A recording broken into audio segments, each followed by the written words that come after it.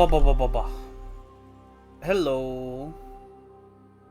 A tiny bit. Hello everyone. We are doing the Nioh free alpha demo today. I have a fan running in the background because it's very hot over here and I do not do well with heat. So if it's too loud, chat, please do tell me. Because I will not be able to tell.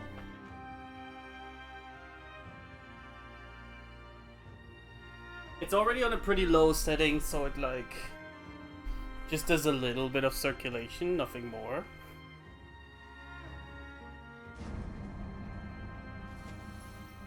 Alright, so I've played this demo a bit on my own. It's what made me play Nioh 2 actually. But for the sake of today, I will be starting this anew. We only have a few presets to work with. There's like not much we can do.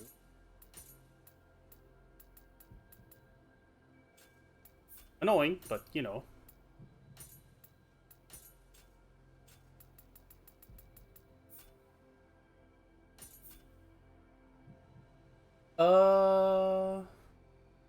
Yeah, we'll do the tutorial again because I tried the demo and then I immediately uninstalled because I was like, whoop, I'm gonna wait or maybe stream it. The choice has been to stream it. So we'll do the tutorial to like see again how everything works.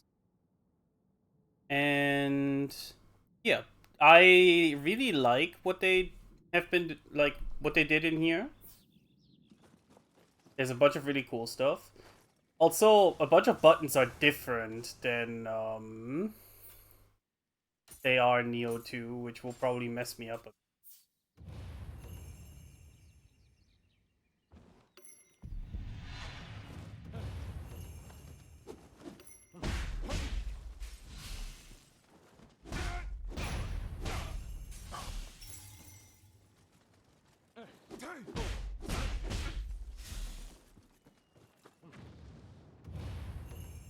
Nioh is an interesting game overall, I feel, because I've been playing Nioh 2 on my own, and I've always like turned it off, like I always put it off as like this is just a Souls clone.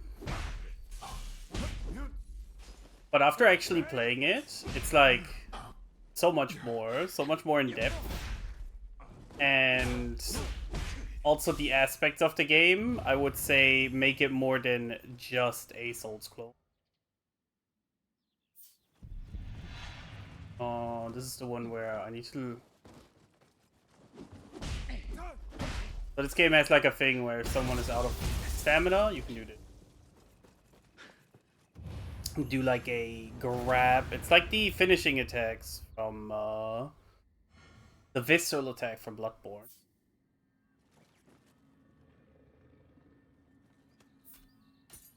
The demo does not have every weapon available. Which, well, at least presumably. I've been watching a lot of discussion online of like people that have been trying this demo.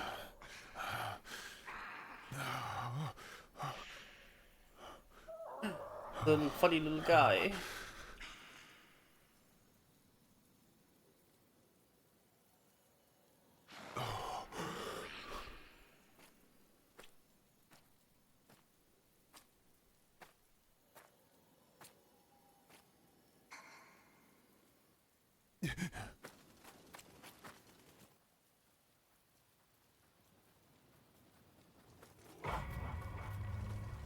My lord,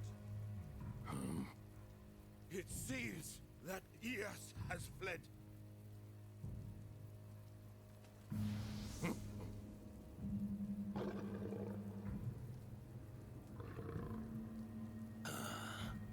I've already cut off that cursed escape route.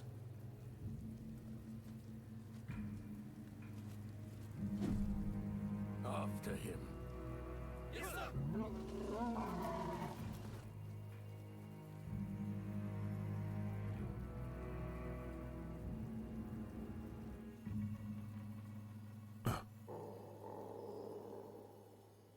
as a big fan of Samurai and Dynasty Warriors, Nioh being set in like the same time frame, the Samurai Warriors, was really enjoyable for me. Nioh 2. So for the most part, a lot of elements in this game are similar to what is in a Souls-like. But as I said, there's also a lot of elements that make it stand out to be its very own thing. One thing definitely comparable to your classic Souls game is the level up system. You earn Amrita in this game, it's called. And that allows you to then level up your specific.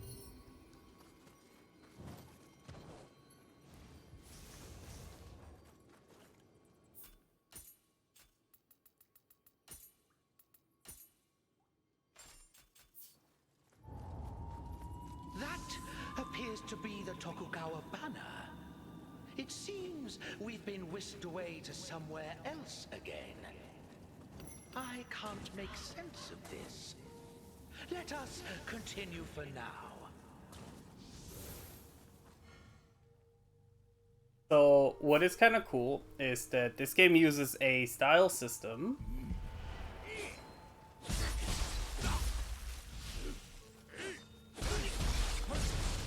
And you play as either samurai or I can't swap yet. The game has to tell me about it.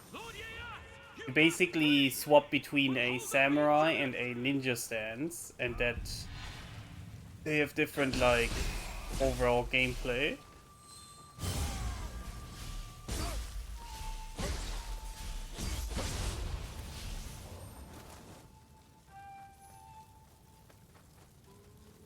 Also, overall, a lot of buttons are just better mapped, I feel, than on Nioh 2. Because, for example, sprint is... Well, I do think sprinting on the stick is kind of, like, not great because it does, like, ruin your stick a bit if you, like, keep pressing it in. It is a much better mapping than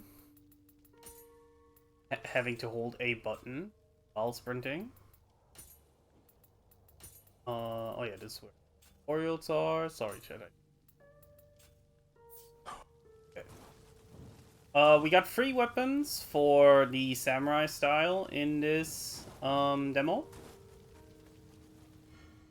We got the spear.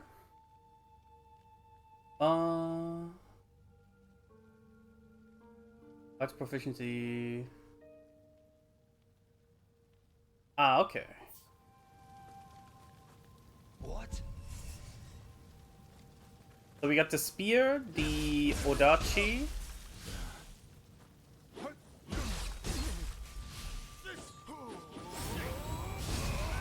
and a normal katana. Those are like our current weapon choices in this for the samurai style.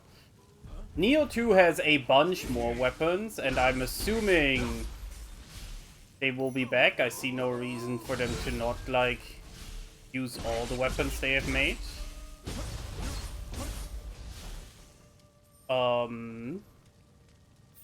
But obviously, this is an alpha demo, so for a lot of people, it's very important to keep in mind this is the start, and you should keep your expectations a little bit tempered. I think we'll play with the odachi. It's the one weapon I haven't even used much in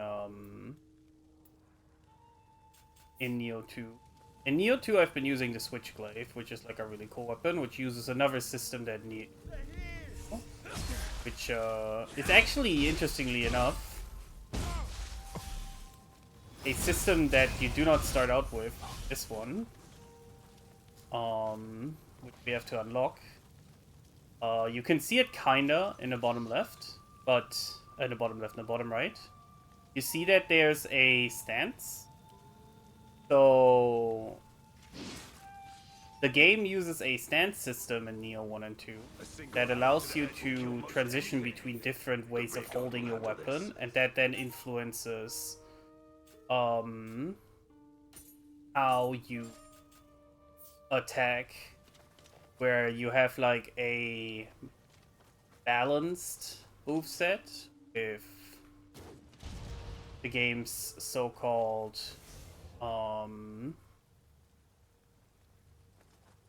neutral stance. Then we have a fast but weaker moveset with a low stance, and a strong but slower moveset with a high stance. And this is the unique thing about Nioh 3 that has quite a few players in a tizzy. Not everyone's a fan of this. I mentioned this earlier. We play in this game as a character that has two different playstyles. Samurai and Ninja. And Ninja is a much faster style that cannot recover its own stamina. But as a trade-off, you have like much more mobility. So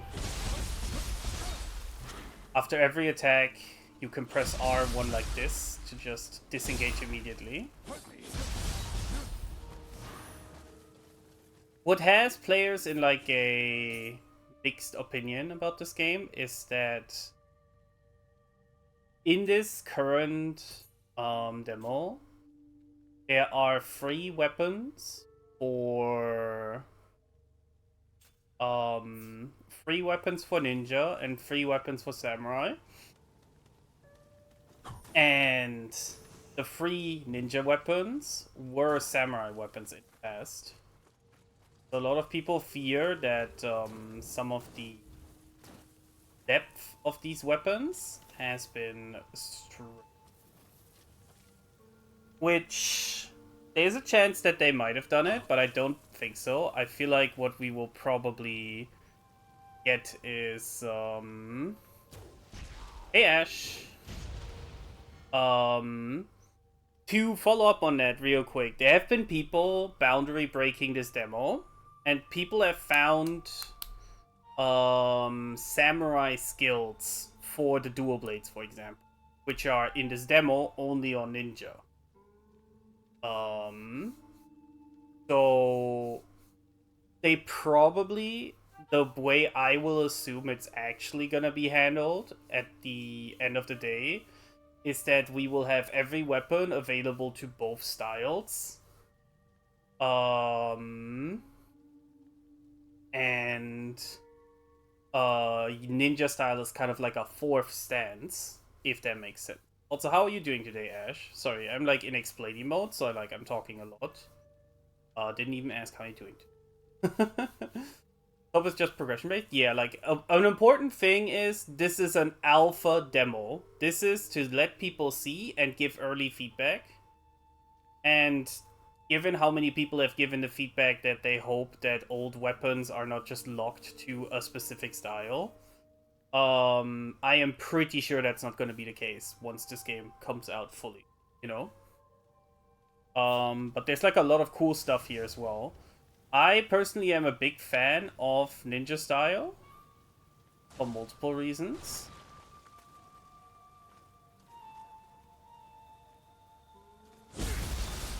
Very EP, and Twitch Mobile is very wonky today. Oh no.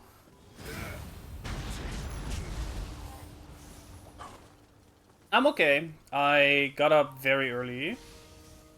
And I was actually like... I was doing some stuff on 358, so that when we continue that tomorrow,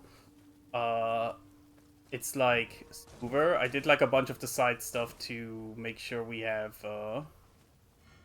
more stuff ready, and we don't need to like take breaks to progress. One thing I really appreciate, especially after having played Nioh 2 now for quite a while, is this game has proper like assassinations that you don't need to like unlock. And with the ability to crouch, you actually have also like a proper stealth movement where like in Nioh 2 you just kind of like have to slow walk behind an enemy, which is a little bit annoying. And then the thing that I like a lot is our ninjutsu is on actual like shortcut buttons, and fighting recovers our ninjutsu.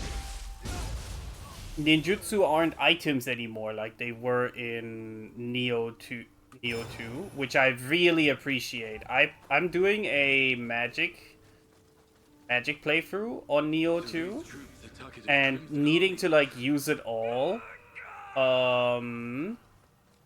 Needing to like use it all through the item screen kind of sucks. But it's great. Nioh 2 feels a bit held back by old basic Souls design philosophies. Yeah, like the big thing I would say about Nioh 3, the way it feels, is that they like smoothed out a bunch of things and they like took ideas from other games they've made since Nioh 2 and put them in here. Like this, the style swapping really reminds me of Stranger of Paradise, which was like the first proper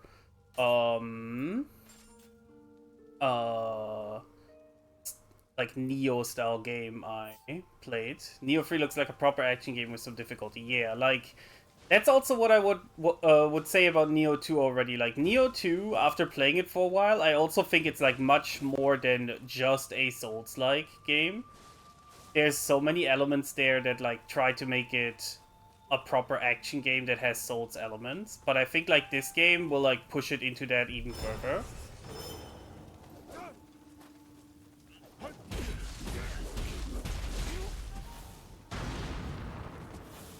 But yeah, you can like swap between the two styles. You can throw like a couple shurikens, go back into melee with your samurai style. I will say, after playing Nioh 2 for a while, it feels really weird not having the different stances from the beginning. I wonder why they decided to not do that. To like make these stances an unlockable, instead of them being like a part of the base game.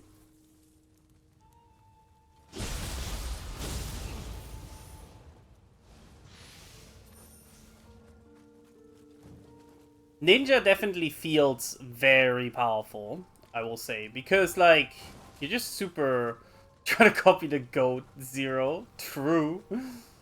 Ninja feels very very strong to me with like the speed of movement. But the overall like damage is much lower than on Samurai, and you obviously lose out on the ability to do key pulses to get rid of yokai stuff. I think I'll just up stamina for now so we can have like better encumbrance. Oh, and this is there's another system. I don't know if we have it yet. I don't think so. No, we don't have it yet. You now have passive skills that you can unlock from exploration. Like the zone is actually like the way we explore is actually really cool. Guys, we'll see once we Look, this. Takeda's forces are moving towards the Tokugawa camp. Is someone still fighting there? We mustn't leave this be. Let's go.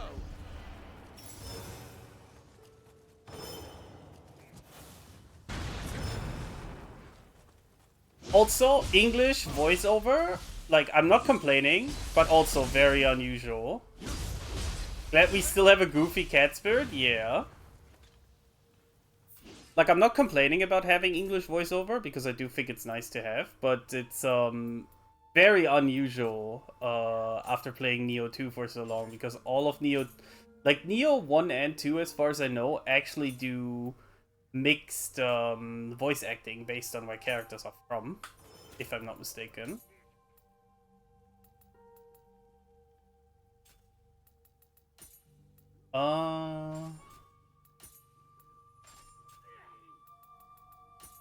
So So these, as far as I know, these are like a DLC weapon in Nioh 2, aren't they? Because I haven't actually unlocked these. I don't have the DLCs for Nioh 2, and I was wondering what is like the... I read there's 2 weapons. One is like a staff that can do funky shit, and one is like... The other one I never looked up, but I have to assume it's these, right? Or would they be a completely new introduction? The fist weapon.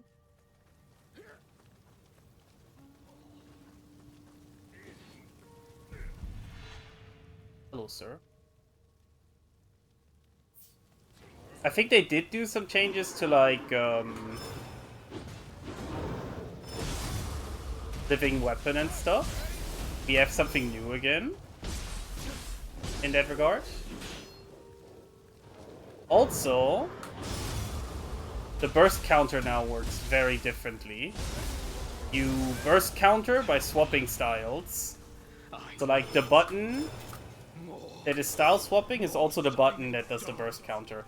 That's actually something that messed me up big time, chat, because I played this, and then I played Nioh 2, right? So I saw how the burst counter works in this. I was like, oh, it's like a free action, I just need to time it right? But in Nioh 2, your burst counter actually costs a resource. So at the start of the game, I just kept getting messed up because I didn't have the, the resource to actually use the burst counter, and I was like, the fuck is this shit? Enemy though he is, that antlered warrior is incredible with a speed. I think this starts us off with fighting Tadakatsu Honda, right?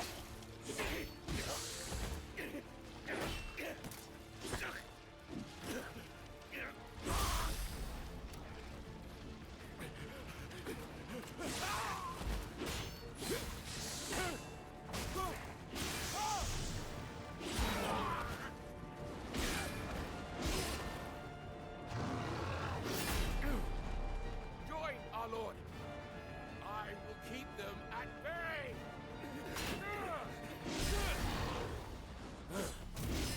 I do like that this is a game with, I love that this is a game with, like, demons and stuff, but, like, the actual human enemies are as, scary as, the demons. I think that was something that I did not expect when I was playing Nioh 2. Like, one of the boss fights I struggled the most with was actually, like, a human dude and not a yokai, and I was like, Jesus Christ. Dare defy me, Yamagata, the mightiest of Takeda's Crimson Army. Ah, okay, we fought this dude.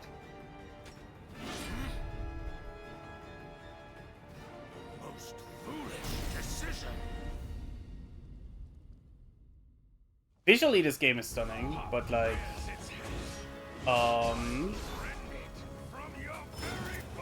that's obviously, like, not the biggest thing to say nowadays, because most games nowadays look good, you know?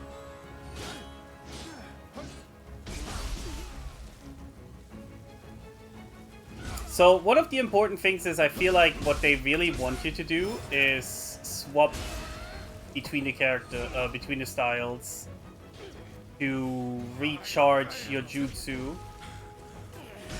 Oh.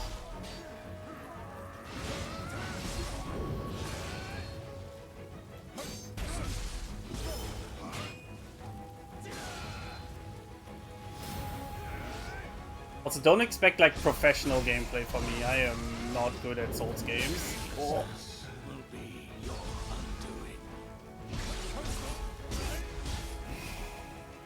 Another new thing is that in the bottom right you can see that we have, like, a circle filled up now. When you use special attacks when that circle is filled up, they are stronger.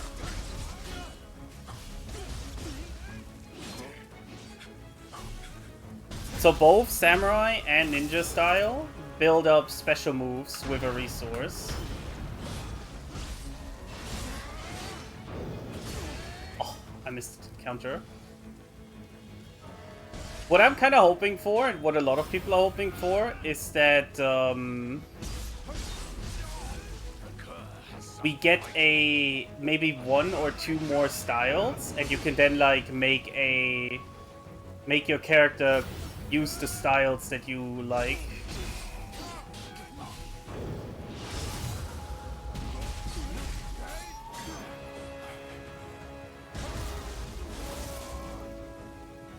Like, some people were saying something like an Onmyoji style, so you can use the game's magic system.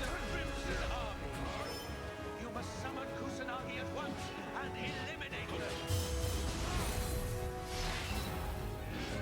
Oh, what's the Guardian Spirit here? Ah yeah, we're back to doing Living Weapon.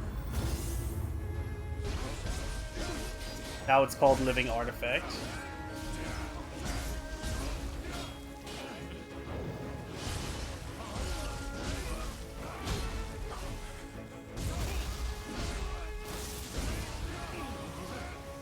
Looks so cool. Like, I cannot deny how sick a lot of the designs in these games are. The people behind this have a lot of experience making shit look awesome.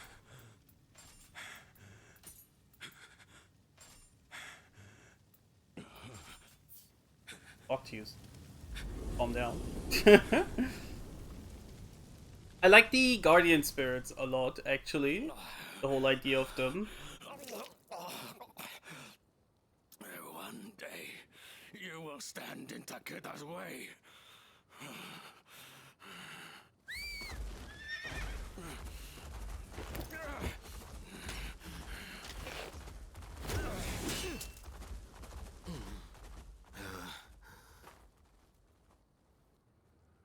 Well met.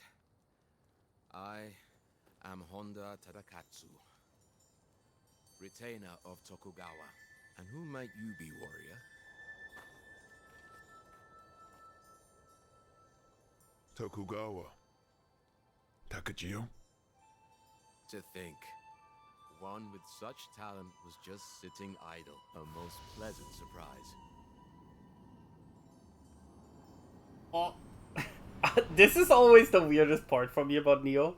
So one big thing that happens in every Nioh game is like the Guardian Spirits, they just run into you, and then either time skips happen or you get like lore about the character. Twitch app is the Twitch app dying, Ash? It's never doing well. I was watching a friend participate in a Street Fighter charity tournament the other day, and like trying to watch it on my phone whilst I was in bed was a nightmare. Might you lend us your strength?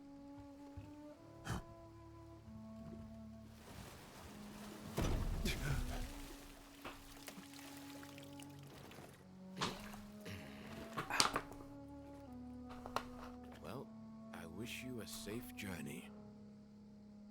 Last I heard was humans being less scary. Fighting Sanada, Yukimura, and Nioh 1.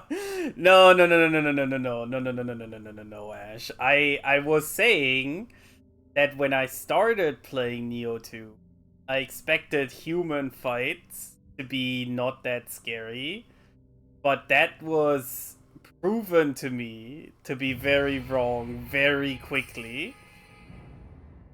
They are very scary. Sharing my lord's childhood name is quite the coincidence. I have been tasked with holding this position until my lord reaches Hamamatsu Castle. Join him and assist him in whatever way possible.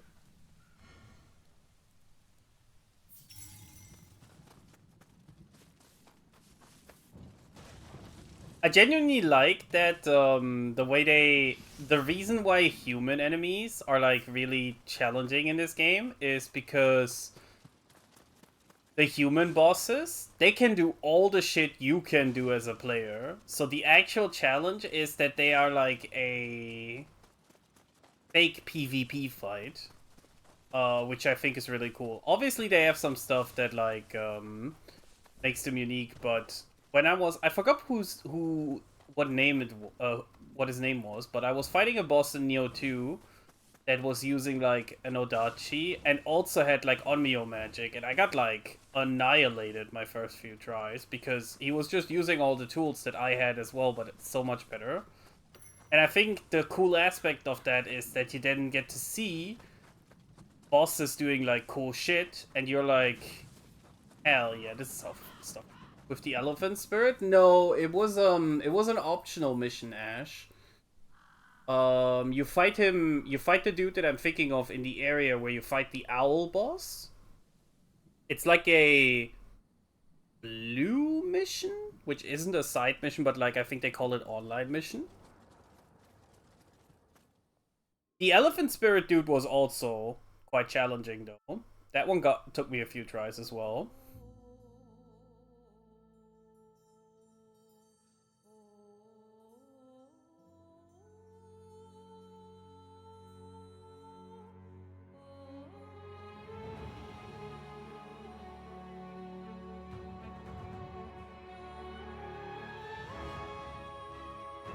You're quite a bit farther than me. I feel I've been addicted to Persona 3 Reload and strategy, so Nioh 2 is on hold. That's fair. I've been kind of like struggling to know what I should play on my own, which is why I've just decided Nioh 2 is now the thing I play on my own. That grotesque creature blotting out the sky. How far into Persona 3 Reload are you? You don't have to worry about like beating around the bush. I played the original Persona 3, so Nioh is a surprisingly good brain-off game. It's in like a really good middle ground to me, because I think like I have to be engaged, but like I can be disengaged mentally for most of a mission until I get to a boss. Like not every enemy is like a big task, which I think is really nice. The castle town's been completely engulfed. Are the people inside safe? Oh, also, chat. Years devoted to holding Oh, my I have to do this skills really with the blade, only to die without passing them on.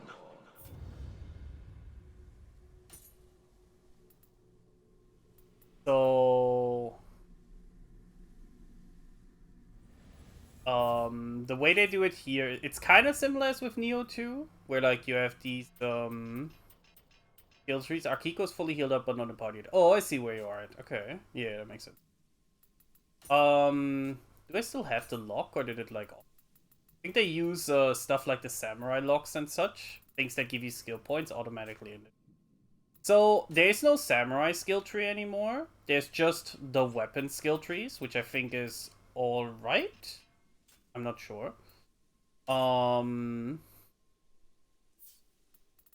This menu still exists. People that have played Nioh 2 know like. I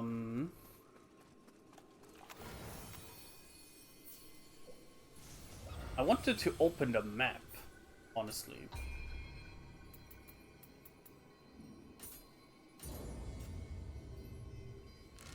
Okay, so this game, there's definitely an influence from. I have to say it like this because I haven't played all the games Ninja Theory has made since Nioh 2, so maybe there might be influences from their other game lists that they made. Rise of the Ronin. This is very Rise of the Ronin, you would say, Ash? It's actually a game that I'm interested in. But, like, we have an open world now compared to what Nioh 2 did. Nioh 2 is a mission-based game. This game is open world. Kinda. With big dungeons at certain points that then feel more like, the mission structure from original Nioh, which I was gonna compare to Elden Ring.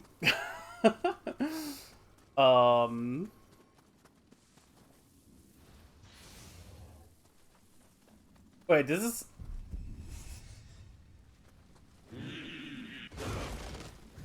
Yeah,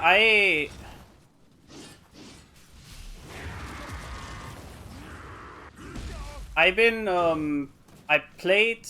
I think I mentioned this, but I got gifted Assassin's Creed Shadows, and I'll be real, chat, like... Open worlds like Assassin's Creed Shadows are just, like, a little bit too much for me. I like, games that are a little bit more, what's the word? The experience is a little bit more curated, you know? That's more. So we have like, there's like a couple of interesting aspects, which I don't know if I can like, somewhere in the menu. But basically, we have a reputation thing per area.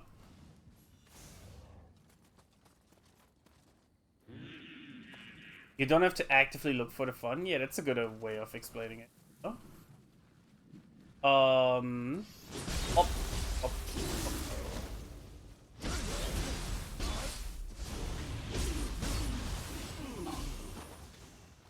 So we have like an area reputation.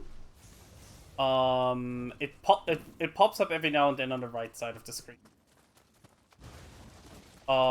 And it's kind of similar as to the Kodama collection that we could do in Nioh 2.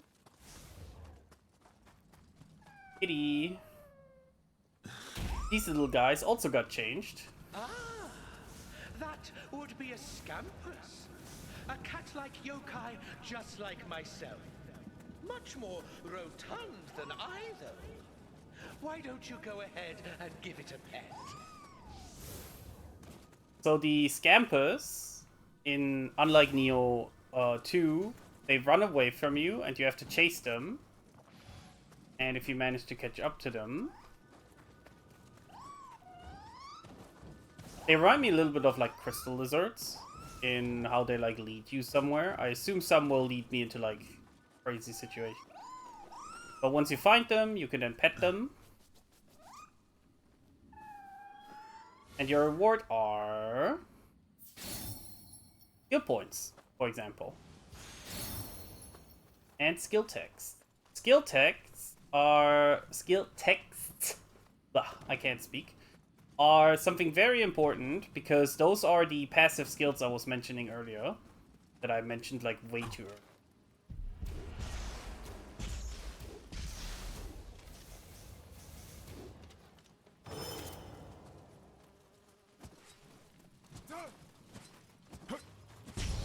I wouldn't say useless, Ash, but I needed to actually look up what they do. So, when you have a Scampus, your yokai form charges up. That's what they're there for.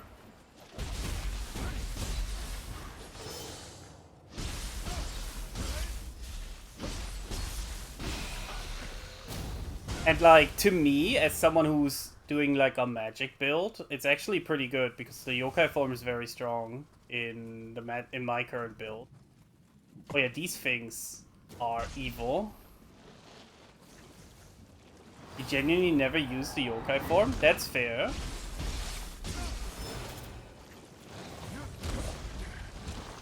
Uh-oh.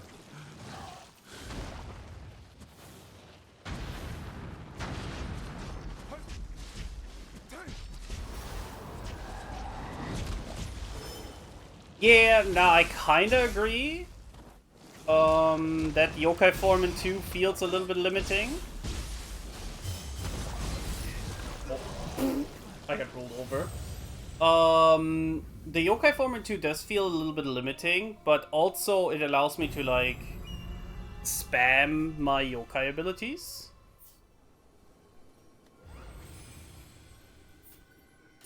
Here I can now show what I mentioned, the skill management. So what they did is we have like a bunch of passives we can find by exploring the open world.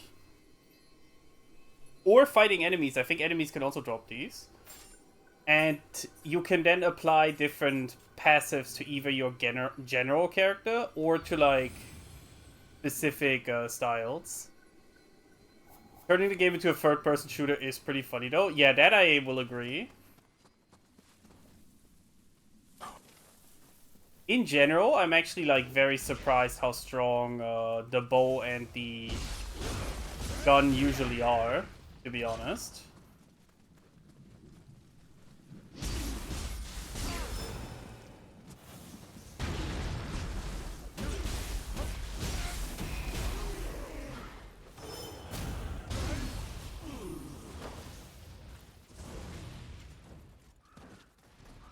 Again, game feels really weird. Like, now that I've played Nioh 2, when I was trying this demo, it didn't feel weird at first, but now that I've played Nioh 2, not having my other stances feels super weird.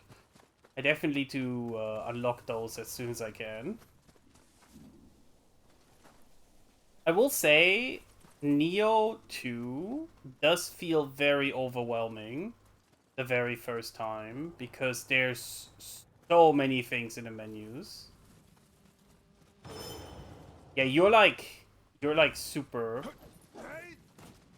weird when you're jumping, but like I think it's so that it's like not too strong.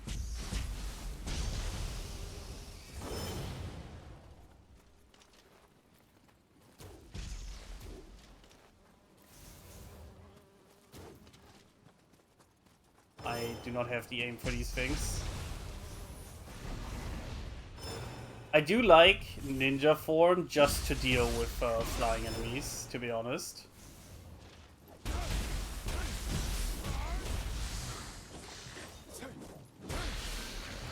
I saw like some really funny posts on the Nioh subreddit talking about this game, where a lot of like quote-unquote hardcore players were complaining that like ninja form will make the game too easy with like all its ranged options and movement.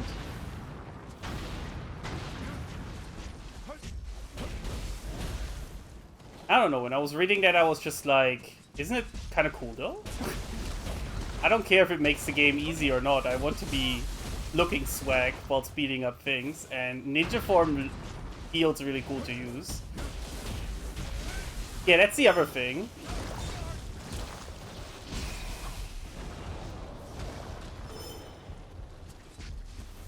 I'm not judging, but I always find these like kinda oh god, you can spawn enemies? That sucks.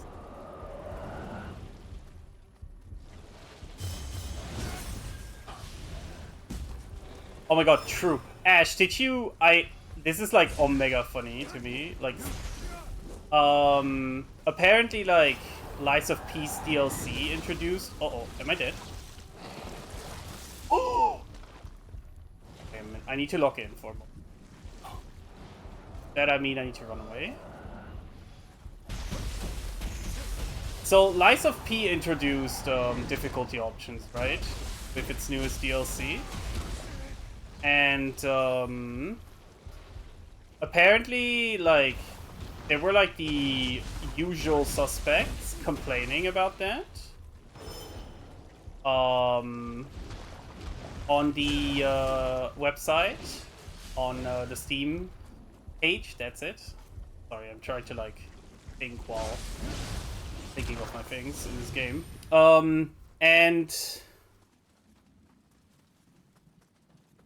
yeah, I need to wait until I play the DLC myself. But basically, like, well, I need to get Lies of P first. To be fair, I have never got it. But anyways, apparently, like, they added difficulty modes to the game, and a lot of players were like, "Oh, casualifying the game, yada yada," the classics. You know it is. It's like very normal nowadays. These kind of complaints. But then also, a new boss that got introduced was so difficult that those same type of players were then screaming to like have this boss nerfed.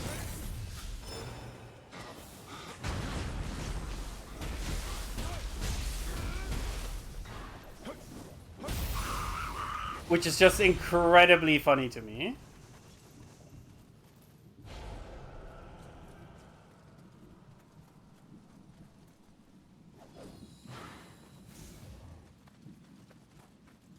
I always found the whole difficulty discussion with Souls games interesting, because I think the difficulty of those games is a part of the identity.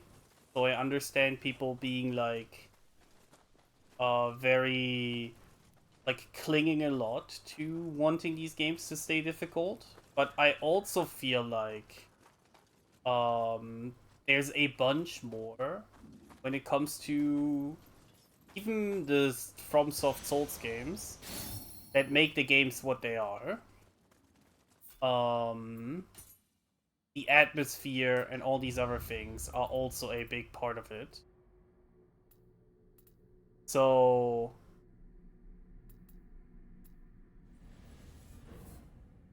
it adds to the rough world aspect, but games should be enjoyable. Yeah, like I have kind of like not continued it since I last tried it, but the game Another Crab's Treasure giving like a bunch of options to modify your playthrough, I think, was like a good middle ground. But like, yeah, I never feel like if there are things like when I look at Elden Ring, I do genuinely think that there's like a bunch of things with Elden Ring, for example, that are like pretty not great.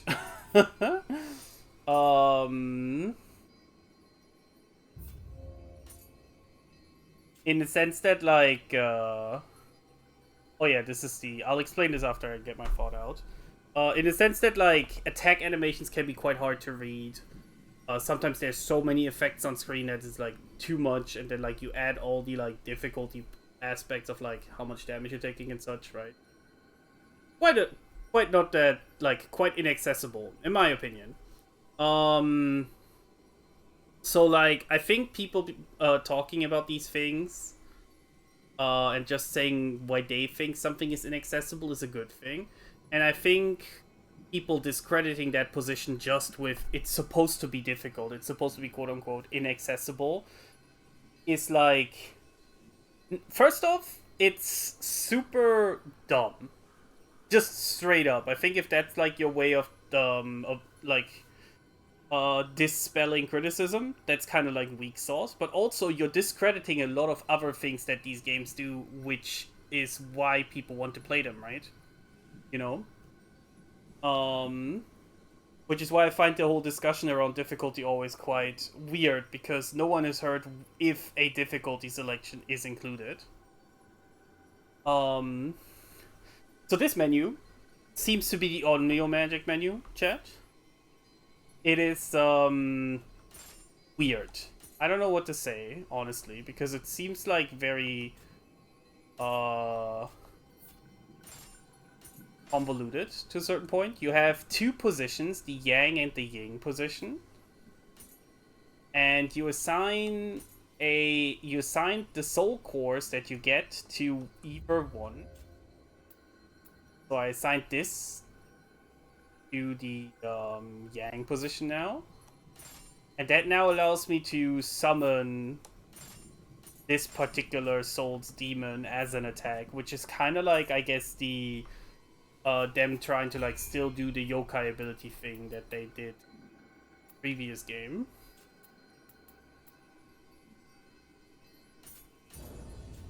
Gonna get stamina up to 10, and then we start like investing in a specific skill tree, specific stat for weapons, I think.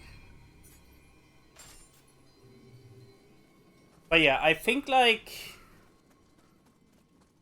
being like quote unquote, I don't want to say ableist, because, but like that's what sometimes this discussion feels like, right? Being like kind of ableist about Souls games has always been weird to me, because like I'm always someone who just wants the things I like to be enjoyed by more people, and that comes down to like fighting games, video like RPGs and all that stuff. Like each type of video game, I just want people to be able to get into it, to have the room to get into it. So like I have a similar feeling when it comes to fighting games. I do think there's like issues with turning down execution. Obviously, not everything that fighting games do to be accessible to more people is a good thing. But I still genuinely hold the position that like if fighting games put in the effort to appeal to more, that's a good thing. In at least essence, not necessarily like 100% all the time, but you know. I will, however, say that like the recent with fighting games, the recent move to like make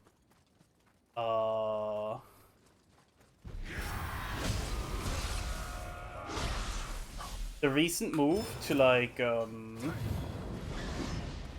make motion inputs obsolete and instead have like special buttons, I do find really funny because it actually kind of does like an even worse thing in my opinion, where you now have so much button bloat that the difficulty of a motion input instead turns into the difficulty of where do I put all these buttons, which button does what. So it's a very interesting, unique, new problem that fighting games are. Because I think, like, which game is it? I mean, obviously Marvel Tokon Souls will have some of these issues from how it sounds, because it's gonna have like a 10 button layout from what I read in Discords being discussed. But like the Hunter x Hunter game, Nen Impact, Hunter game has 7. Yes, exactly. Like I do think that like making button schemes that like have these like special buttons is technically good. But what it does is it puts a different, like, instead of we're trading one layer of complexity for a different layer of complexity. And I feel like at that point we are more moving, like, fighting games will still stay the same difficult thing for people that don't want to play them, regardless, you know? If someone doesn't want to play a fighting game, it's usually not the inputs. There's usually other shit, I'd say. Oh.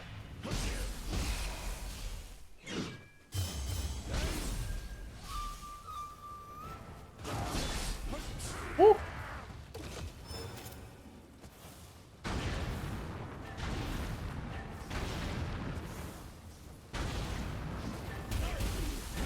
And also, in defense of motion inputs, I'm a Gold Lewis player. Gold Lewis would not be a character if it wasn't for motion inputs. And the reason why I enjoy Gold Lewis specifically is the motion inputs.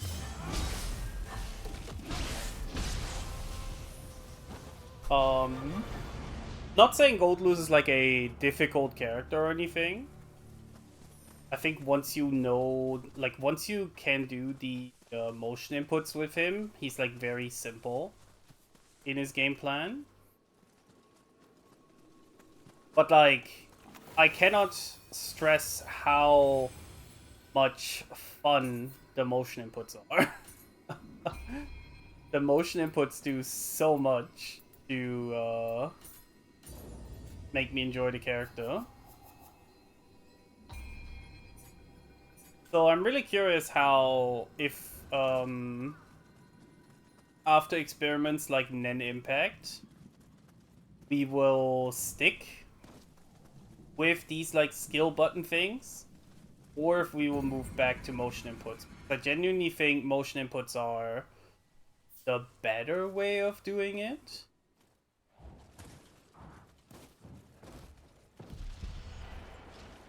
Oh yeah, this game also does like enemy bases, by the way. I completely forgot that. So like, you want to clear out this place now, and that will give us like progress in this zone.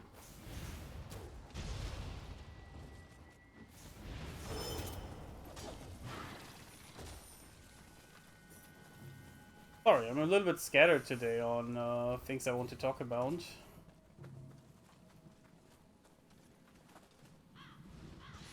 I think in general, there's an interesting thing with making things easier for the average player. Who's just like, this is probably like blocked off because need to. I think like making things easier and more accessible is technically a good thing, but I feel like some people don't understand how accessibility is meant to work, because I personally think that like taking something like motion inputs away isn't real accessibility. compared to something like Granblue, I still think Granblue is one of the best ways of accessibility in a fighting game. Because I think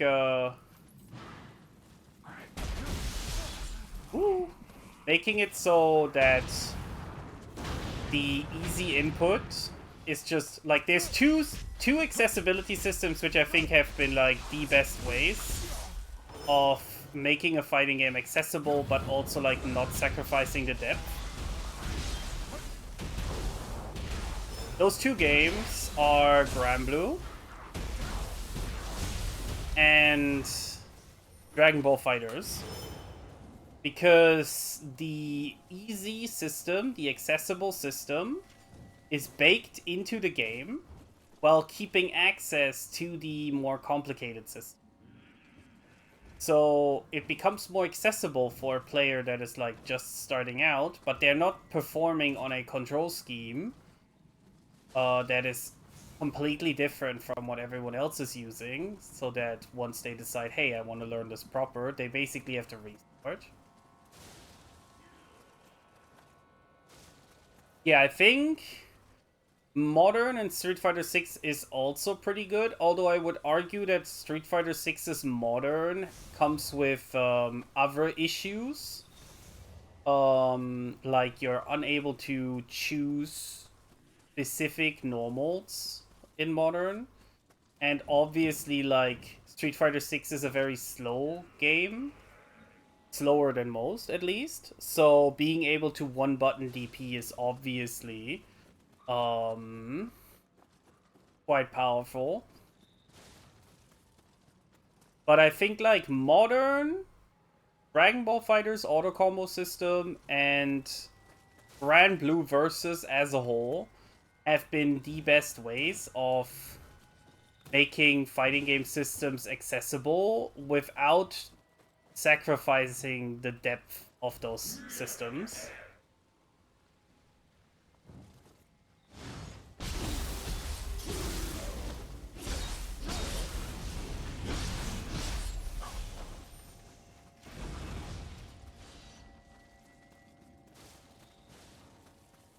But yeah, I genuinely like I'm not trying to like be all doom and gloom here, because I still think fighting games are currently in one of the best spots they have been since a while. I am not in like I do not think that we should be dooming about fighting games.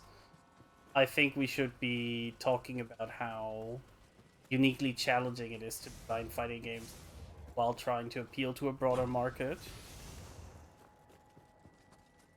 Also, apparently, like, Fatal Fury, City of the Wolves, has been, like... It's just called City of the Wolves, right? It's not called Fatal Fury, City of the Wolves. Apparently that game has, like, massively, failed in terms of, like... if you compare it to other fighting games, it's obviously, like, not that bad. But, like, especially if you, think about... Ooh! I've never fought this dude. Hello. If you think about how much like money went into the marketing, you know. Ooh, that looks cool as fuck.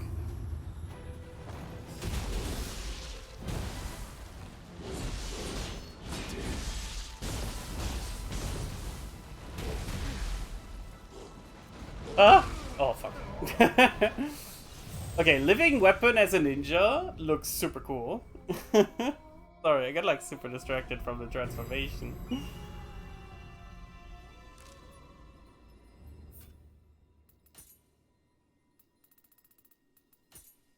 I don't know if I like the Kurosarigama. Freddy Fazbear jump scare attack. Speaking of Freddy Fazbear, there's a new Five Nights at Freddy's around, isn't there? I will out myself here, but I was actually like quite interested in Nav and its lore for quite some time. Then I played Security Breach and I hated my whole existence. that game was a very frustrating experience, but it was also like kind of amusing because my partner Matsu was like, he was like super, he was like super hyped for me trying it because of like lore and stuff, and it was like, man, this game sucks. I don't care about lore. Like, the game was so not enjoyable to play that no matter what kind of lore the game would like present, that shit was not worth it. Which is unfortunate. I always go into games wanting to like them. So whenever I play a game and I cannot get into it for whatever reason, I'm always frustrated.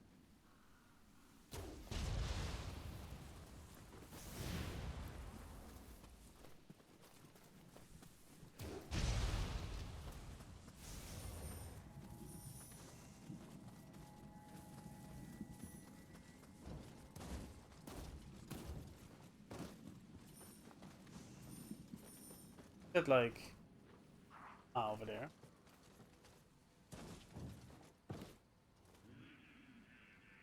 We'll wait and do like a jump attack on that one. Jump attack. I will also say it's really funny playing this game after having played Assassin's Creed Shadows, because like doing something like this, where like I do a jump and then assassinate, does not work in Assassin's Creed Shadows. Assassin's Creed Shadows is so rigid in how you do everything that like it's actually insane that I can just do a jump assassination here compared to that game.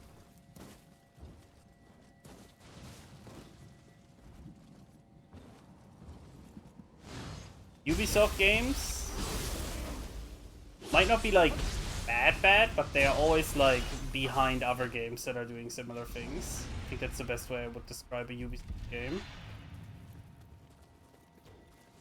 Like, I would say Shadows is functional and probably like not bad in like a functional sense, but it's also not great. Roll at him. Whoa! Okay, sir, I'm sorry. Jesus Christ.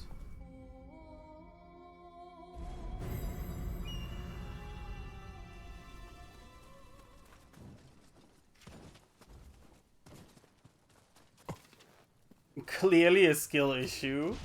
That dude is certainly something.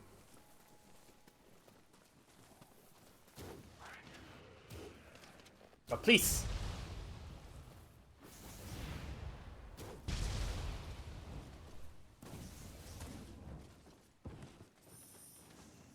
The right spot.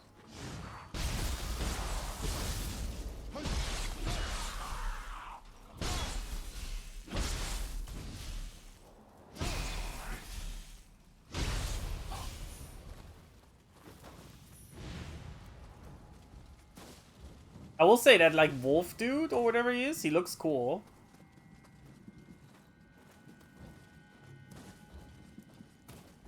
Now, if I could just beat him is the next question. Oh, that looked so wrong.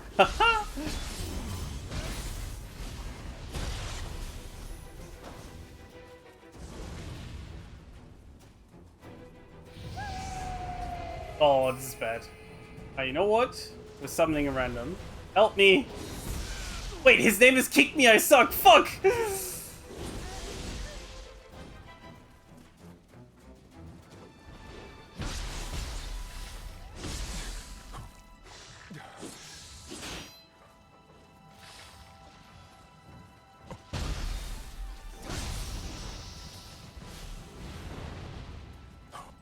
Huh? Oh, okay. Oh.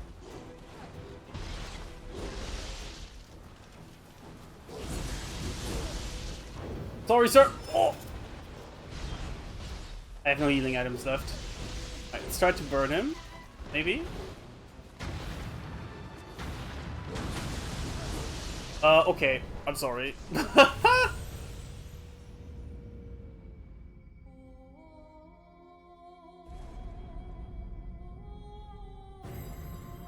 What an enemy. Jesus Christ.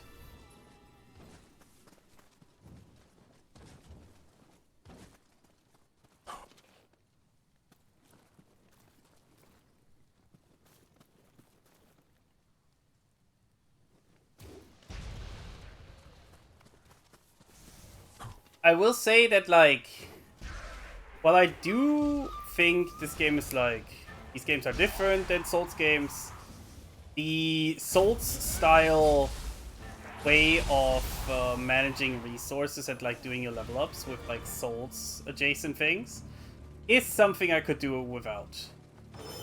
I wouldn't mind if there was just a straightforward level up system. I mean, I guess the Souls style leveling system is actually like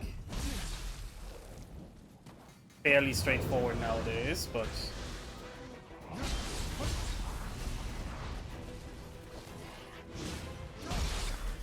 I don't feel like every game needs it. Oh. Get him!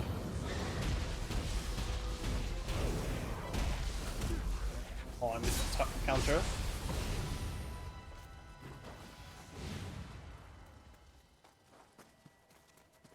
Also, I like that if you're sprinting, your character will automatically crouch.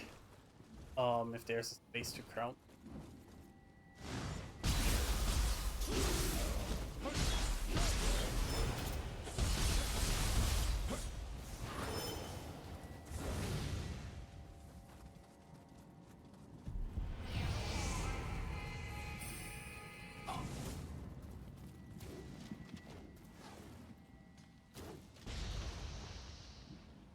Do I have items that could help with it?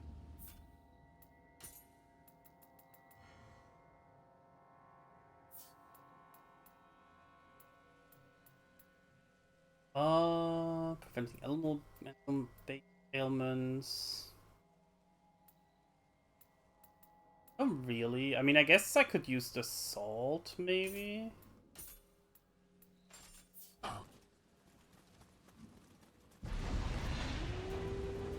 Oh, I missed.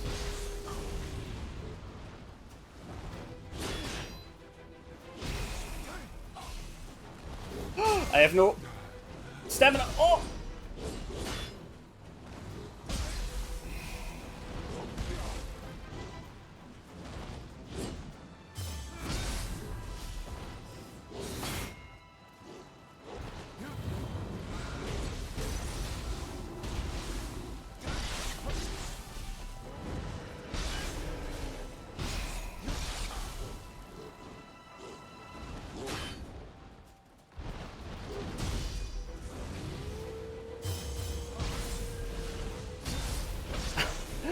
Put some sake on the ground and suspend a comically large cardboard box above it with a rope. That would have been the strat, to be honest. We did it though. Whew.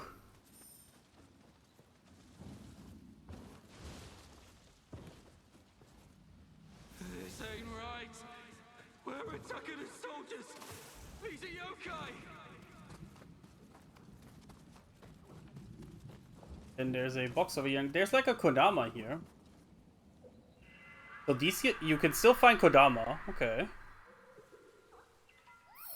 You can see it now in the top right, by the way. Tokaido has just reached level 2. And now because it's level 2, I get more stuff whilst I'm fighting in the Tokaido area. Perhaps it's been separated from its companions. Find the missing Kodama.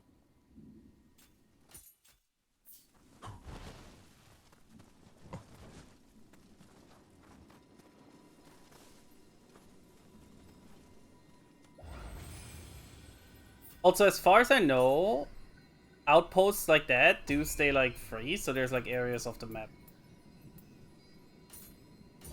full of enemies. Kodama blessed. Oh yeah, okay. So every time we save a Kodama, we can spend Kodama merit. So what we can do here is heal more, we can make it drop more, stuff like that. Nice. We also picked up a new Fortitude.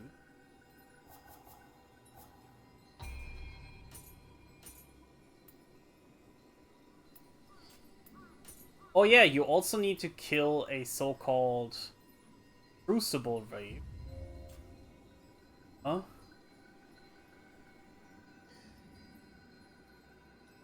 To be able to summon a yokai with its soul core. I forgot about that. Crucible Wraiths are like stronger versions of a yokai.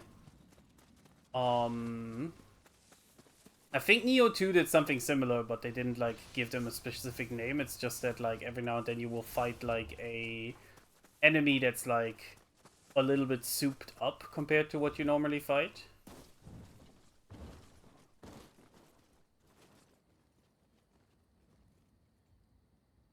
There's something here.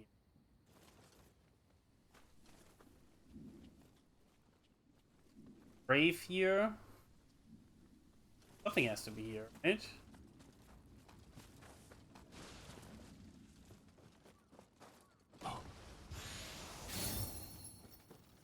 I didn't do everything in this demo, so today we are fully exploring this. I just like booted it up, did a little bit, and then oh Jesus Christ, that's a miss.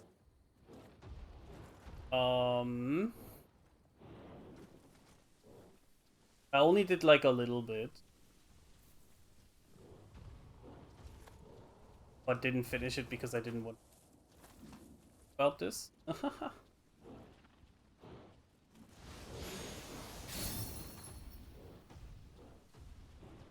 Can we get an assassination on this dude?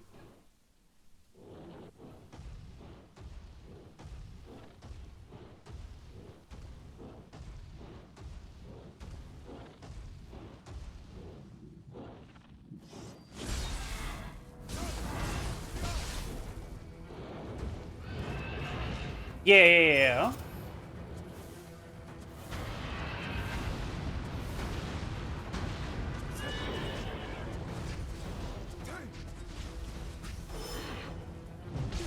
Whoa!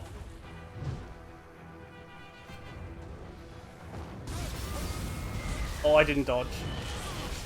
One of the more annoying things between this Nioh and like Nioh 2 is that dodging in Nioh 2 is on X. Oh, I messed up. And dodging in this game is on circle. So my muscle memory every now and then betrays me.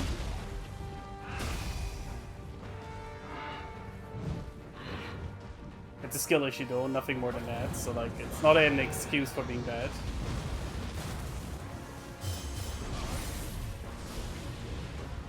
I always start by changing the layout. I'm like a very simple person when it comes to games. So I usually just run with whatever setup I'm given. What is he? Oh, Yokai Realm. That's right.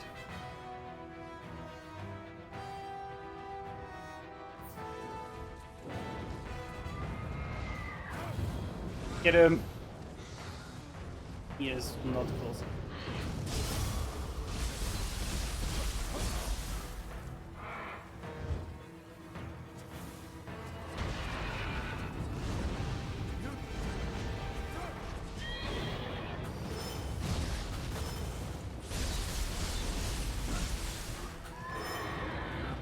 Even with fighting games, it took me quite a while to actually like adjust my layouts in them. That's just how weird I am.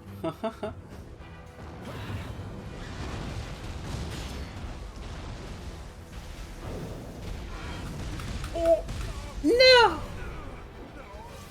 I didn't do the counter correctly.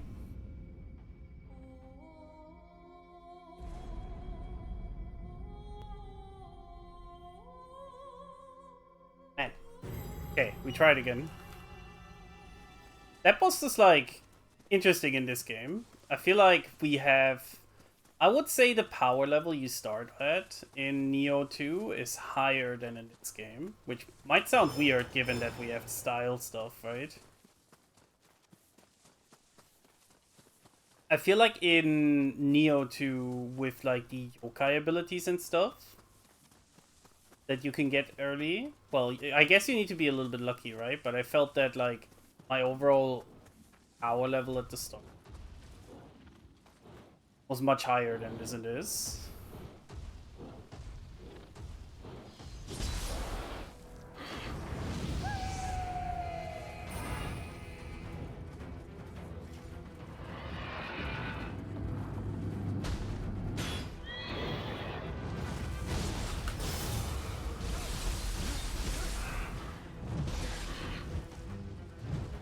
Ooh.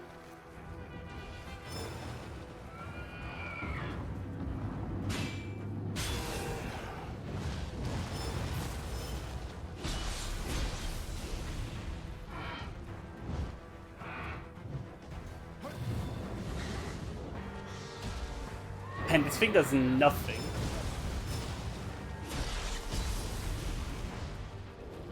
I think I'm cleansing. I'm doing the key pulls too early. Oh. Good.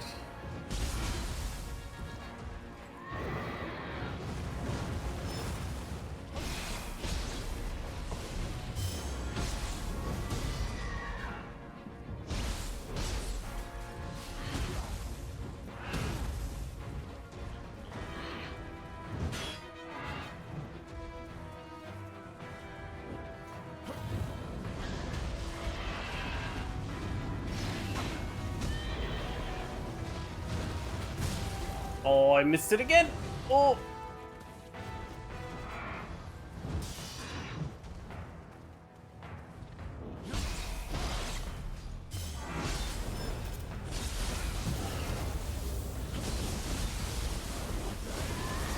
Oh god, we're going sicko mode.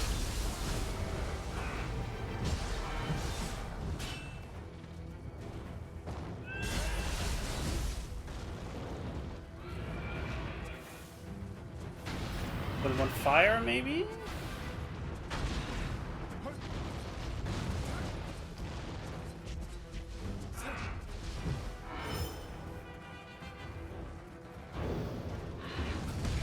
Oh my god! I was looking for the other move. Oh, the big cleave attack that he does. Where he attacks from up. Ooh! He's difficult.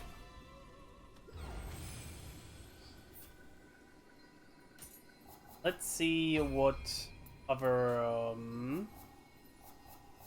guilds we have. Spirit Channeler.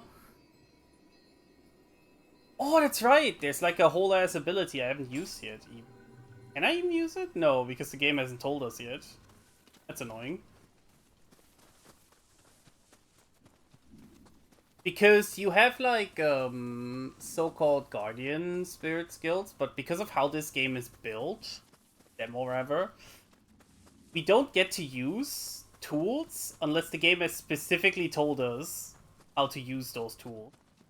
Which I'm very miffed about. I do not like tutorials like that.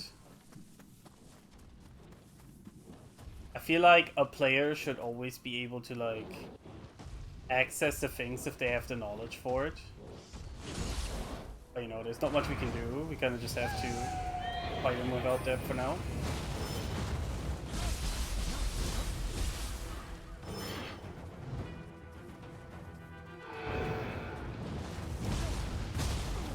Oh my god, I missed it again! Looks very funny if I miss it.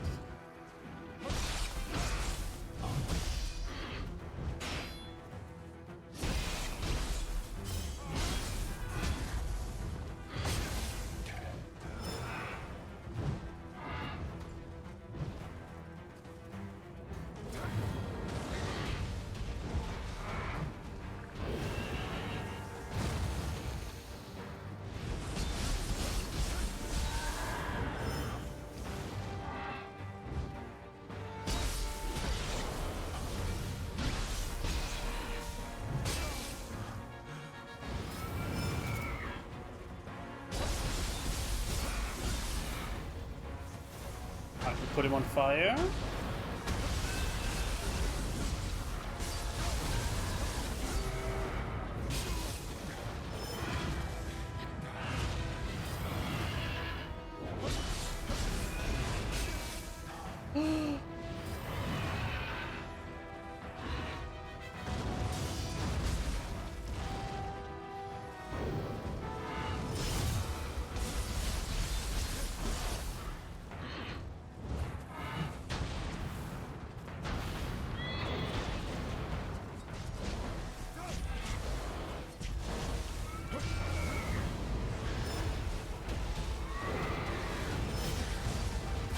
Oh, I'm sad.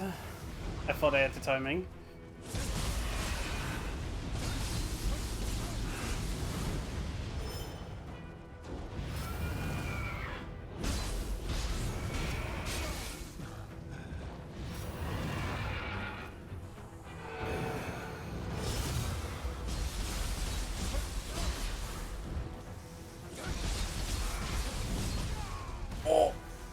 tried to disengage, but I couldn't get it out in time.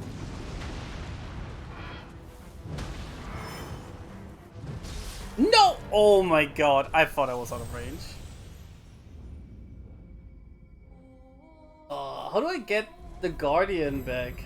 Can I just run in, grab the Guardian, and then like come back later to fight him? Because I don't think we're ready for him yet. I feel we should unlock the other gameplay mechanics. I'll go yoink my stuff and then like run away.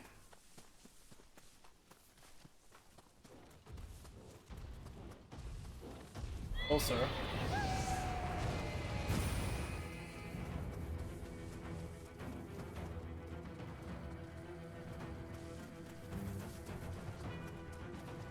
Can I just run away? How long until the game? Like, oh, okay. Yeah, we're fine.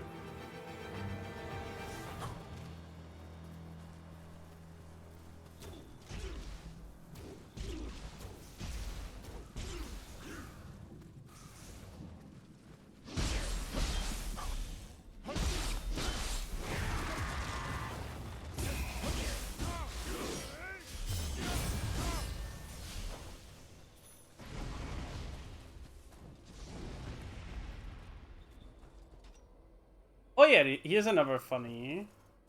Can I get there without...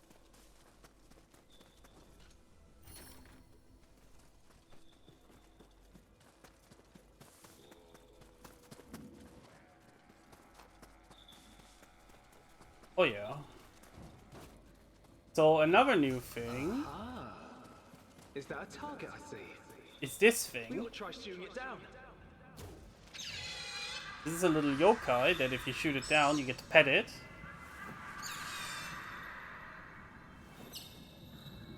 And for doing that, you get skill points and sometimes unique skills like this. And this is how... elastic order, exactly. This is, chat, how people have found weapons that aren't in the game right now. So there's a way to boundary break. I don't know how. I haven't looked it up. But you can boundary break the demo, and then people have boundary broken the demo, and then chase these things that are outside of the demo area. And some of them dropped abilities for weapons that aren't in this demo. And that is how a lot of people have figured out that stuff like the dual blades are like for both classes, for example.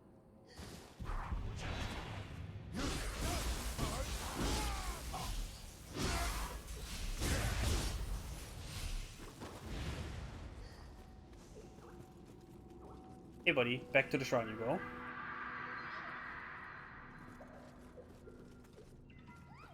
I do love the Kodamas. So there were indeed others. Maybe if we help them, they'll favor you with their blessing.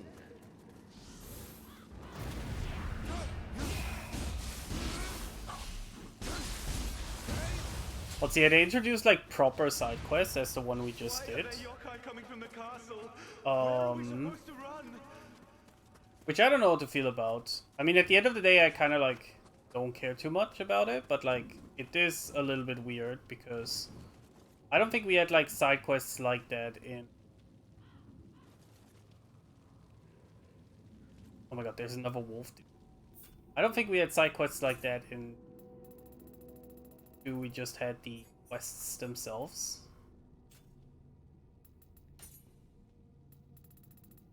I have a better...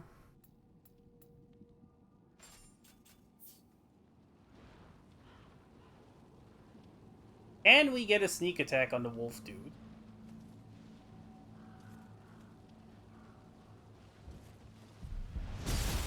The answer is yes.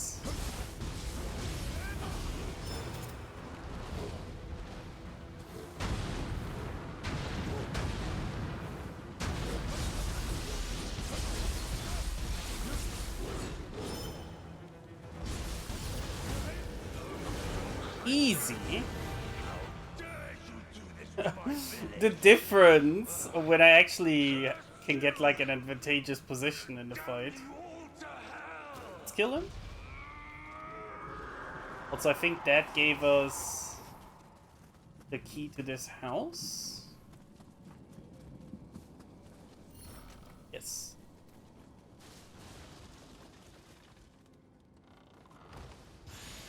I will say something that's probably not even too controversial.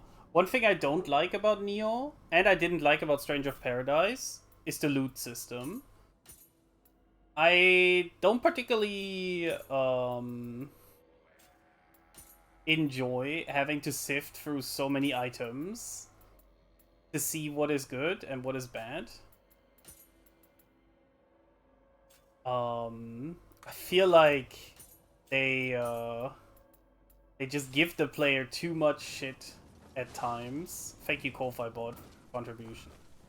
I feel like there's so many effects and so many like gear pieces that like I just get overwhelmed sometimes having cleared like a level or like a chest and I get like 5 different things.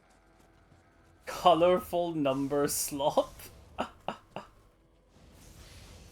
Yeah, it's like I understand the idea that like having loot systems adds like replayability. But to me, I don't know. I don't like this is something that I do enjoy the From Software Souls games for, is like the dedicated and more thought out gear. Not saying that it's like the worst in this game, obviously, or like in Nioh in general, but it's just whack.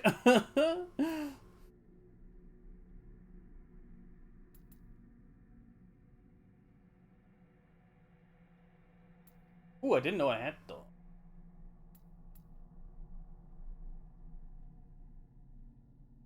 Oh, I should actually read what my attacks do. So one thing that is interesting is that they also changed a little bit on like how moves are input.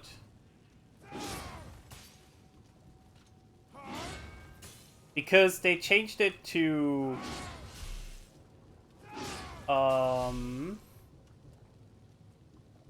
it's likely to do with the side mission system being based on replaying the same maps and fighting the same enemies, even bosses countless time. Yeah, like the loot system makes sense in how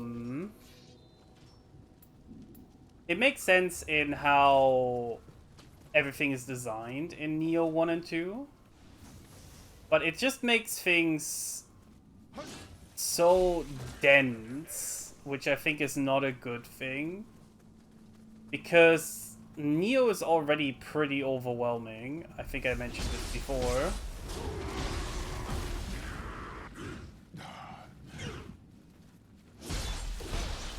Nioh and its system are already very overwhelming.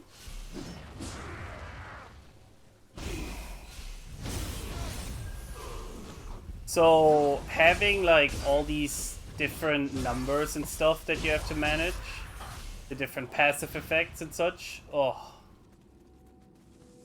It's like, it makes it a really hard sell, you know, to like get someone into these games. And Stranger of Paradise, the Final Fantasy games, Final Fantasy Origin Stranger of Paradise, had a similar, like, its loot system is very similar to the Nioh games.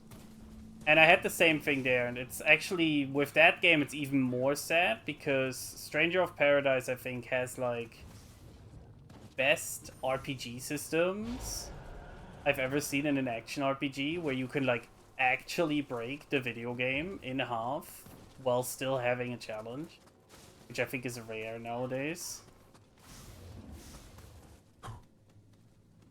This is gonna be like a general thing I personally think about action RPGs, is that a lot of action RPGs are mostly action and less RPG, I feel. A lot of games that tout themselves as action RPGs usually, this is not every game, but usually when a game says it's an action RPG, It's usually a action game with a skill tree based progression that only limits off abilities. What games have a good balance between the two? So, Stranger of Paradise is like the gold standard, in my opinion, because you can literally like make actual interesting builds with its systems. I would say Kingdom Hearts 1 is very good at it. Kingdom Hearts 1, the way you interact with its gear system and everything, it actually matters. Where, like, if I talk about Kingdom Hearts 2, it's, not like that, to say the least. um, what else? I will say that I'm, like, struggling a bit to think of specific examples off the top of my head. You could say that Final Fantasy VII Remake has been very good with it.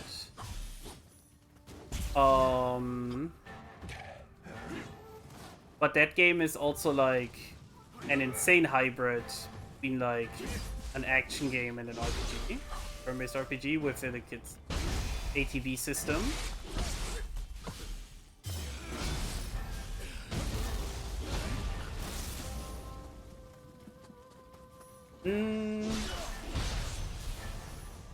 Yeah, we'll need to think about it a bit now that you like put me on the spot and asked, which is a good thing. I guess if I do want to talk about it, I need to reassess which games have actually done like a decent job at it. Because yeah, the only one that really comes to mind as like the game is Stranger of Paradise, and obviously like one game can't be like the standard for all. Woo. I guess Nioh is pretty good with it, but I don't have enough experience with Nioh to like make a definitive statement.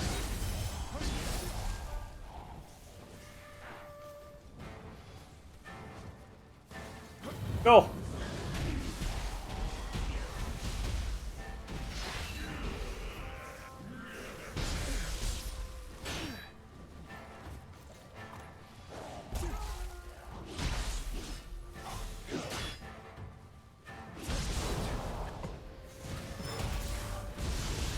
Oh, my stamina! Oh.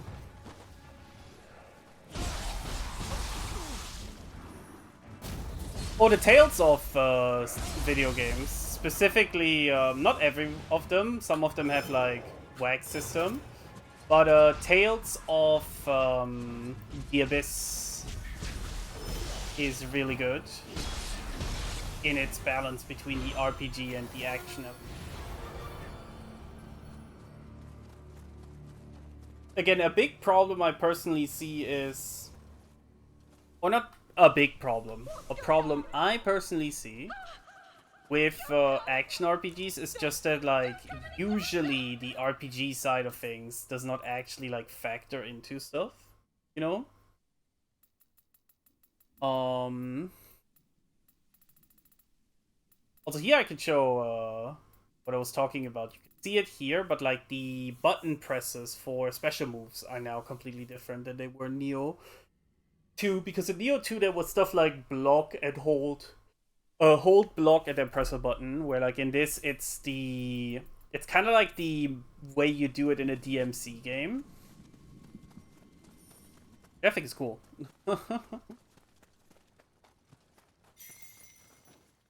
The role you choose often doesn't have a big enough impact. They're requiring you to play in bounds of the game's specific systems. Builds that vary a lot and offer definitely fun combat, but not enough to warrant. Yeah, like that's kind of like what I've tried to like get across. I mean, like the poster child for me recently with this was Final Fantasy 16. I was super disappointed. And it's like RPG systems because its gear literally does nothing. Final Fantasy 16 is like a game that perfectly shows how if you half-ass both the action and the RPG part, you get like a game that is just like kind of whatever. Like, I don't even need like 100% replayability all the time. With like different builds.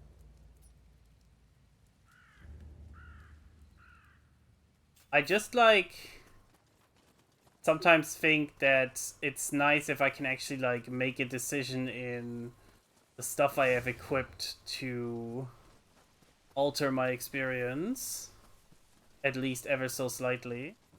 And in a lot of games that are action RPGs, it's less about the RPG side of thing, less about the thinking about it, and more about I'm sorry. I can't go on. getting better at the action side of things. I saw a house in the forest. Hedberg, please.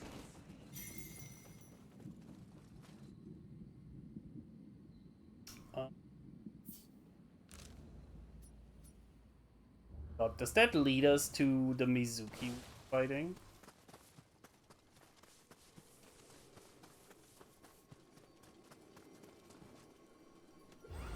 And I'm not even saying that the games where...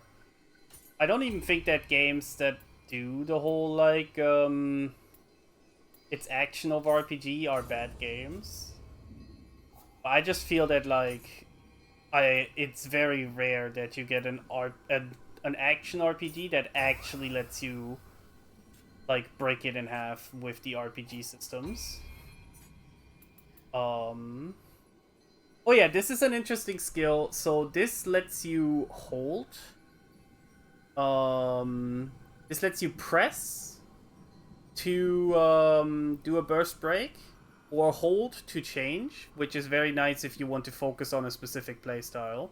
If you don't like one of the styles, you can use this version of the burst counter to never change, and like it's free. It costs no skill points, which I think is really good. I think that's like a decent way of making.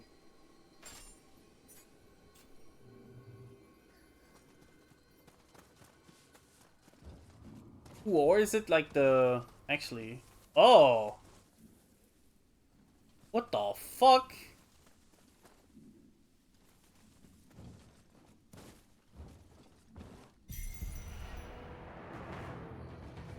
Holy. That's a big ass demon.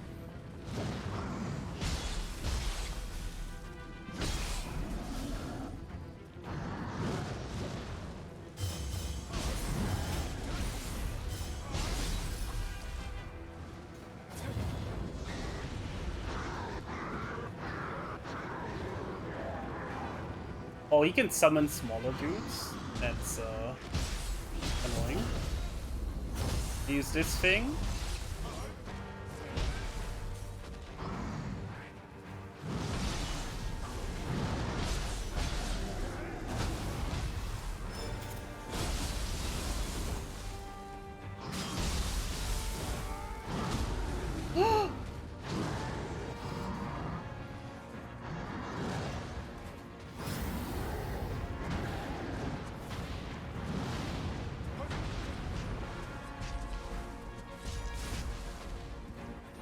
Go!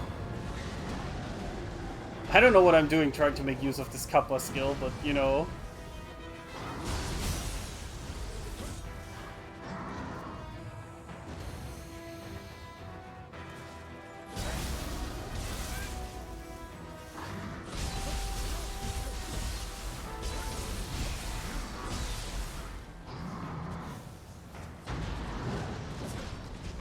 Last giant but Nioh, true.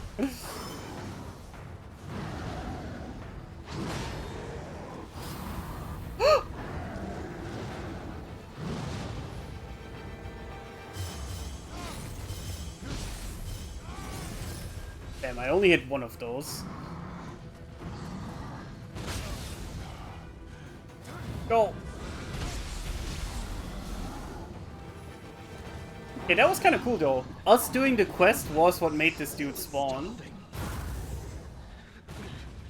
You are keeping it all for yourself.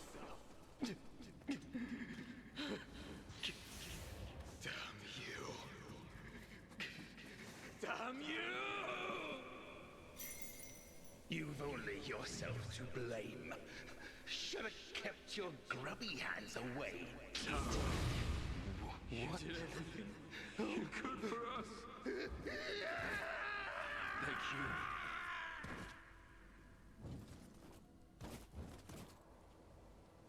Now then, I'm off to join my family. All that for some ninja shoes, yeah. I mean, we got like a couple of things. And, oh, we got samurai logs, so another skill point. And what this did is our exploration level in Tokaido is like very high now. So you can see it here, chat.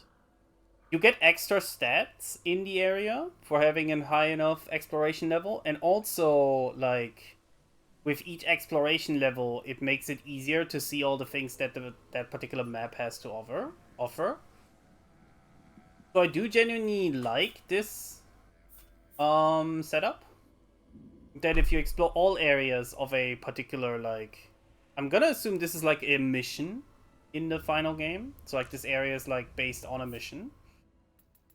Based on that, you can then get like bigger stat benefits.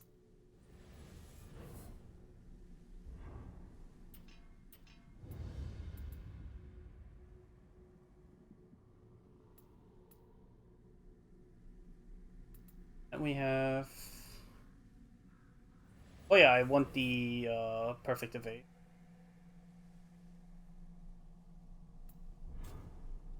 Instead of a perfect guard, ninja stance gets perfect evade. Makes sense. I guess we grab that.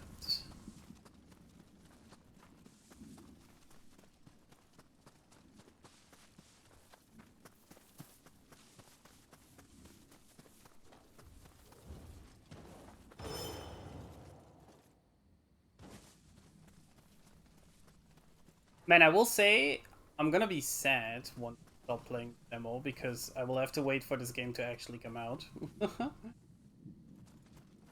Like, overall, I really like this whole demo. The shrine that I was aiming for? Oh wait, there's something over here. Oh, it's Scampus again.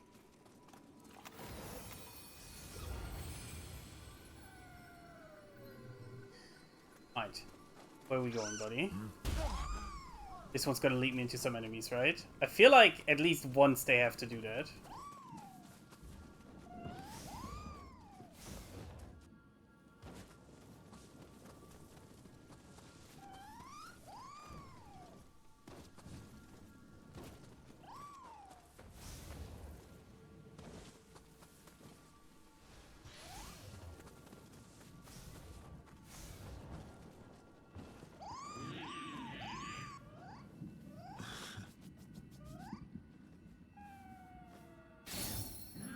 Yeah, for me. Young Ninjas logs? Wait, did I get the soul core from the cat? Hell yeah.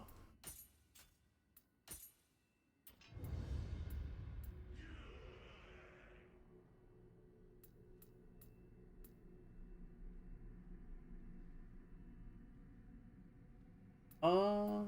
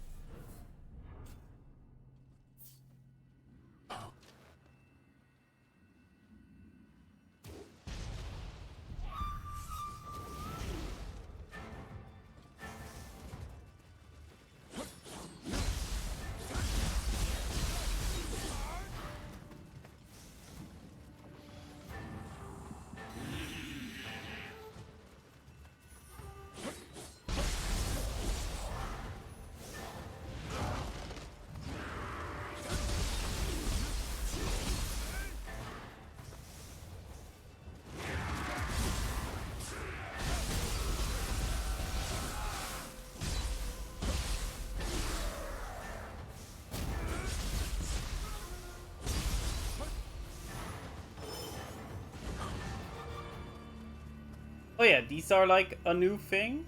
I don't think these are Nioh 2. They are specifically for exploration again. Like you pray at them to get merit and stuff to expend. Oh yeah, this is like an objective. Finding all the things.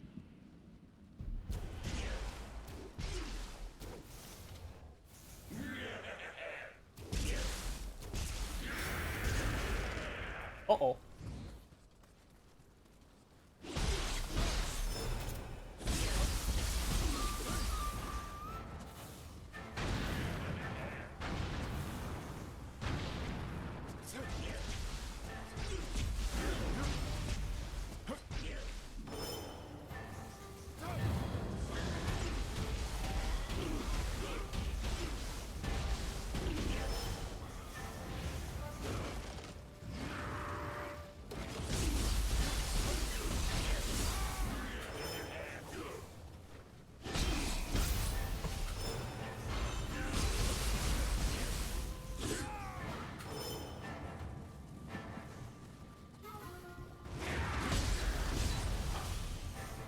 Hey, apparently we beat the Crucible Wraith, the like big dude of those.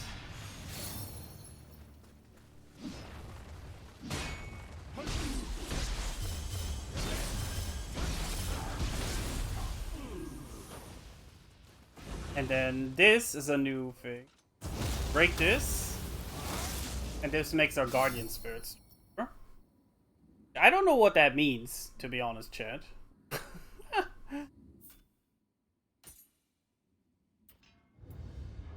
Oh yeah, I should actually learn some new ninjutsu.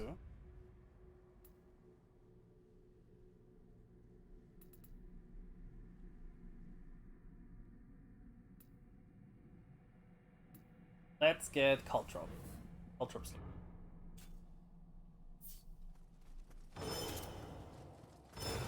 I'll have to like go back and prepare the Caltrops, but we'll wait a bit with that. What are we looking at? So we still didn't have much of the Tenryu River area. Kaido area's pretty done. I think we go toward. There's a shrine.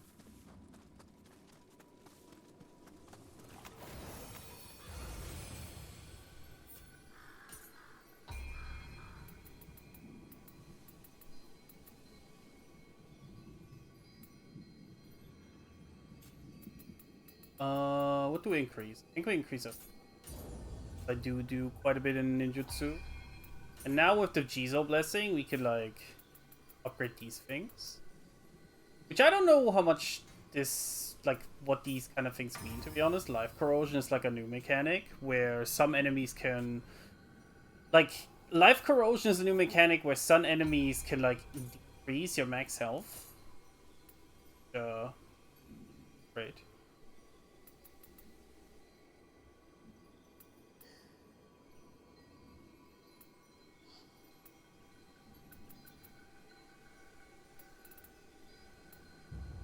My chat. This is the most important transformation.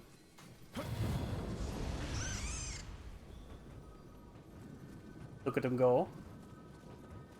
Oh my god, they're going for a while actually. Hell yeah. Alright, this is our new power, the power of Cat.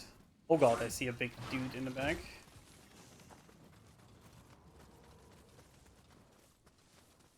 Jesus Christ, what is that?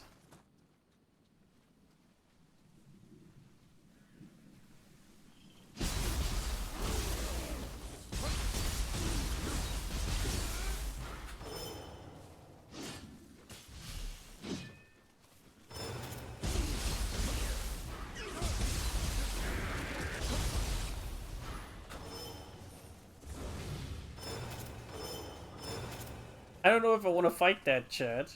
That looks scary.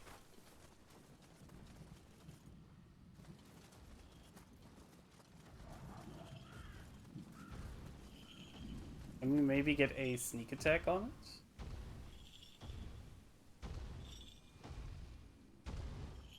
Scale of the enemy seems very cool. I really hope they keep the variety up till endgame. Yeah. This is a very cool looking enemy, I won't deny. Oh, okay. It's a caster. Oh. Get him, cats. Oh!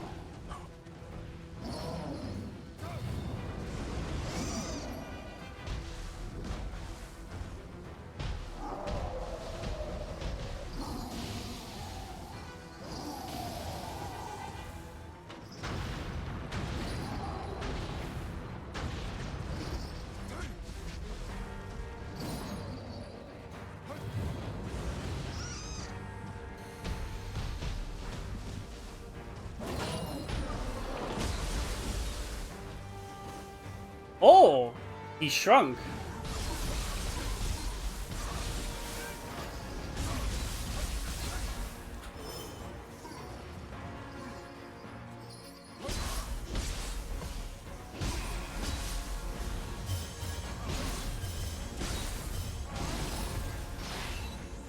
That's interesting.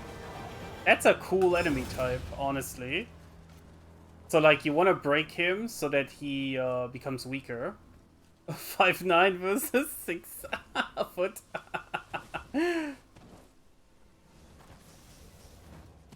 That was interesting. That was a cool enemy.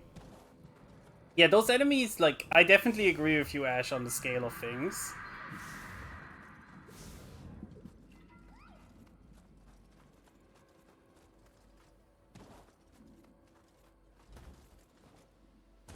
Enemies overall, I obviously don't know because I haven't gotten that far in Nioh 2 yet, but like, so far also, I think the enemies that we are encountering are new enemies, I think.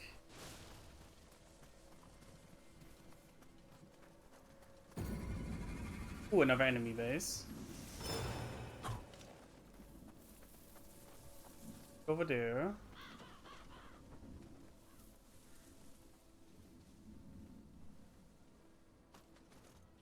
Like, I think the only enemy that we've encountered so far that has, like, not been a new enemy is obviously the Mizuki boss, right? And that one was, like, the first boss of, previous game. Let us fight. Oh.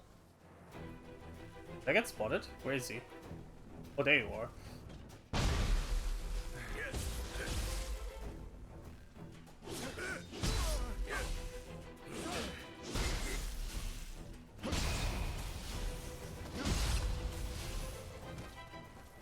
There's only 5 dudes in this base? Pretty...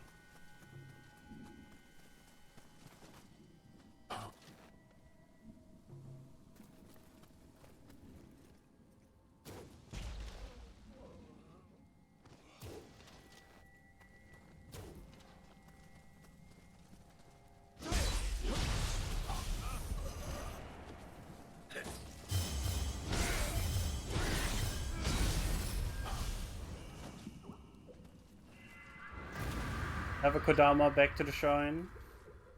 Okay. We're finding a lot of stuff.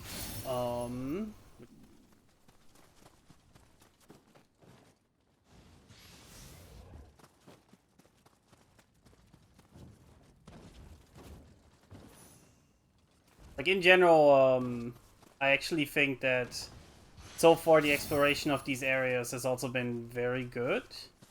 Because it feels a little bit like...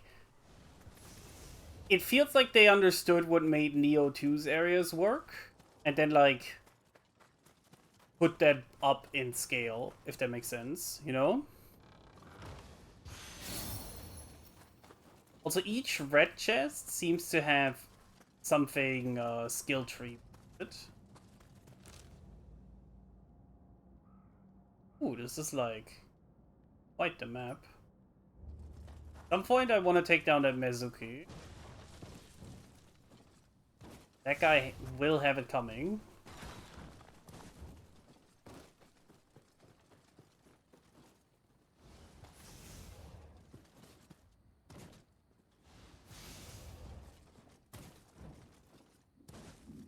Another game chat that I'm like curious to try out. Obviously, like currently getting new games is a little bit difficult, but like I want to try out the first Berserker.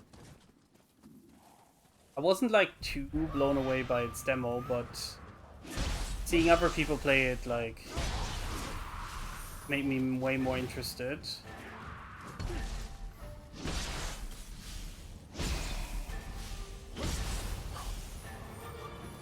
Because I feel it's another one of those games that is trying to use Souls-like combat to not try to be a Souls game, you know? Where he steps.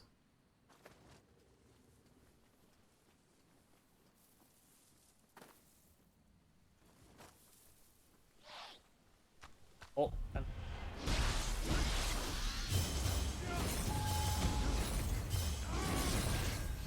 Oh, I whiffed all of these.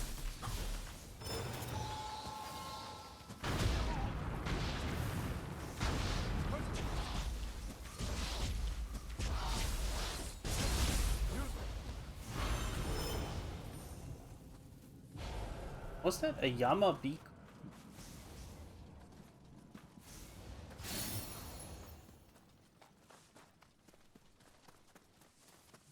I do like how much stuff we're getting from just exploring. Can I also say that? Like, I think one thing that a lot of the typical open world games do really poorly, in my opinion, is exploration is not really an interesting part of most open world games. So this game giving us like a bunch of skill upgrades and stuff, it does actually a really good job at making us want to explore areas, you know?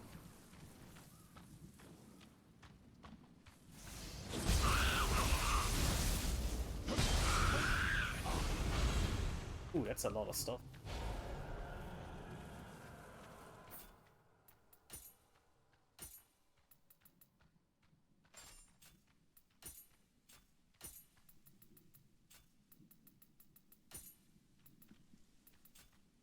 I will say again and again, though, chat.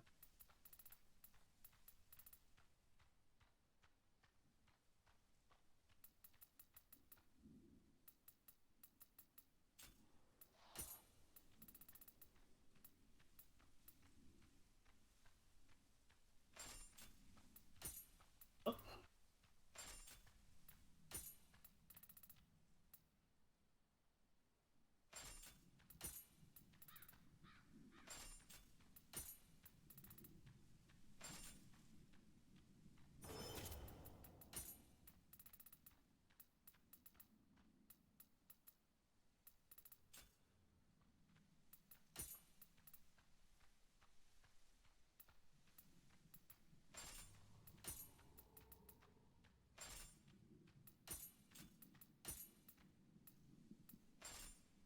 What I think is interesting about this, I think style change systems like this are inherently really interesting, but they also can feel very limiting because now a certain playstyle is like setups, and that's obviously like a mixed bag for some.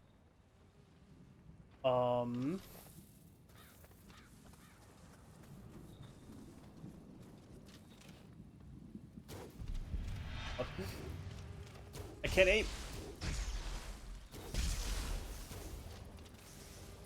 Look at me, chat. This is why I don't play shooters. That's a lie. I play Marvel, right?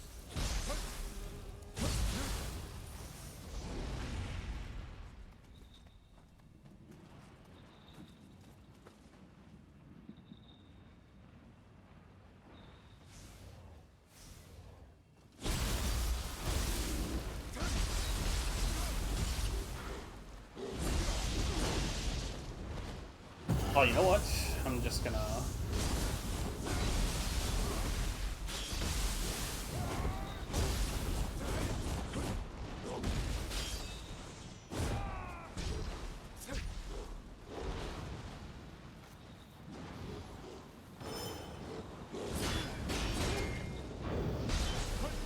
Oh! That was close. Oh, what is that? Scared, Chad.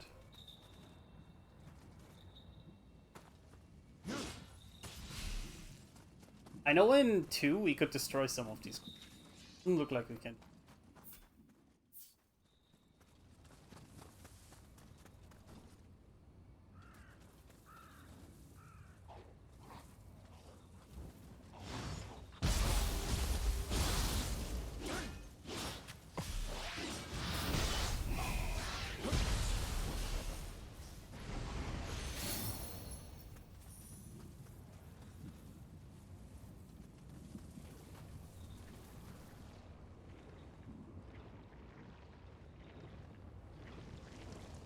One you can sneak up on.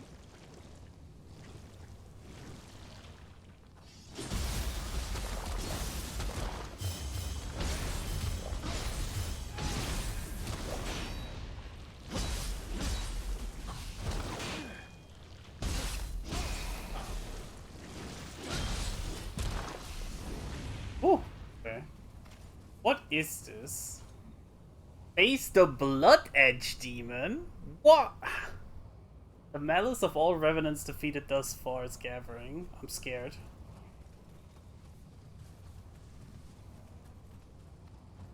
I guess I should make sure this area is clear.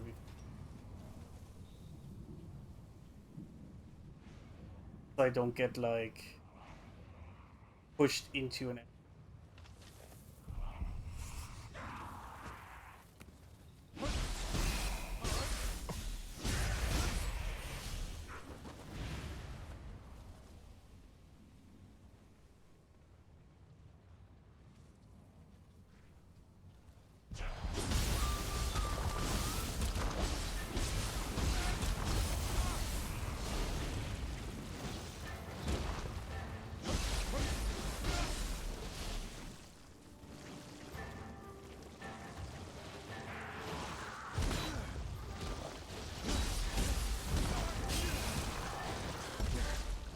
Stamina.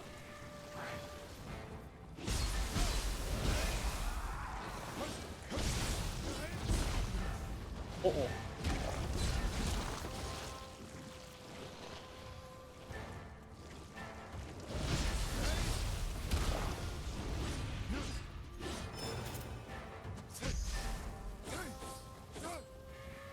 Ragnar Blood Edge mentioned.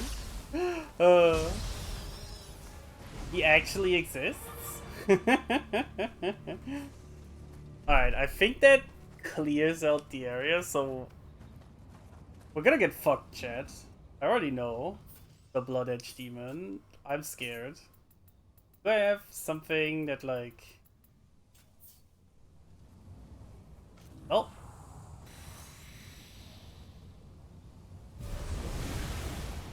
Oh, he looks cool.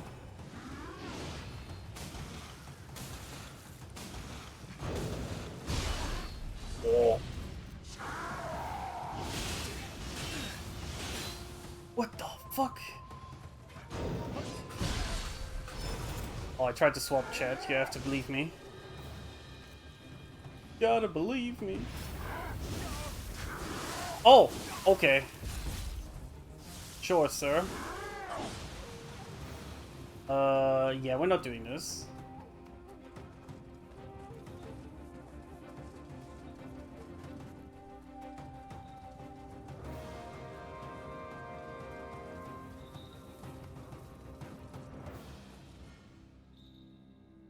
The malice held by all revenants defeated thus far has gathered and taken form as one hulking revenant yokai. If you can defeat this monstrosity, you will obtain many rare items as well as equipment contained within the nearby bloody grave. Okay, that's interesting. So it's like an extension of the mechanic of like the red graves that you can challenge. That's kind of cool. Samurai Grievous without asthma. That's actually accurate.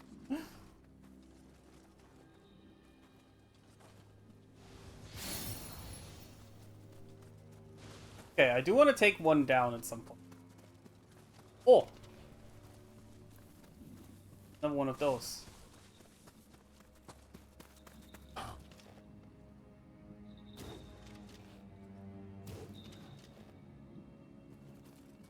One. There we go. Give me that stretchy order.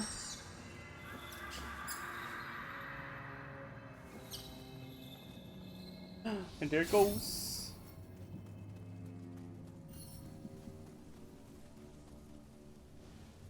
Formed art twist. Looks like a flying ball?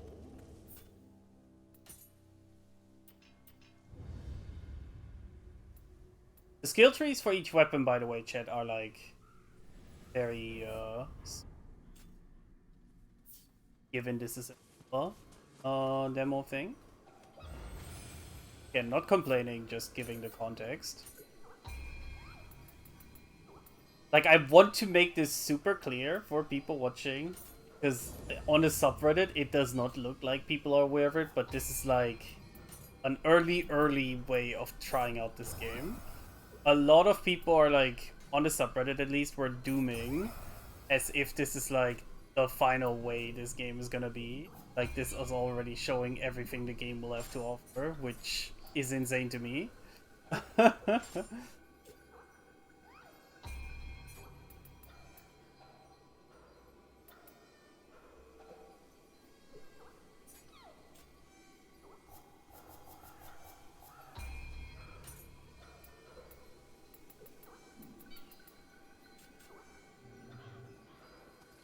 I guess if I increase my magic, I can use...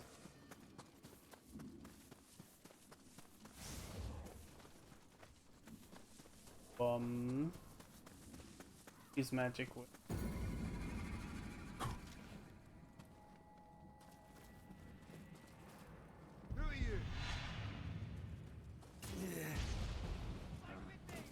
He missed! Oh my god, that's funny.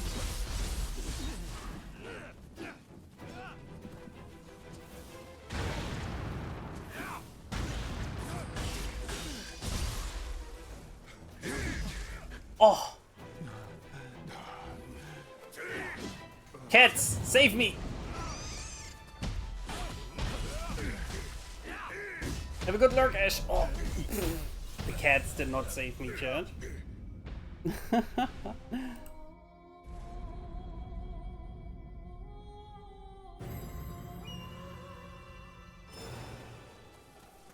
Guess I'll do this in Samurai. However,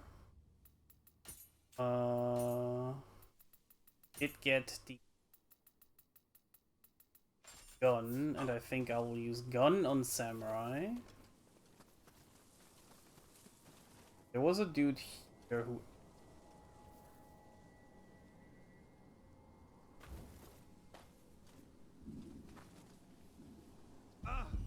Ah, there it is.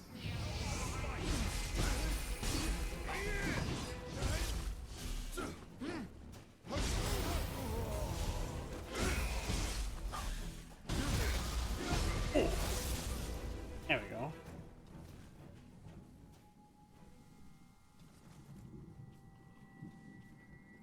Okay, see a couple people over there.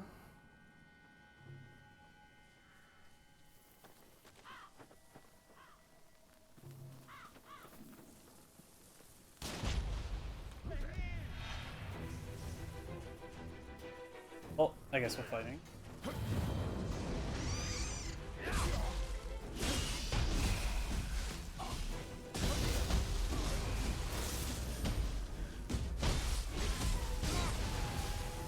The cats are actually so useful, what the heck?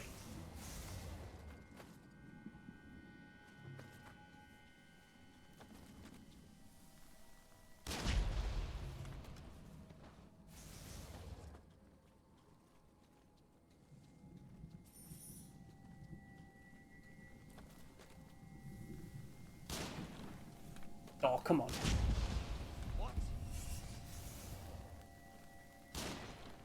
I'll fight him now.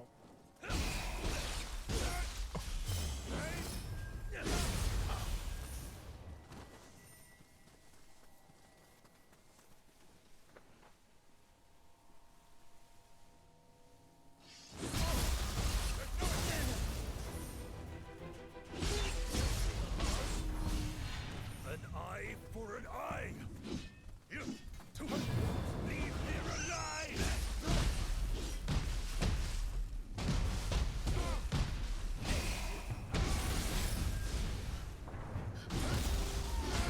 The cats are genuinely good.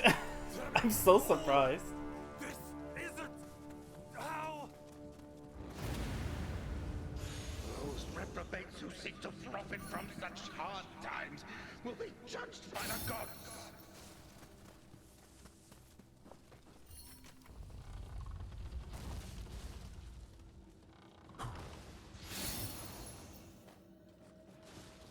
Lightning.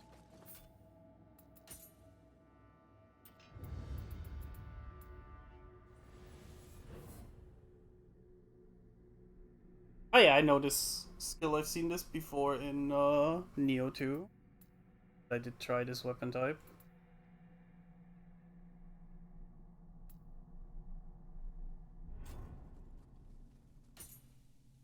Ooh, I have 2 skill points. But Flux as well. Flux is very important for... Like, Flux is a skill that I recommend getting early in Nioh 2 as well.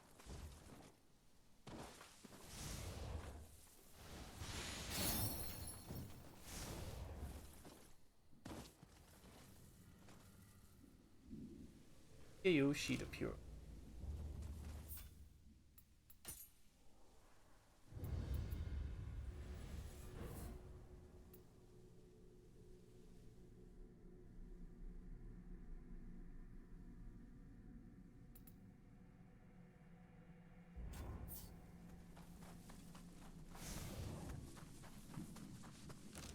Let me see. What have we not checked?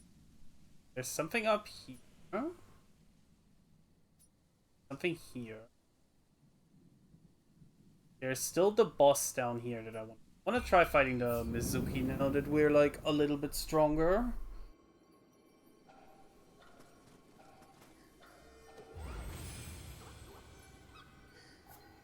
We also have a more reliable summon now.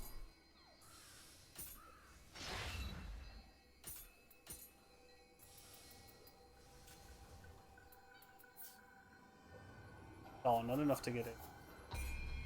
What Guardian Spirits do we have? We have Guhin. Or Shinroku.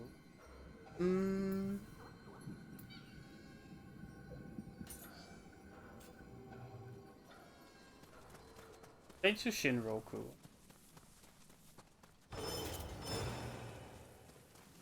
Oh, so ninja and samurai style have different...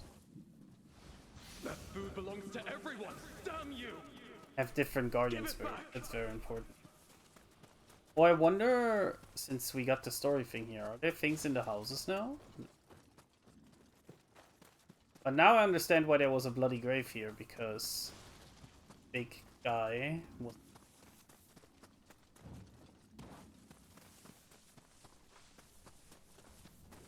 Mizuki, I've come to bargain.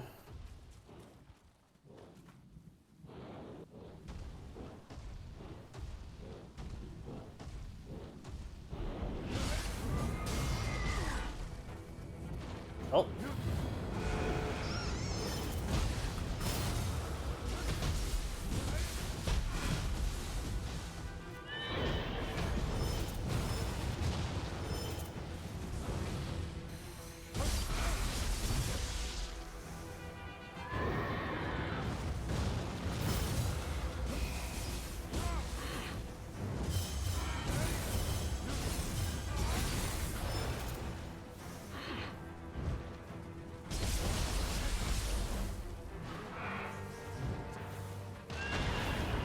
Put him on fire before he... Oh, okay, he cleanses it. Never mind. Bad idea.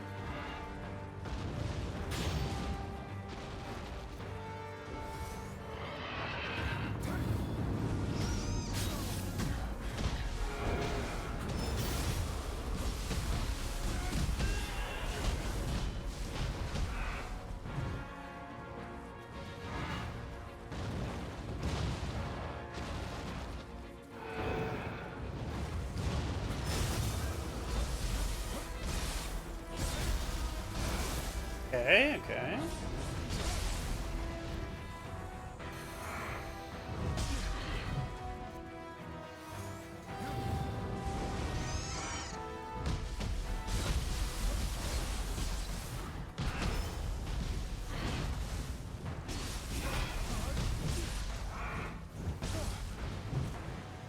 Oh, what?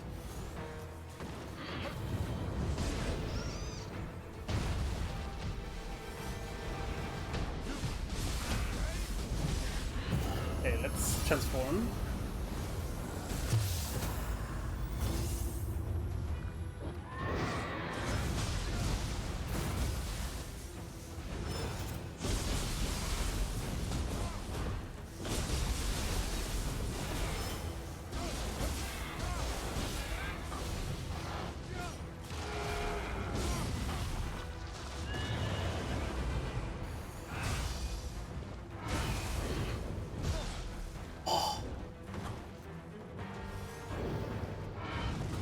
Stay focused.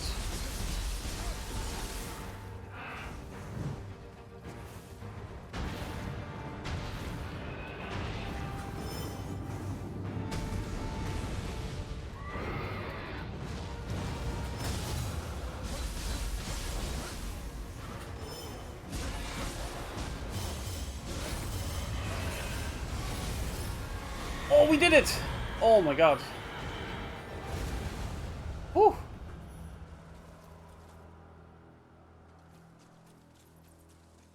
Yeah, sorry chat, I was like super quiet during that. That was cool. That was a cool fight.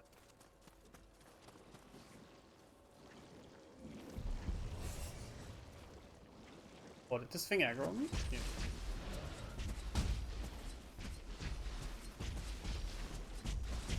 I have nothing in terms of reason. I don't want to fight this.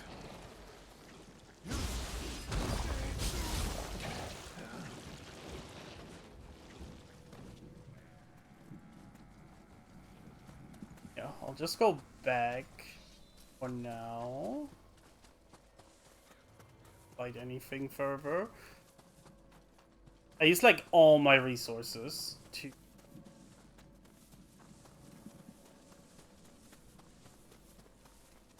That was a fight. I am very liking, or I am liking the overall setup of this game a lot. Open world-ish setup, to be fair. Being able to find these like big yokai just roaming around, I think it's cool. You see the soul core, so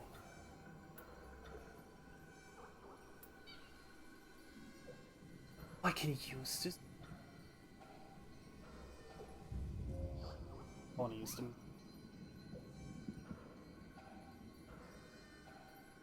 Ooh, yeah, that looks cool. Big. Being able to summon a boss is really cool.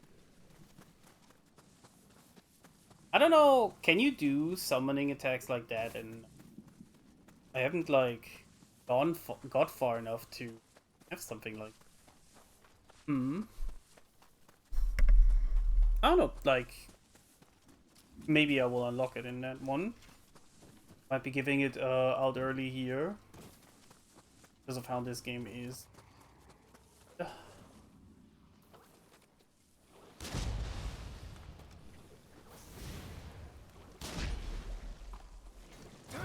Get him. Damage is not as high as I would have expected.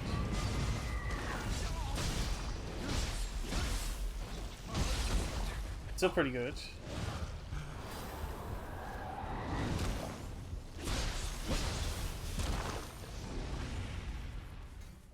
Maybe I need to do some extra stuff to get like good damage with it.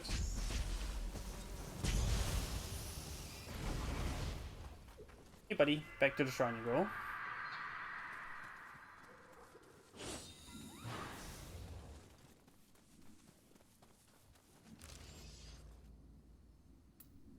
Alright, we have all of Tokaido unlocked. Hell yeah. Well, see, I don't know what's up with these things, but if you attack in them, you get like a little bit of Amrita, which is the souls of this game. Kinda weird.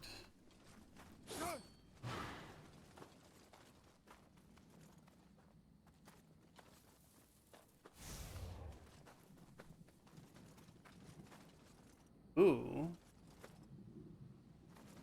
I think is a cruel demon. Oh! I'm getting goon squatted.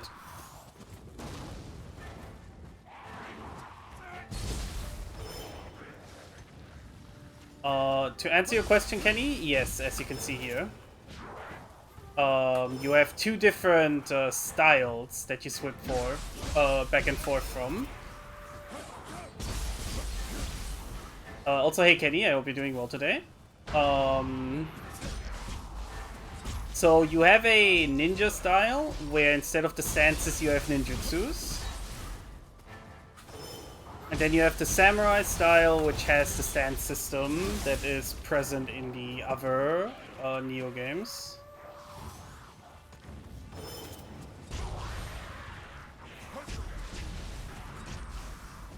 Let me just tell you, people are very mixed on the style thing.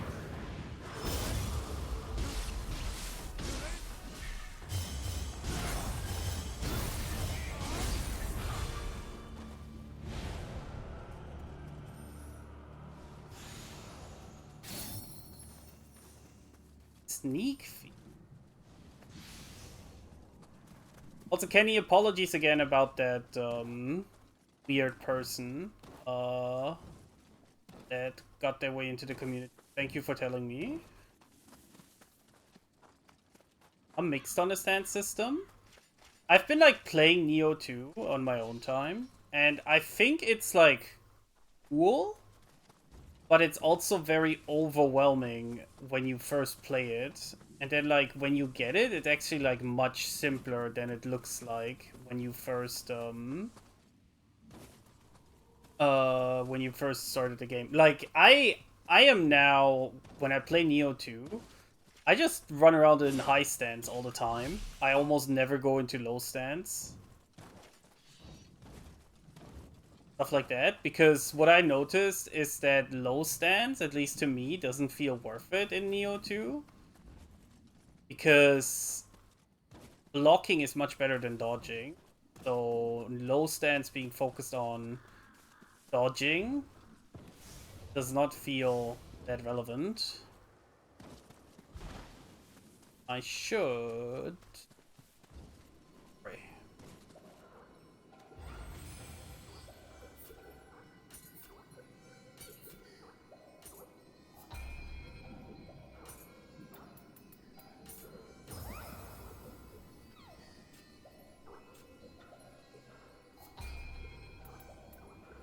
causes enemies to drop items after success.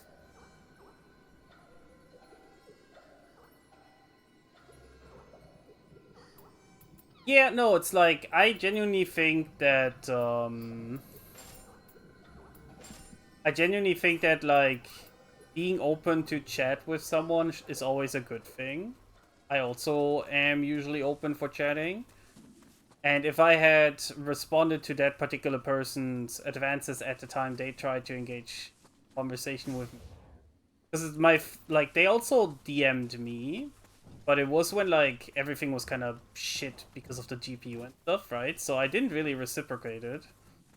I didn't respond. So if I had responded, I would have probably, like, sussed that out then and there. Because I just took it as, like, someone who's a little bit, like... What's that in the sky? What's the word? It's massive. Sometimes you can get people that are a little bit too, too keen to interact with someone off stream, right? So that was, like, what I shrugged it off as, but no, you... Like... Sadly, scammers are afoot fucking everywhere. The more oppressive the air becomes. It must be that strange creature's power. This is no ordinary yokai we're dealing with.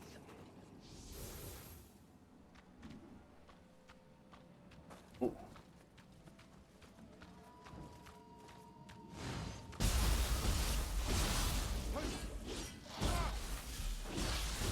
And again, like actually interacting with like scammer or bot kind of things is sadly the way to suss them out at the end of the day. Which there's like a whole nother conversation about. I feel like a demon thing here, so I'm just gonna summon this random person. Ooh! I summoned this demon in the wrong direction. I think these things are bad against elements, so yeah. I throw fireballs at them.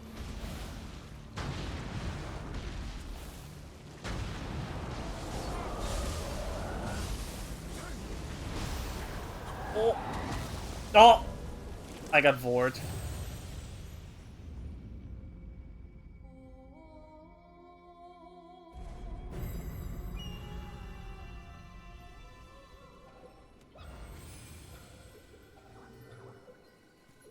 I did not consent to that.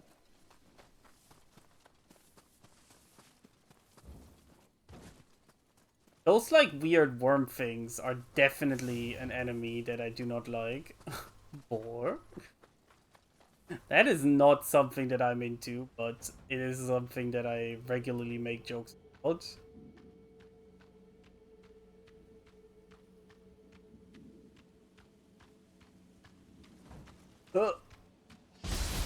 That looked so wrong on so many levels.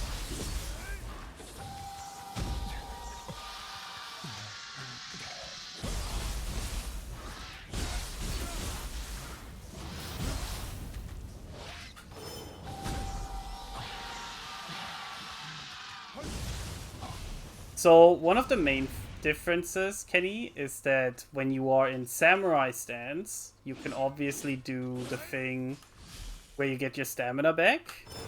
Ninja stance does not have that, but instead you have this like special dodge, which you can do at the end of any attack. But managing stamina becomes like a lot harder.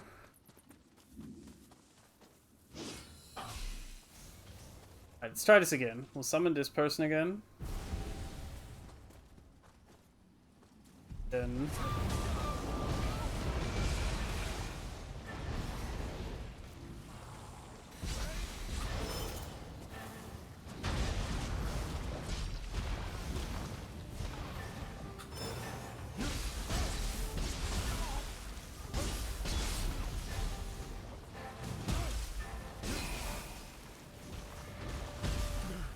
the stamina! Oh!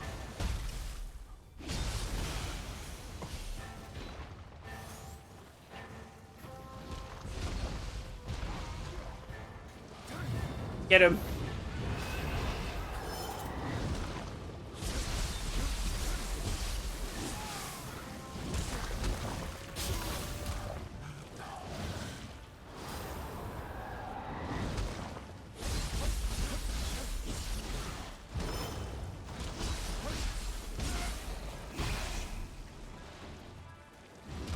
Now I get you, Kenny.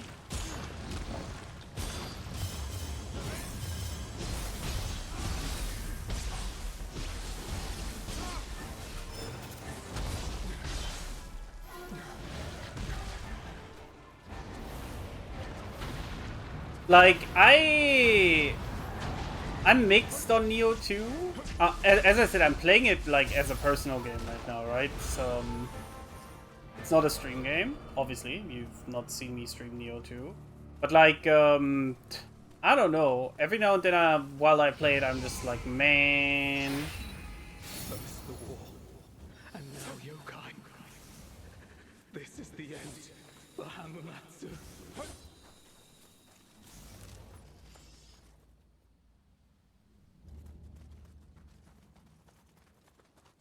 My main complaint about the Nioh games will forever be this fuck-ass loot system. I do not like the loot system of these games. I think that's like the worst aspect.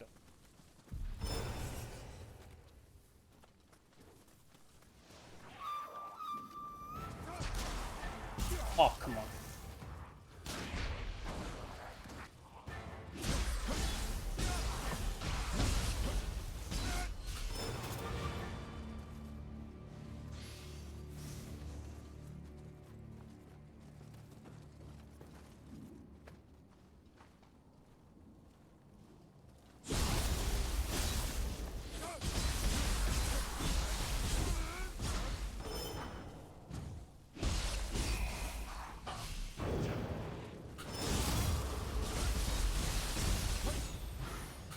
But like overall, I really like this particular. Like, this is such a cool setup. Like the switching between the samurai and ninja style, I think, is such a fun mechanic. And I genuinely enjoy games where I can do different build types. And then like swap between them on the fly. I think that's something that not many games do in a fun way. I see you, bit.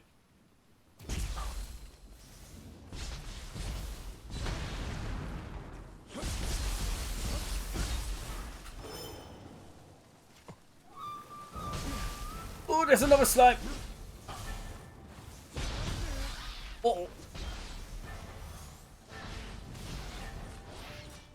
Okay, this feels like a waste, but this is safer.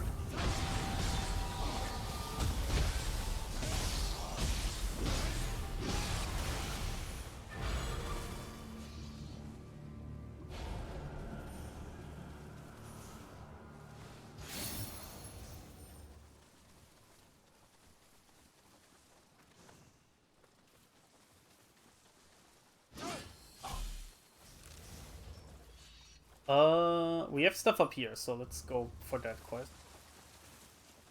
But yeah, Nioh is like, it's a really weird one. I don't like the description acquired taste. But yeah, I said this earlier as well. Nioh 2, when I started it the other day, I'll be honest, if I didn't go in wanting to understand Nioh 2 and wanting to like it, I would have probably like bounced off again off of its skill trees and stuff, because there's just so much. Then obviously you also add on top of that that like not particularly like easy. Since, you know, it's built on a Souls-like formula. So, like, I get it, to be honest, like, not being able to get into it because of these things. Because, yeah, I think if I didn't make the explicit goal to get into all these things, then I would have probably also just not played. Stuff's a lot for even the average player.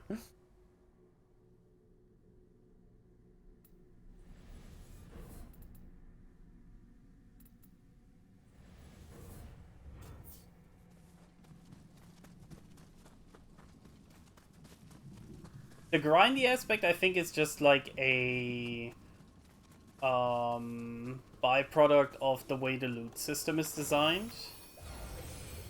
Which I don't even think Nioh 2 is particularly grindy when I play it. But it feels like it because of how all the loot systems are designed. That makes sense.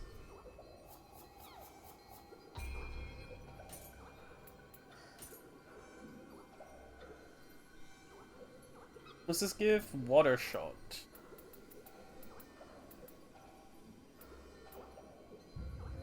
Look at the dust talisman. Gust talisman.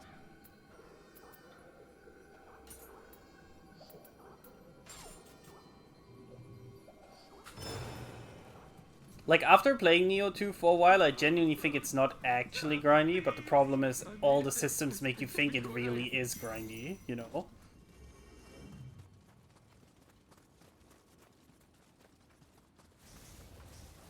It's a really hard way to describe why I end up on that thought, though, because I'll be honest, looking at all the shit you get all the time, and the game kind of expecting you to replay missions, I think I would also, like, put it down to... Wait, why is there a summon behind that? What? Hey, guy. There's a summon behind that thing. How do we get to that?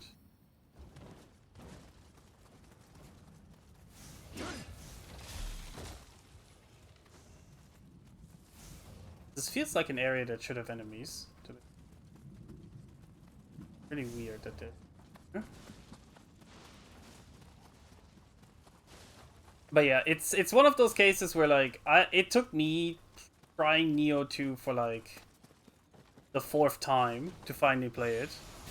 And to be fair, it's this demo, when I tried this demo and I enjoyed this demo, that's what made me then give Nioh 2 another shot. You know.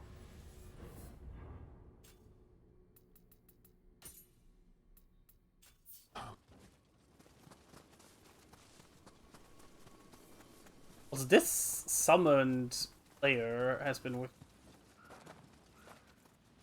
Huh?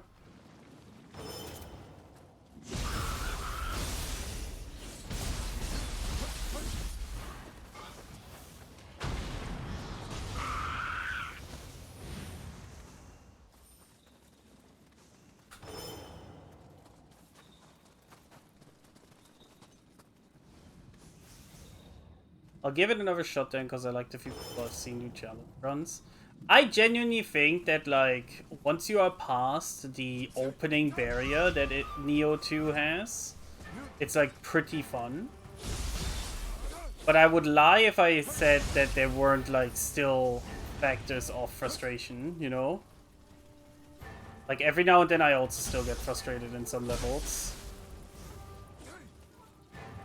And I'm not sure if that's, like, quote-unquote Souls game BS or the game, I will say.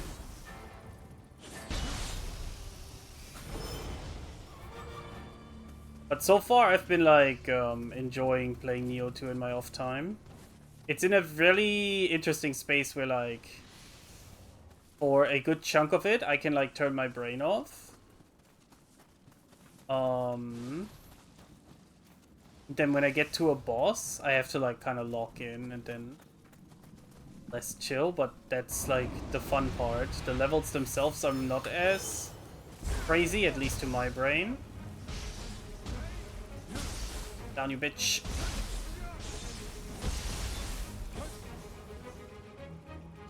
Also, what is this? It's like an arena thing?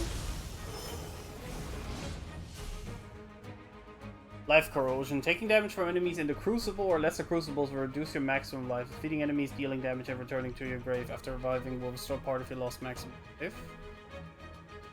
Oh, okay.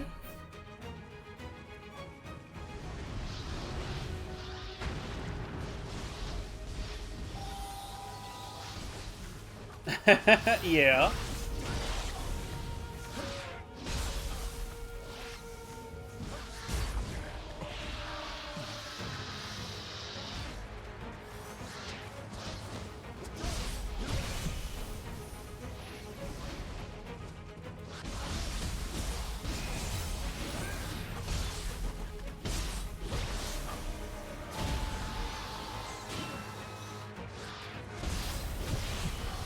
The perfect game to play during DPS queues, lol. Yeah, it's very true.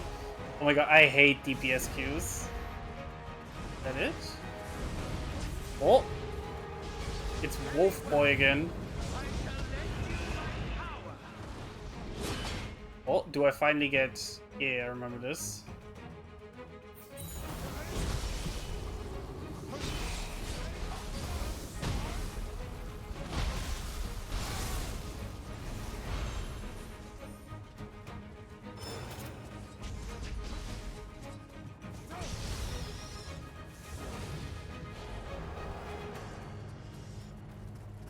Now I have access to Guardian skills.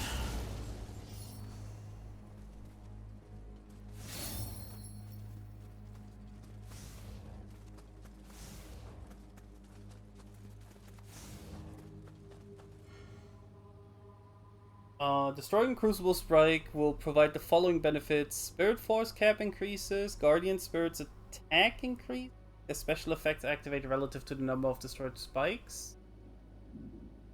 In the case of a lesser crucible, the following benefits may also activate. The amount of Amrita floating around the lesser crucible may increase. New spirit veins may be on. What are spirit veins, huh?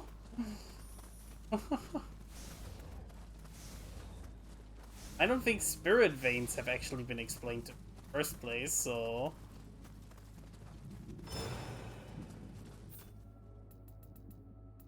But my guardian spirit has come better? Well, it's probably the ninja one, right?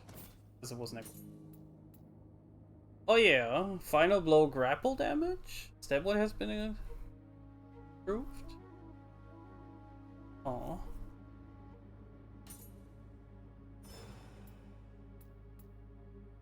Okay.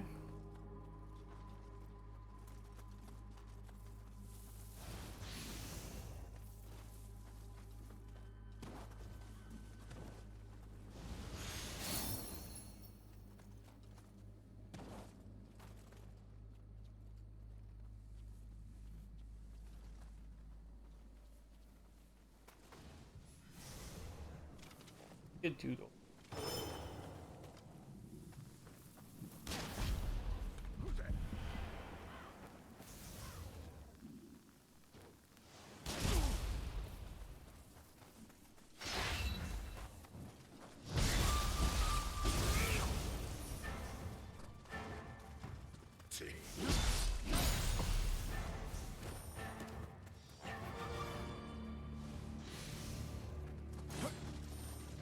That's all enemies here? Yeah. And this spirit is still with me. When does this person leave? Like, not that I'm complaining, but it's like so surprising. I would say other games don't have them stick with you for that long. When you leave the mission? Really? You got my medicine back. That's crazy. But the thing is that this is like not a mission-based game, right? So Please, could you take it to my wife? You can find my house near the White Terraces north of the town.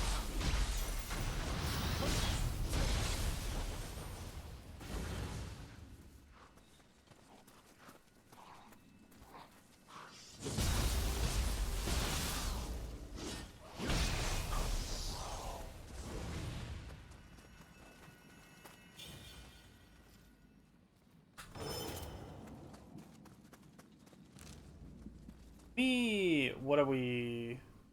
This area I haven't checked yet. Nioh River, I'm very close to getting everything.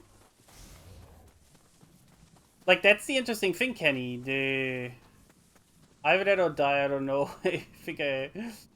Yeah, like, this is the interesting thing in this one, because this is like an open world and not a mission, as far as I'm aware. It obviously works differently, right? I assumed that it was like the bar above the health bar, because that was full earlier, right? It had like a segment in it. Now it's empty. But I don't know. It's interesting.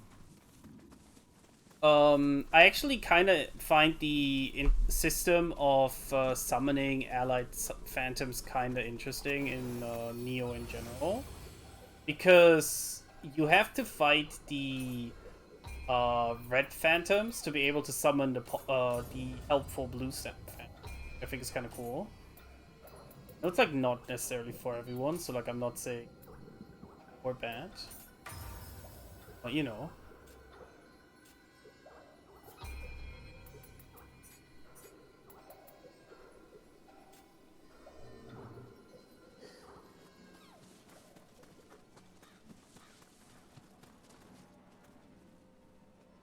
A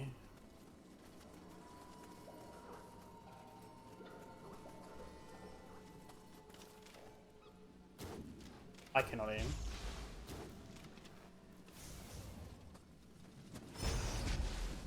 Don't judge my aim. I do not play shooters that well.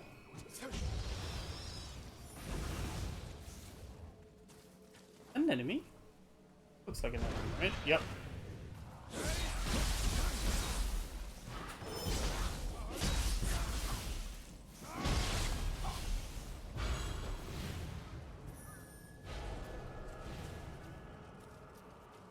Ooh, there's a kappa over there.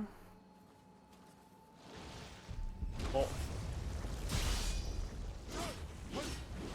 Can you stop? Oh.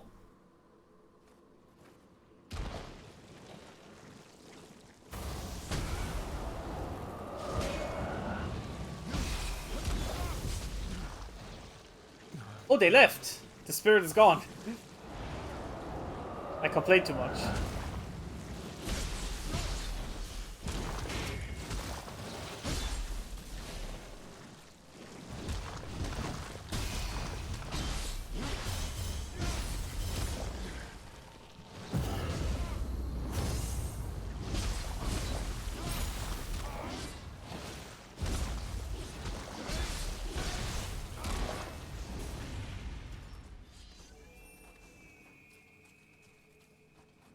I am using the living artifact way more than just to like fight bosses.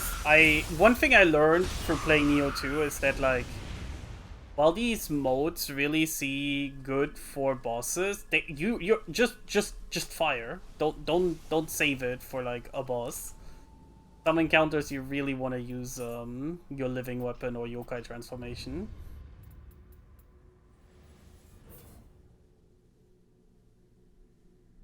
Ah yeah, this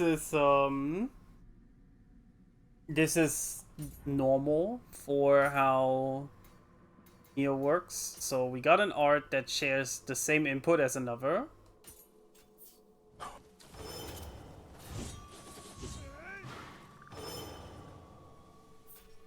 This is how you can customize your moveset.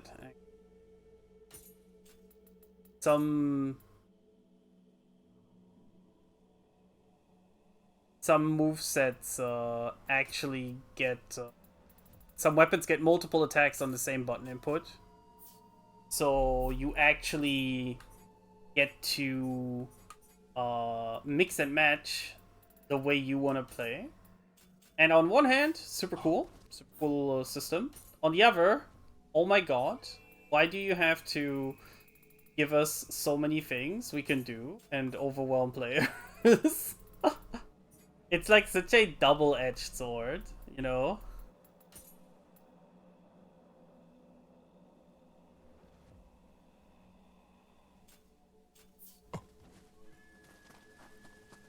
Nioh is one of these games where I would say it's really cool in how much player options there are, but it's also very overwhelming in how many player options there are. That is like the big verdict for me with Nioh.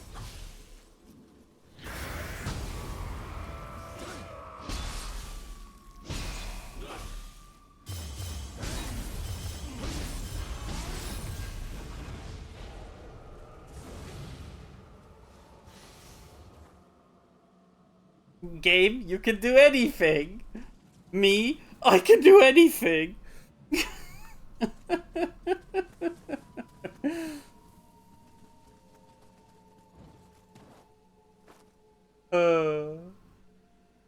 Nioh, I'm, in my honest opinion, is an identity crisis of wanting to be Souls-like, Devil May Cry, and Borderlands.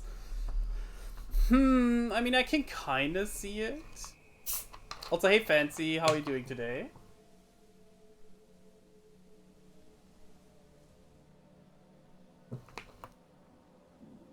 I can kind of see that thought process, Kenny, because it's definitely trying to be like mechanically dense while also being a Souls game. And I think Souls games usually are not actually mechanically dense. Like this doesn't mean they're not challenging, right? But I would say that, for example, Elden Ring, as the most recent From Software Souls game, I wouldn't call it like a game that throws like a bunch of mechanical execution stuff at you, right? It's very straightforward in how the systems work.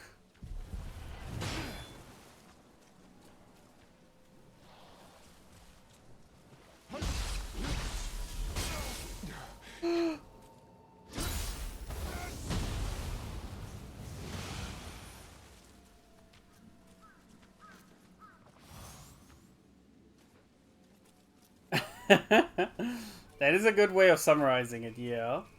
Like, I think what makes Nioh interesting is this, like, depth in its systems and in its gameplay mechanically. But it comes at the cost of, like, how friendly it is to enter. I got. I tried to parry all of these attacks and I missed all of them. Also, I tried to like sneak up on him, but the game was like, nope. Caltrops, come here.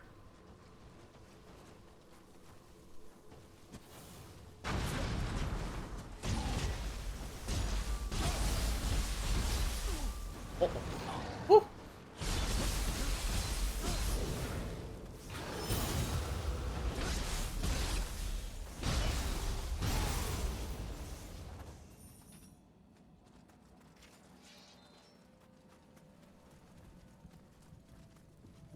Like if I think of Elden Ring, like Elden Ring, a lot of combat can just be boiled down to jump attack, right?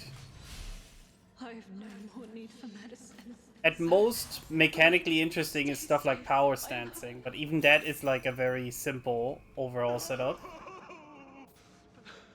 Thank you for all you've done. I'm going to... Why?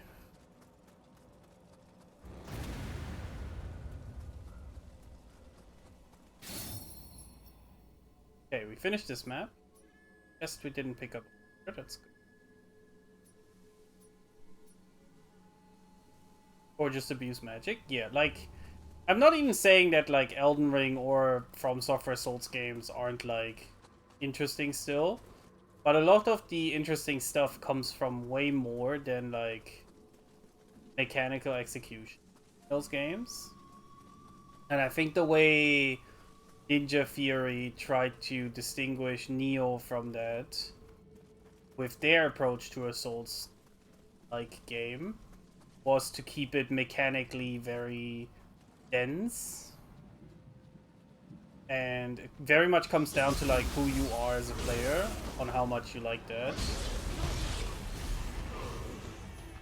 But yeah, I will stand by the thought that it's definitely on a level of mechanical density that is very overwhelming to average player. Also something... Oh.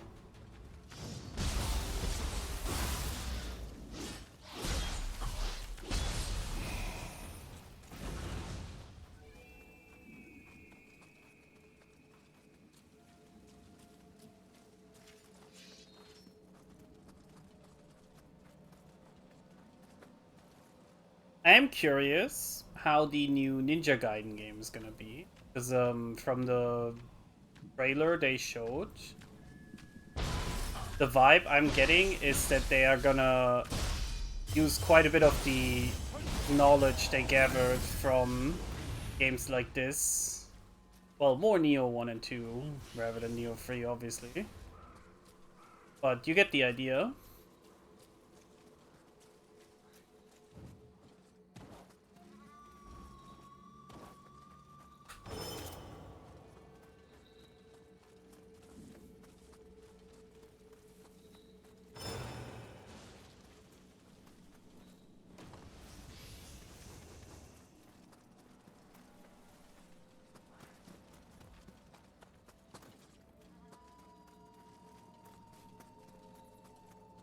Kodama's somewhere around here.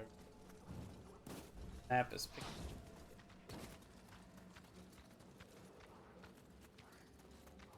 Do I see him?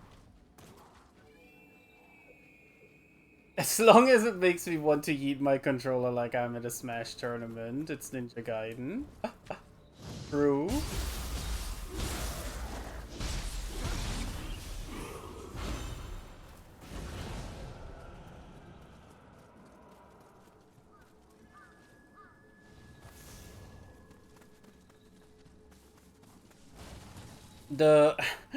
I remember I was like really into Ninja Gaiden at some point, so I played like a bunch of the different ones. And chat, did you ever play the DS Ninja Gaiden? Let me tell you, never do that to your poor DS. Your DS will not survive.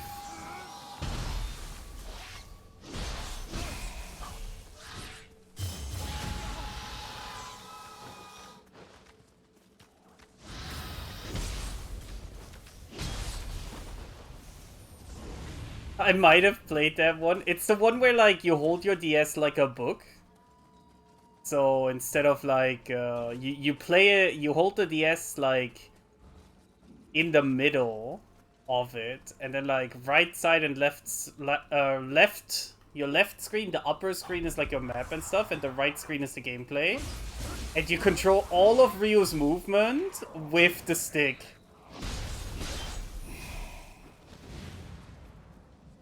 Yeah, it was, like, fancy. It was so bad. I ruined my DS with that.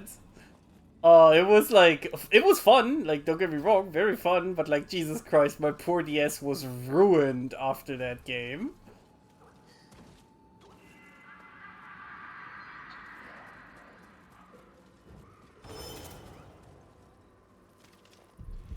Oh, thought of me.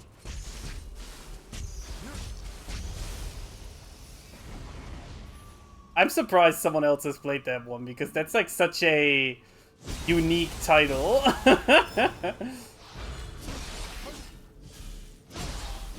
Wait, did it just drop its soul core? That's crazy.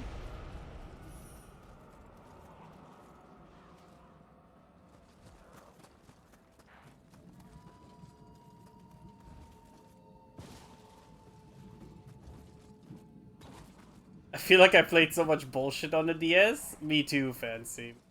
I was a DS fiend.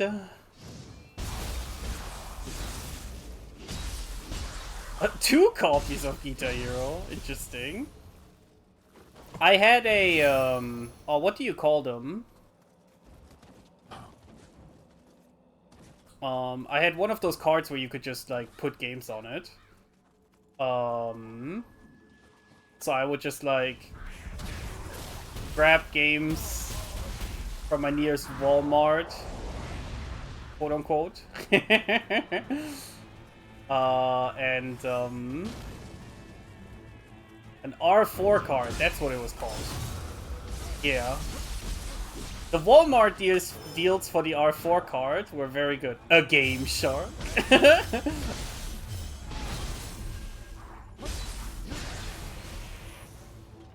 But yeah, I downloaded so many different games for that. Oh my god, shit. And, like, I played so many games that were, like, of such varying quality. But I will say something that... this is probably not even controversial, to be honest. Like, the DS actually went crazy when it came to RPGs and shit. There's so much cool stuff on the DS that is, like, also stuck on the DS. The coolest game the DS had to offer, and I will die on this hill, is The World Ends With You. And there's no way of experiencing that game in the way it was on the DS. There's cool RPGs, and there's Lunar Dragons. I've never played that one, but I've heard tales.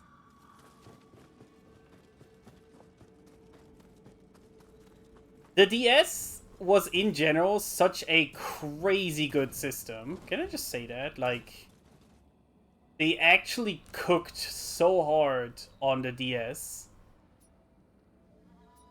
The World Ends With You altered my brain chemistry. Same, Fancy. Got the style, the gameplay, the music. Ugh. Such an amazing game. I got the Switch version because I wanted to play it again. And it does not even compare to how great it felt on the DS. I stand by my 100% clear Tear Cry save file. Oh, I 100%ed that game as well, Kenny. I understand Suikoden fans' disappointment, but I don't think it was, like, actually that bad.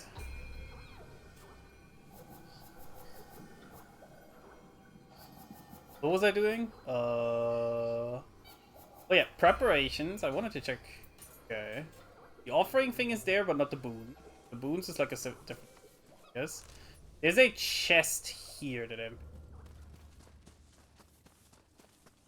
I mean, it didn't kill the franchise like Dragon Song, Lamau. No, it did, didn't it? Like, Suikoden was dead for so long. Until recently, wasn't it?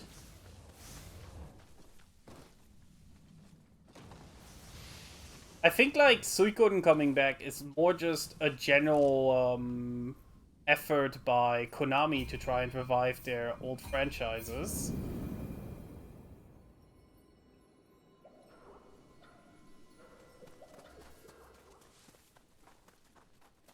I want to play Suikoden 4 again, to be honest. I know it's like one that is not as popular, but I like 4. Oh, it had a Japanese-only PSP game? I did not know about that.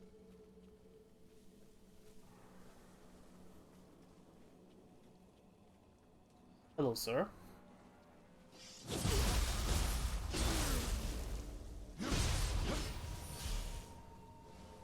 No better time to snatch valuables than when everyone's distracted.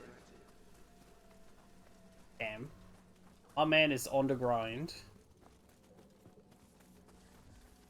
How do I get in there?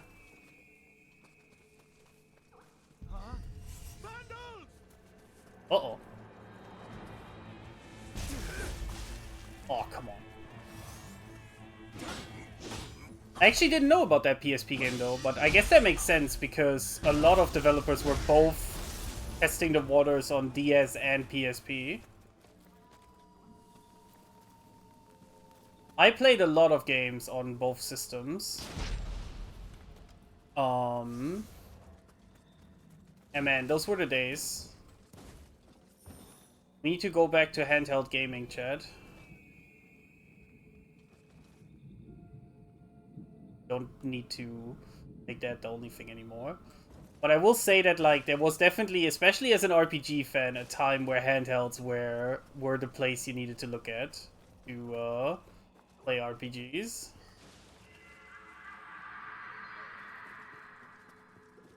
Console offerings were scarce.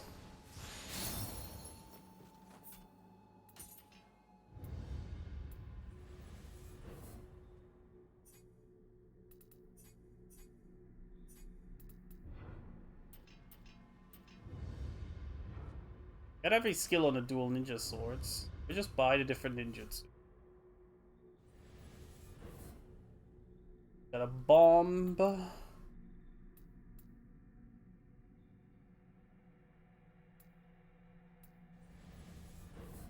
Presently, not sound.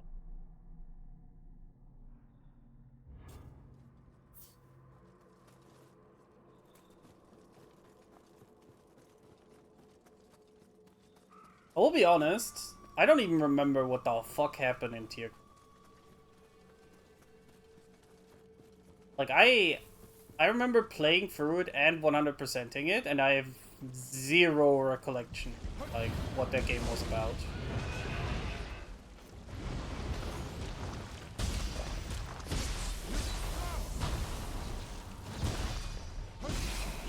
Where, like, with other Suikoden games I've played, I definitely can still, like, remember the overall vibe. Like, Suikoden 4 was, like, this pirate adventure.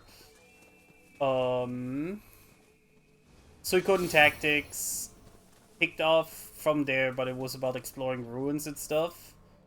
Suikoden 5 was about being like a prince that gets a kingdom taken over.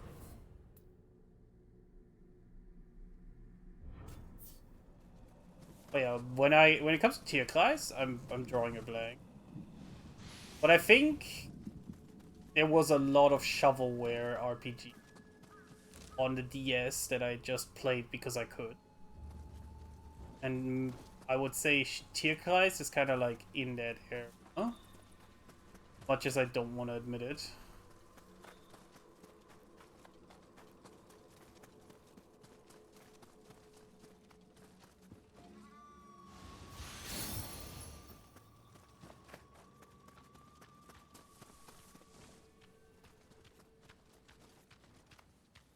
I love how these guys walk.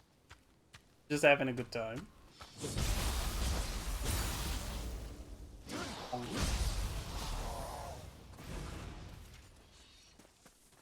A game I want to play again, chat, is Final Fantasy IV Heroes of Light. It's a Final Fantasy game that uses the job system, but it's like not a mainline Final Fantasy game. And I have good memories of it. I remember enjoying it, but I do not remember why I never finished it.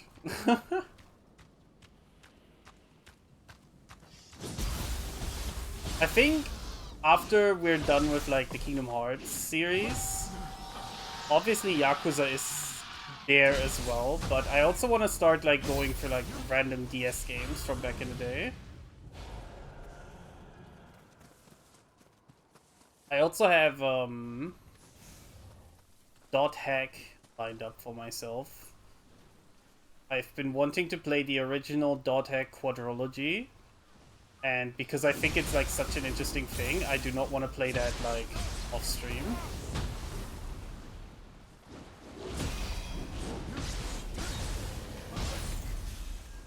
And I'm getting better at reacting to enemies' attacks in this game.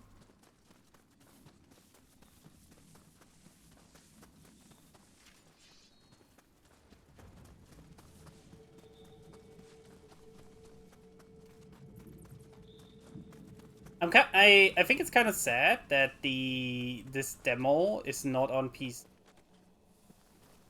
I can kind of guess why, because a lot of times when a demo is on PC, especially when it's a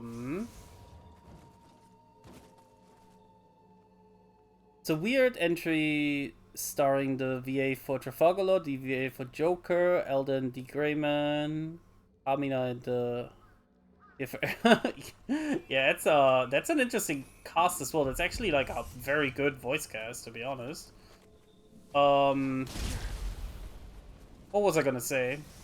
Yeah. So this game, for some reason, they didn't put this demo on PC, and I feel like, given what I've recently been seeing with like FGC demos, whenever a fighting game demo has been on Steam, usually demos or betas or whatever, they like meant only for like certain time frames, and people like crack that shit on PC and then play it offline. So I can kind of understand them not putting this on PC, because even with this only being on console, people still manage to like boundary break and find things that might not have been intended for people to get. Pinwheel shuriken. Ooh.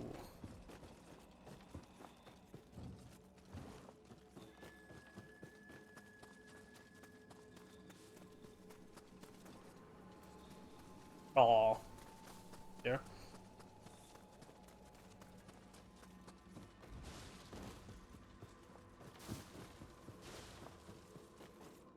Yeah, for me. Antidote.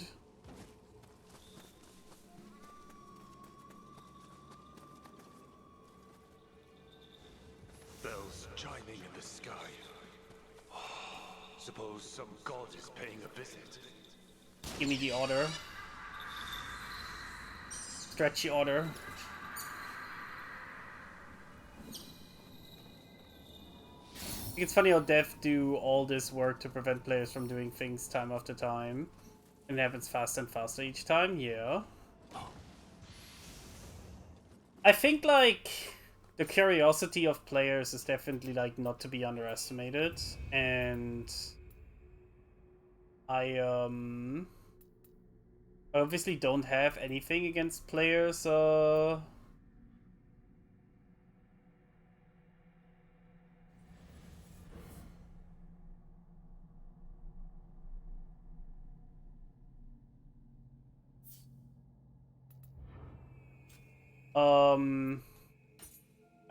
I don't have anything against people like, trying to find these things. But I will say that, like, there's a certain level of spoiling things for people that does become very annoying. But that's more a leaker kind of problem and less, like, with how it was going with this game. You know? It's demo. Because I mentioned this earlier, but like, one worry a lot of people have with this game is currently in this demo, there is 6 weapons in total. 3 for the ninja and 3 for the samurai playstyle. And the 3 ninja playstyle weapons were samurai weapons in the previous Nioh. So you could use this weapon with the stances. So obviously a lot of people who like the stance system and its depth were worried, hey, I just lost like a weapon that I liked and its whole moveset because the ninja moveset does not have the stance system. And like a lot of players have doomed about it online. Luckily, it turns out there are skills for some of the samurai, for some of the ninja weapons as samurai weapon that you can find by boundary breaking. So like that is, I think, one of those situations where people boundary breaking to find shit is good. But I also find it interesting because, you know, people probably wouldn't have looked if it wasn't for all the dooming.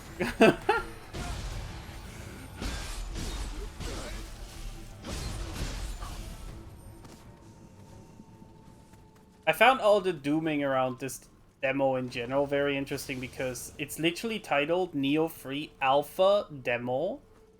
And like both a demo and an alpha are usually not indicative of how the final product is gonna be, right?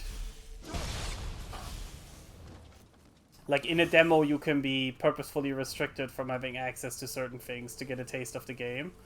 And in an alpha, obviously things are not final. So I found like all the doom and gloom I saw about the new additions to the systems really weird.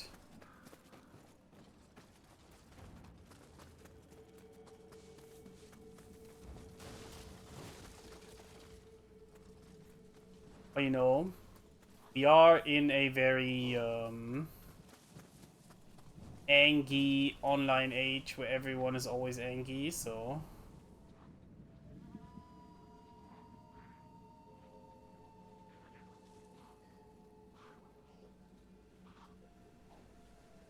You can blame them when half the...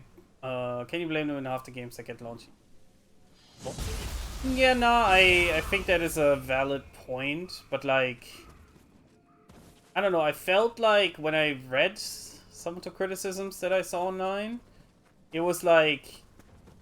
It was people talking about this alpha demo as if it was a fully released product, and that's definitely not.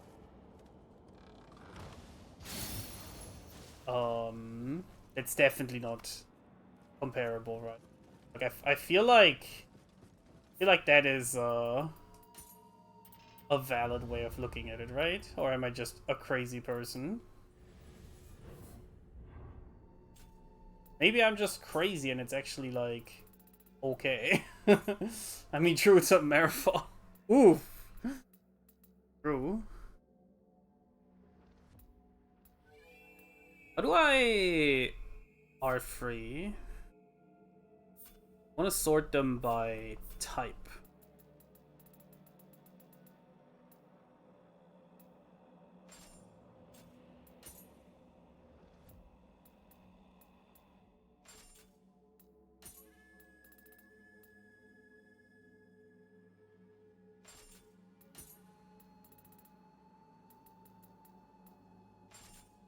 But yeah, it's interesting is all I'm gonna say. Like I understand people not wanting something to change too drastically that they enjoyed. But a lot of the discussion that I saw on the Nioh subreddit about this game was like very hyperbolic, where I felt like I literally felt like, really? As stupid as that sounds, that's like the best way I can just describe how I felt reading a lot of things. I was just like, man, why you gotta be so angry?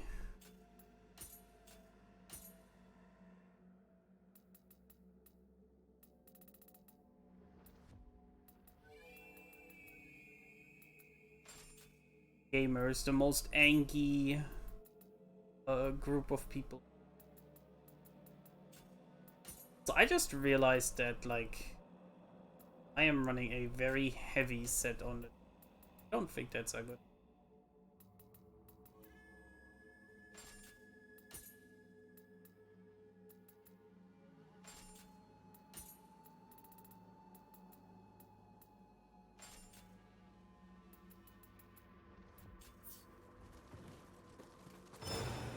Then again, I don't know what weight classes actually do on this game compared to like Nioh.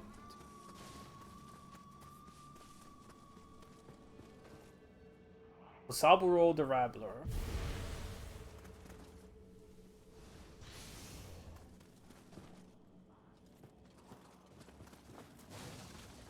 I think it's the purple gauge goes down or something, and then they leave.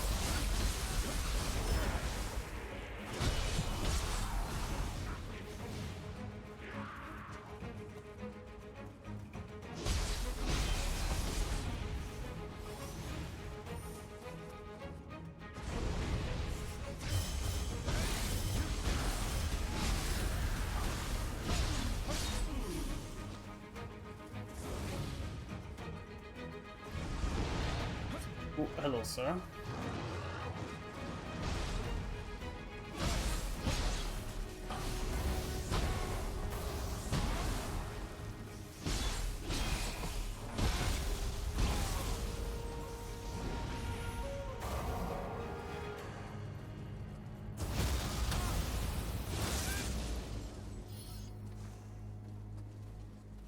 Ooh, I activated another Guardian special effect.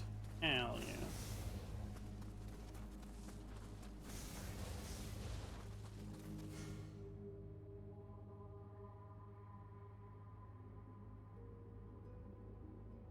Ooh, interesting. Also, there's apparently a Guardian skill on L1 triangle that we haven't unlocked yet. Oh, I don't think I can ever look at a gaming subreddit again after base. Bookmarking Silk Song for entertainment. Yeah, that's fair. Yeah, I mean, like, I don't know. I like engaging in discussion on games that I like usually. But in the past years, discussion around media has become like so vitriolic that I've kind of stopped, which sucks, you know. I genuinely don't like that it is like that. Need a key, or is this no?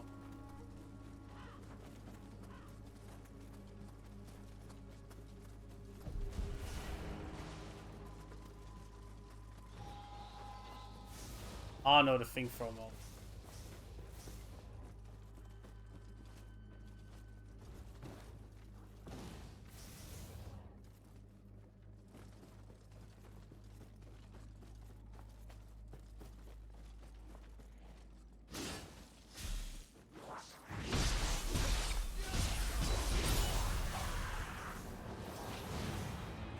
I'll be honest, I thought the body with the item was the actual engineer.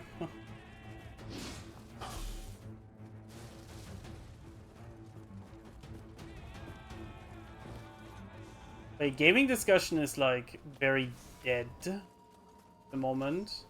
I feel like we've lost the time where these kind of things were something we could discuss in good faith online. I don't like saying that, to be honest, said that, but that's how I've been feeling.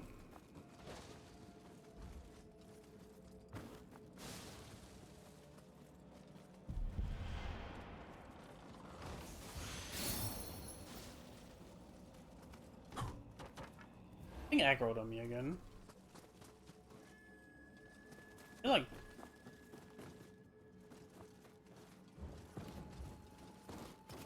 more active in the YouTube comment section than Reddit, but that's also because I don't want to keeping up to date on a few things. Lol, yeah, that's probably a good idea. I don't know, there used to be a time where I felt it was better on Reddit in terms of like being able to actually like engage in conversation about different topics, not just gaming, but like just in general. But like nowadays, it's so vitriolic no matter what you talk about, and everyone has to be like giving each other snark and all that shit, and it's like, man, sometimes you can just talk about something without attacking each other.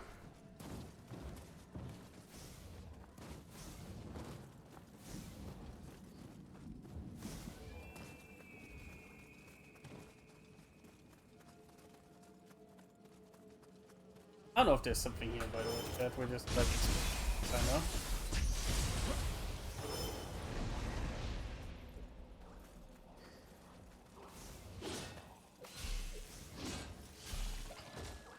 Oh, Kodama. Hey, buddy.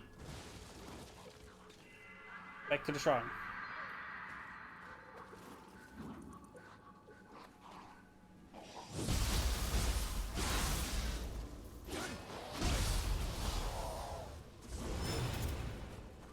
I think I'm attacking too.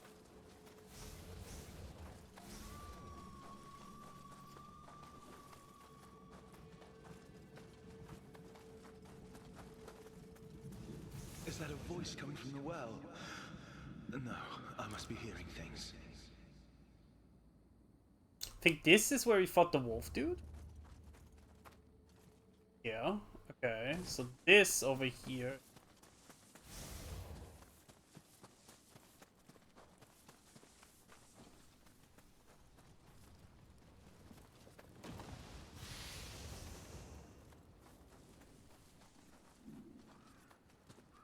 In Pachi the Packer. God.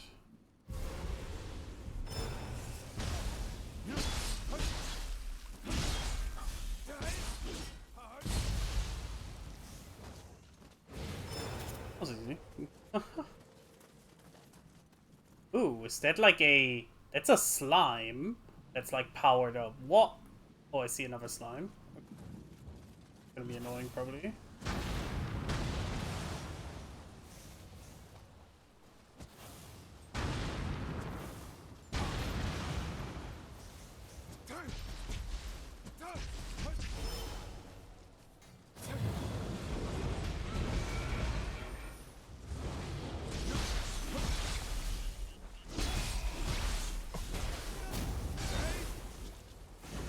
Oh, that whiffed.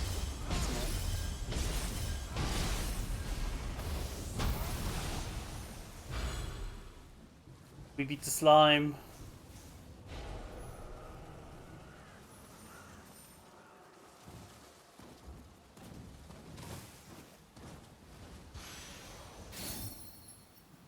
Warriors tech.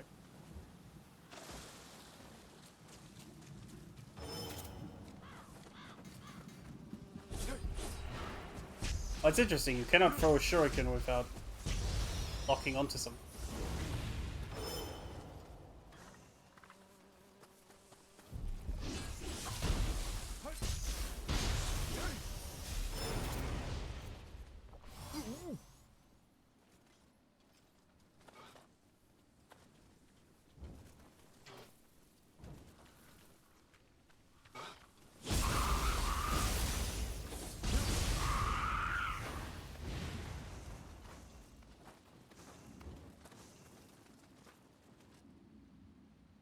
Where did that thing go?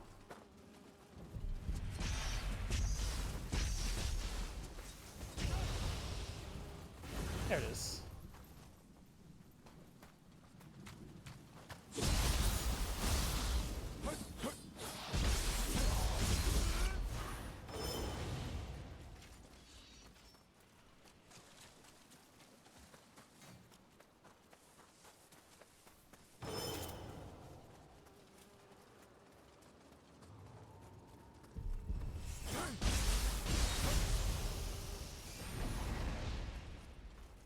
Oh my god, is that like a powered up bee? Whatever this thing is?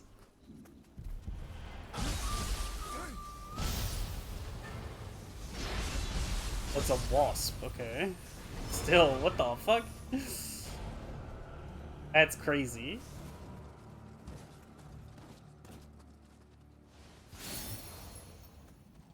Oh, a ninja's text, okay. Is that a cave? Where does this... Oh, chest. Chesto.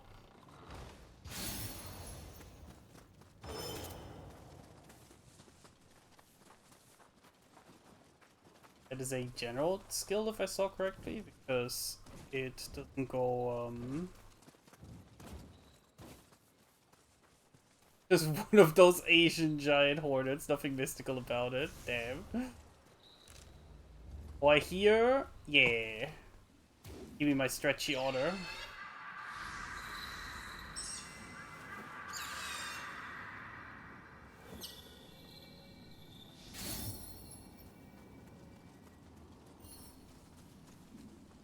Water sword, water. Okay. I know that the way these work is like attack name and then element that gets added, but like having water sword water is like that's a funny way of doing it.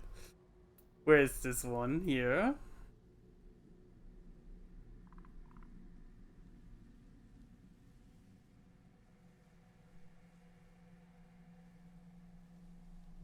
Decreases power, decreases the wind up before attacks. Wait, why would you want to use this then? Aw?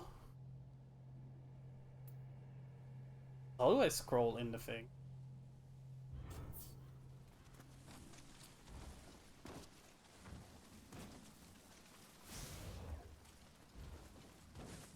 But I assume you would want to use it for like the...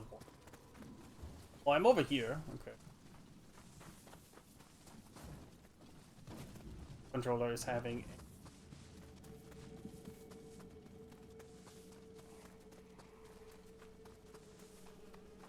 Both my sticks are drifting, that, which is very obnoxious.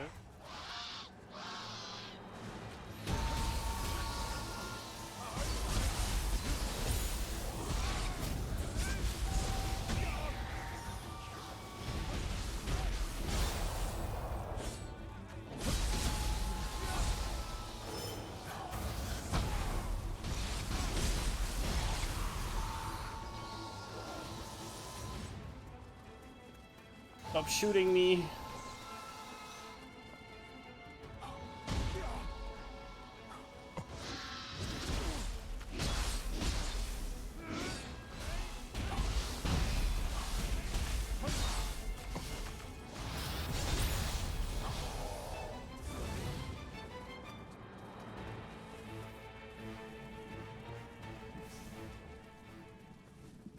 The area already cleared out.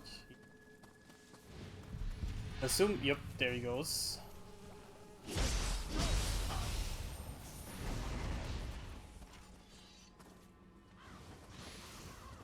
Or I can open.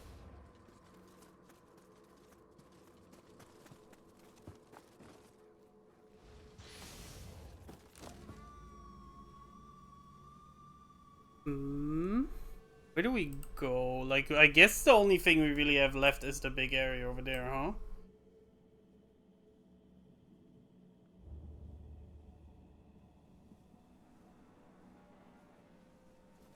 Okay. Ooh, there's another one of those big guys I fought earlier.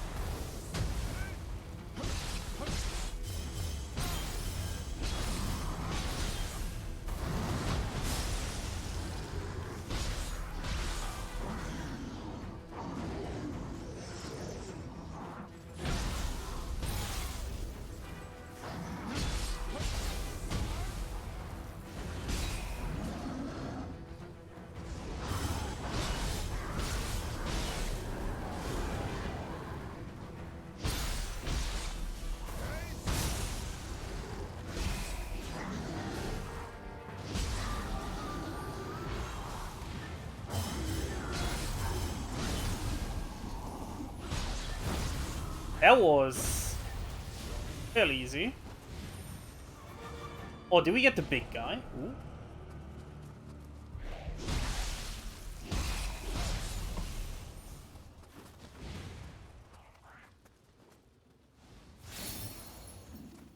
Ingle slash kata. Something? I'll have to assume.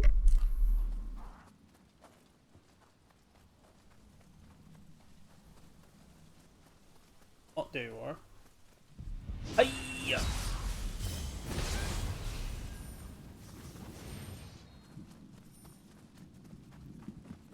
You know, this looks very inviting, right? What's the worst that can happen over there? It can't be! Is this truly the castle town? Like, okay, I guess whatever this is, it got, like, changed. You know, all these bones over here. Uh-oh. I am burning. Man, I just wanted to appreciate the scenery, and I had to step into the lava, huh?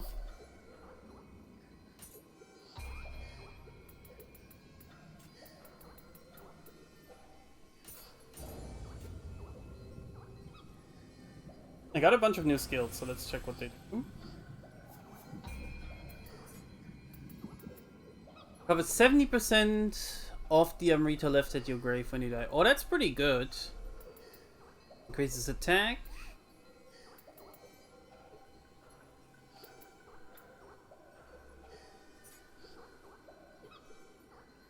That's a wild range indeed, I agree.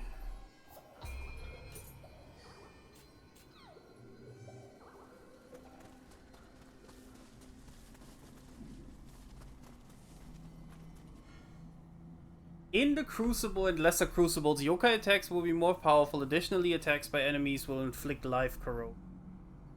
Oh, this is the place that uses that mechanic we saw earlier. Okay.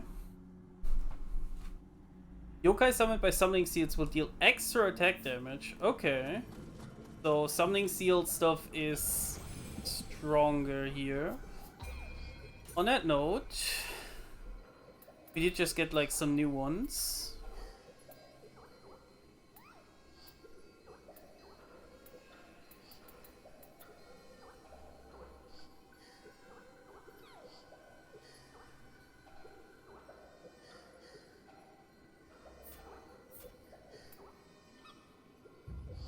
What does this one do? I'm curious.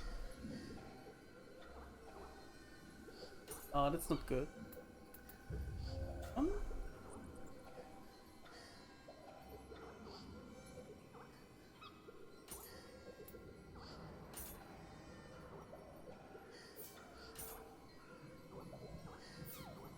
Oh, okay, so you cannot... That's annoying, but okay. What does it do?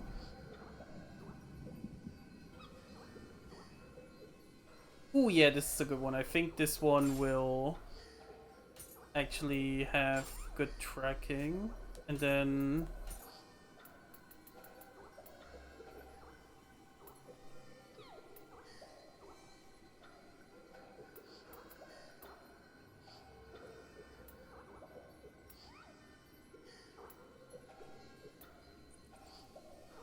Shockwave Talisman? What does that do?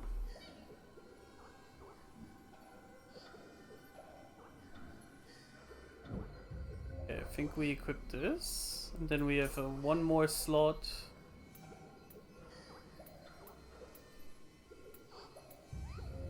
I think we will... But only 3 water shots sounds kind of like... Ooh, Life Leech Talisman, yes. Yes, yes, yes.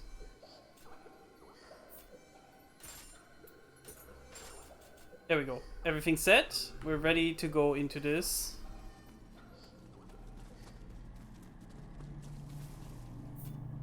Enter the Crucible. I thought I was done playing Destiny.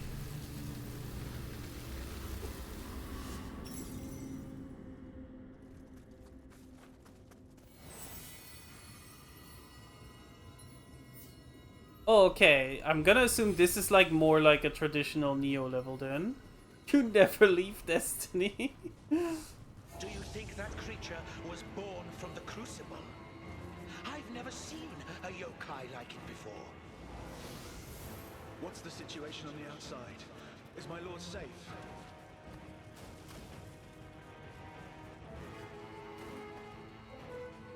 Okay, this is kind of a cool place.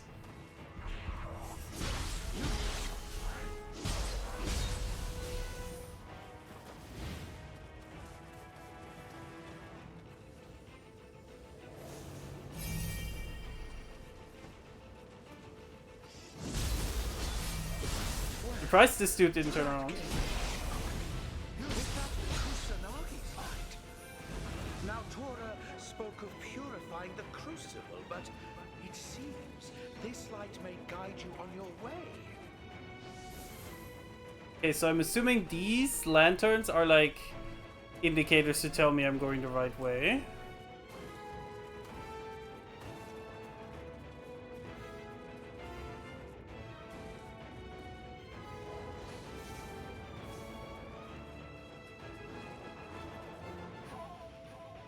Oh, what is that? Is that like a human?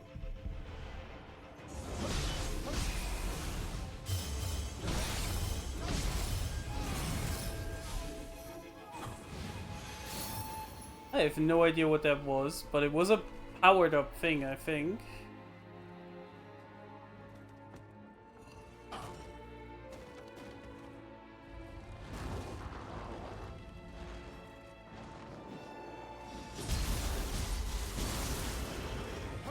And this?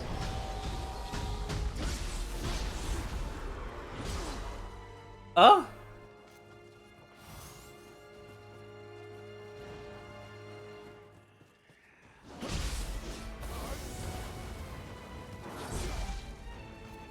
Oh, I see a corrosion thing. So the red bar is health, max health that I've lost. Okay.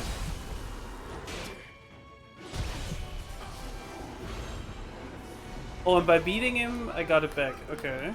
Mercy! Just kill me,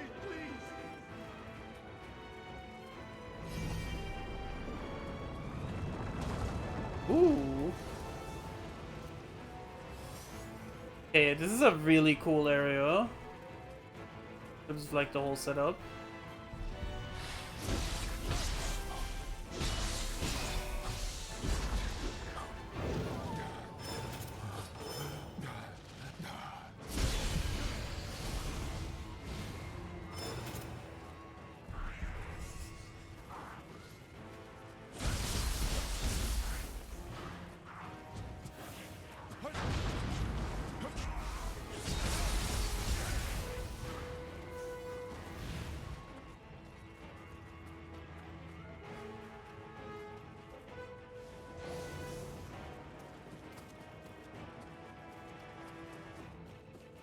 Ah, first shortcut. Yeah, this... Okay, so the Crucible is like a standard... Like a level like in Nioh 1 and 2. Okay.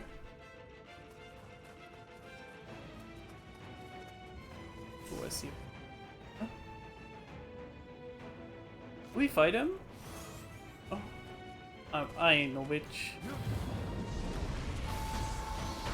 He says spamming him with range projectiles. Oh.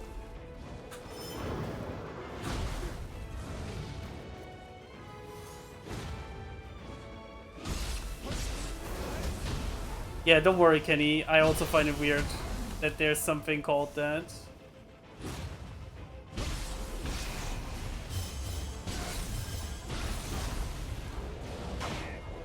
Oh! Damn, you got me.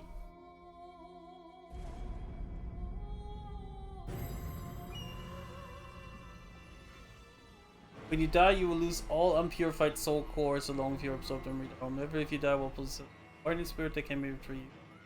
Wait, why is this only now being explained to me? Have I not died in that long?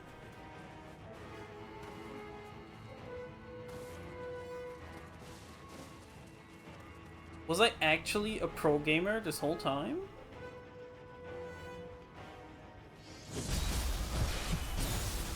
Also, Kenny, I'll be honest, at this point, PvP doesn't exist anymore in Destiny. Gamers never die, true.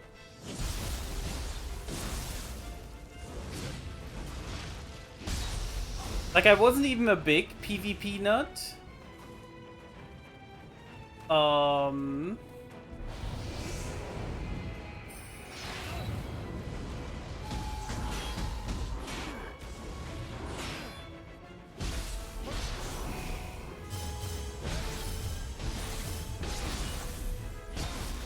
But Destiny's PvP died like so many expansions ago.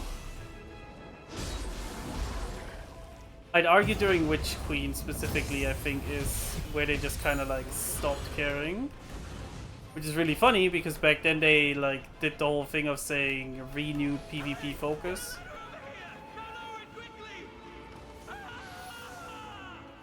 And canon.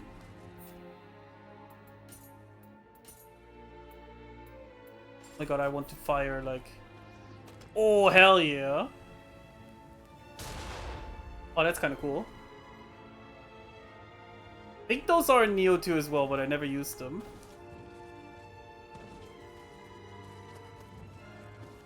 Really unfortunate to me that Destiny 2's like...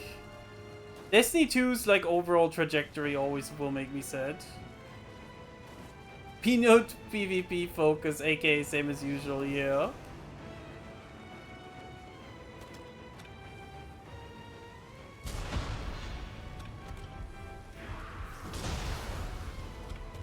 Oh! I did not think they could come up here.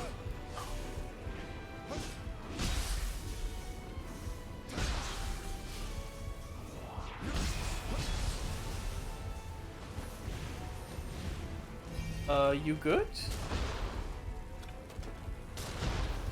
He got stuck. You there! Don't let that flame get near the smoke!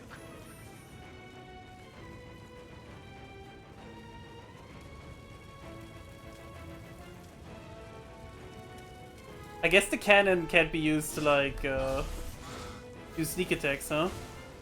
Oh, hello, buddy.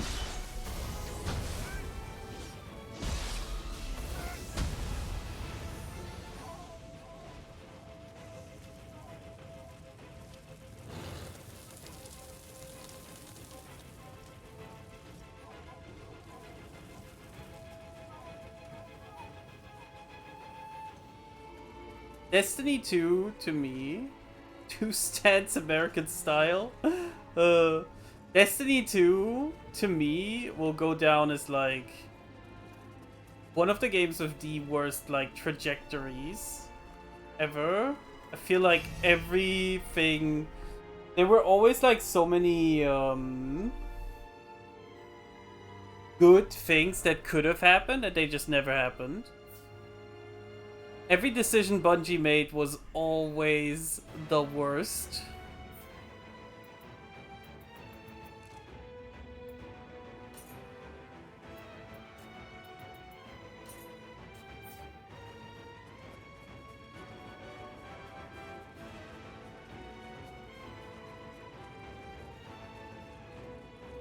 Who fumbled harder, Destiny or Concord? I feel like it's actually... It might actually be Destiny. Because I don't think Destiny has been profitable enough for a while. I'll be honest. Although maybe they like got around that with the Sony sale.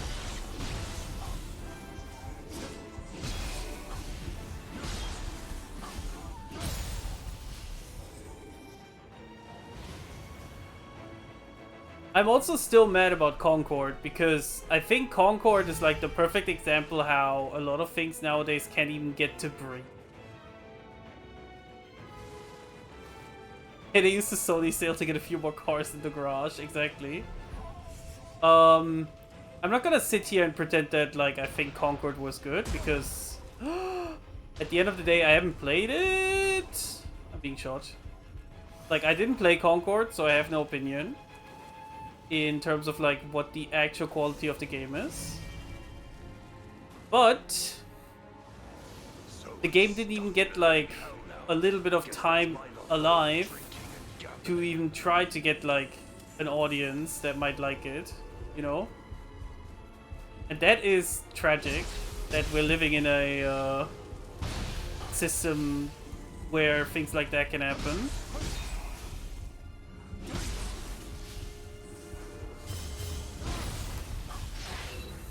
again, that's like besides the argument if Concord was good or not. Even with Suicide Squad Kill the Justice League, it managed to like it was kept live long enough for there to actually be people that enjoyed that game. And people that like rallied around it.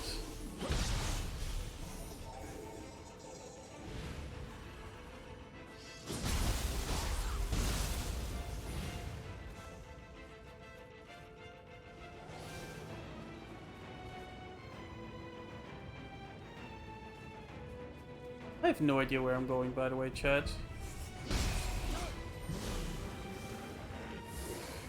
Ooh, hitting that guy put fire on my weapon.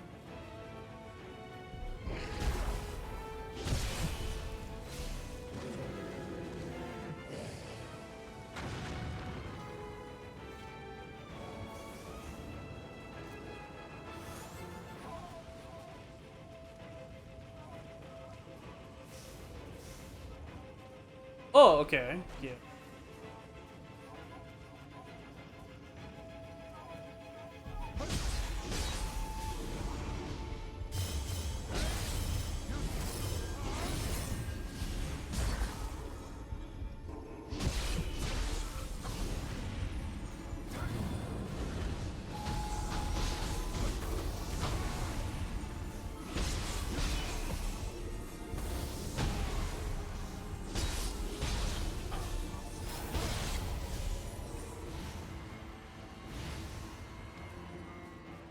This area is pretty cool. I actually really like this whole setup. I think Austin kind of summed up Suicide Squad the best after playing through everything. Oh yeah, he did make that video like, I played Suicide Squad so you don't have to, right? I don't know what he said because I didn't watch that video because... I played through I played most of Suicide Squad's content. I didn't 100% Suicide Squad content, but like I played all the seasons and stuff. And I personally think that it's a shame that that game is what it is, because I think its actual gameplay, controlling the characters, is some of the most fun I had in a long time. Like, the movement systems are actually like really cool. But like, everything else just sucks. Oh, I can't move when I aim with this. That is good to know.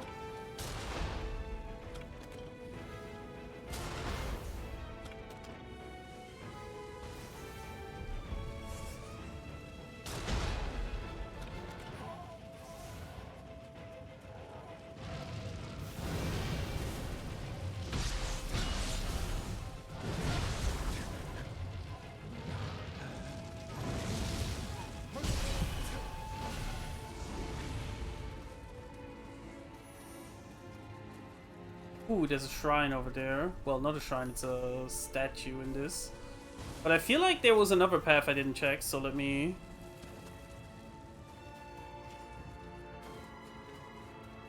check real quick, because... I don't remember if I watched it all the way through or not. I reset my algorithm when you just saw my watch history from last year's gone, lol. That's fair, to be honest.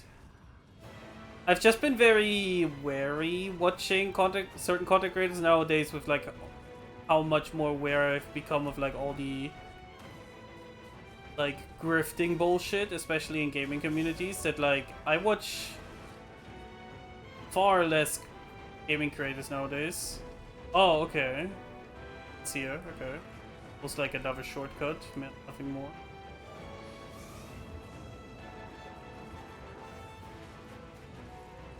But yeah, I played Suicide Squad, and I think like in terms of like overall gameplay, it actually feels really good to play. But like the main issue is that none of the missions that the game offers are actually enjoyable. Like its issues lie beyond the actual gameplay. The actual gameplay is fun, I would argue, and actually has some fun sauce with it. But like, it doesn't matter if the game is built on a dog shit life service model that that strips interesting mission design for engagement.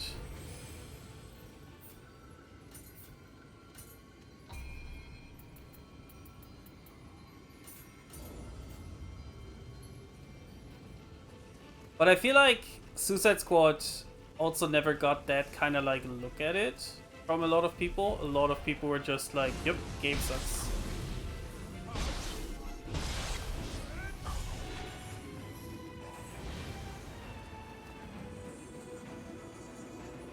The few creators I watch in the gaming space are all challenge runners and like one speedrunner in Symphony of the Night. Everything else in my watch time is meme compilations and some, I want to say, Norwegian guy who reacts stuff off Reddit so I don't have to. Also, hello, sir.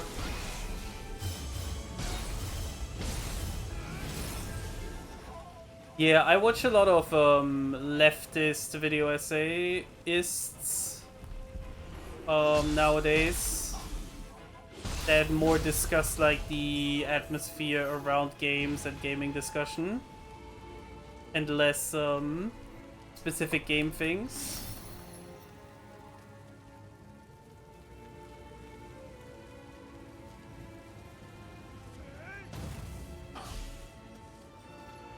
Also, can't believe Kenny wouldn't count me as well. Damn.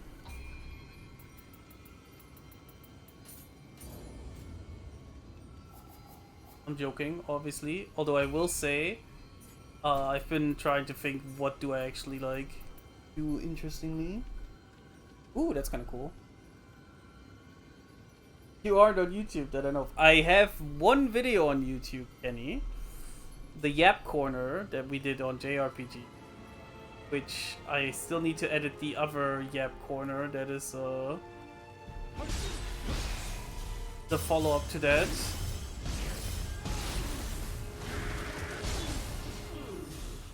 But now you are right, I'm not actually like proper on YouTube so far.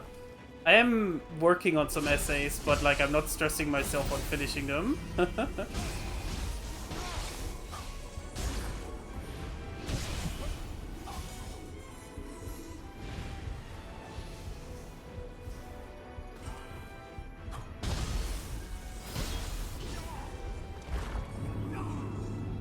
I'm getting sucked. No.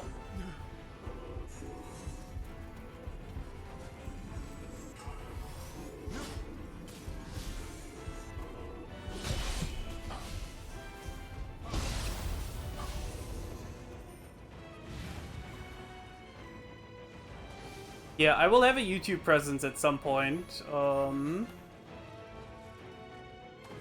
I hope I can make my brain work on the YouTube presence sooner than later. But there's no reason to like stress it. Like a big, you know, right? Skirt.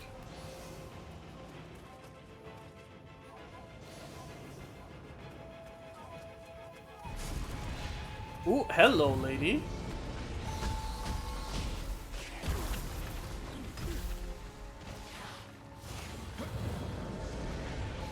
Oh, that's weird.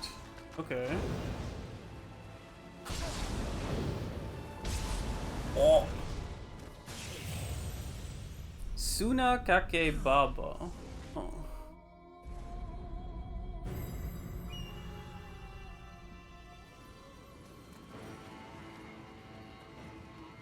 Freed from this mortal coil, I wish.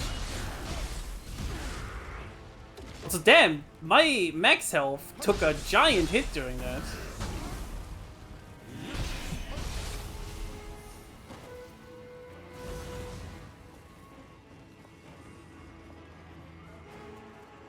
Okay, give me my shit back.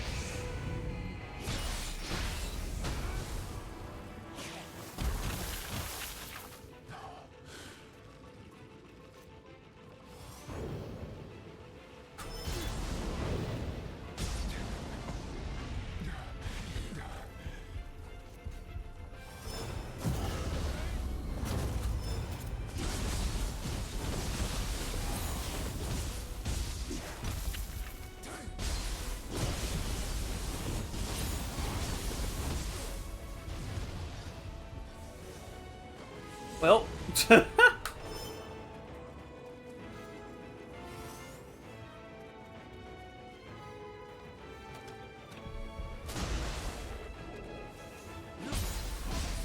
Yeah. That's what I was thinking as well.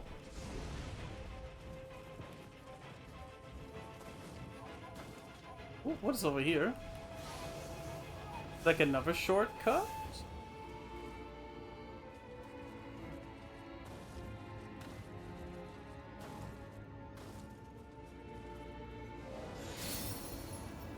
Yokai Banisher.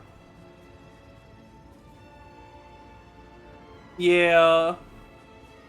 I don't think I can do that in this game. If it's anything like Nioh 2, I will die like instantly going in there.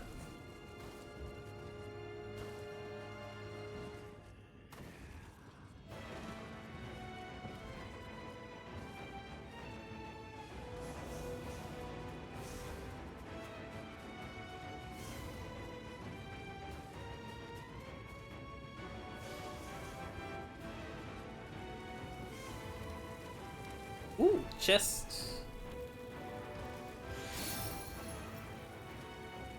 Ooh, a new ninjutsu. Okay.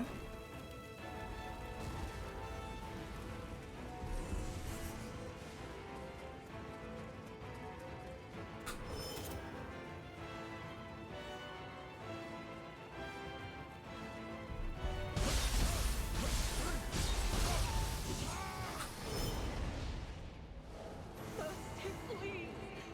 Spare my child.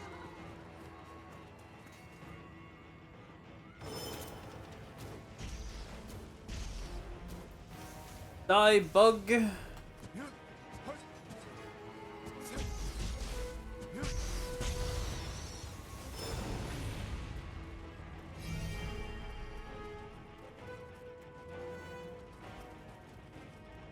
Well, I don't know what that is, so I'm gonna summon this person.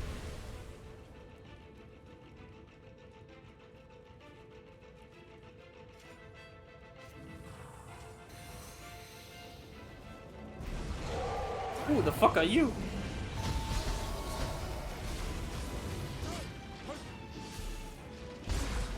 Oh. Oh no no no no no! Oh my god, that killed me?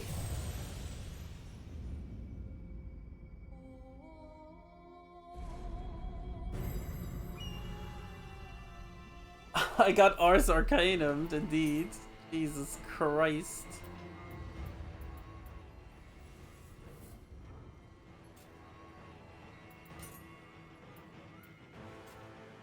I have a summoner candle, right? Oh.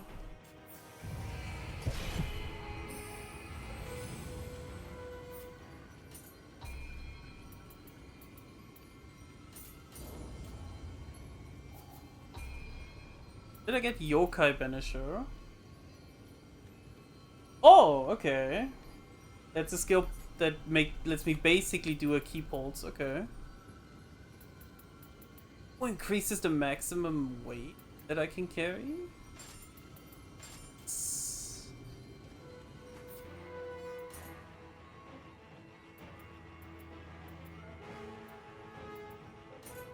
Because yeah, that should let me...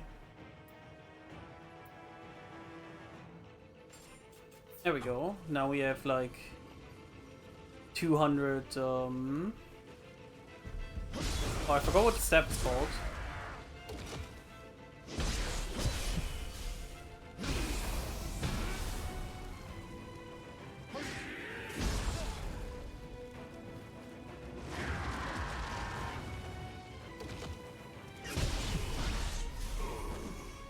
Oh, does it say what the stat's called? Toughness. 200 toughness in Nioh 2 is kind of like, from what I read, what you need to not get like guard broken instantly. You can actually like block things without losing all your stamina. I assume it's like similar in this.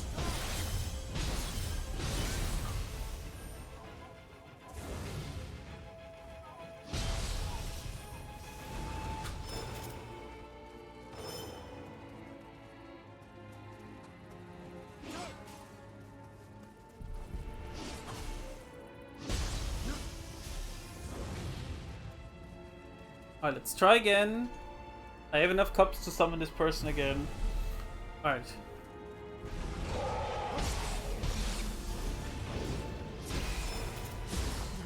Oh, I already failed. Jesus Christ. I do not like this enemy. Also, the camera was not helpful there. Okay. I need to lock in. Need more vigor? Yeah, I do die super quickly against him.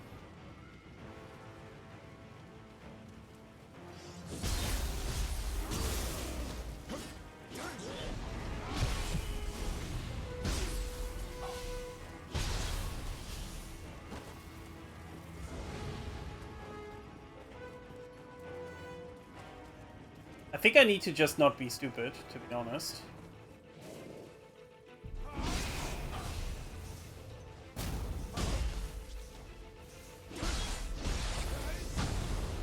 Which is easier said than done, you know?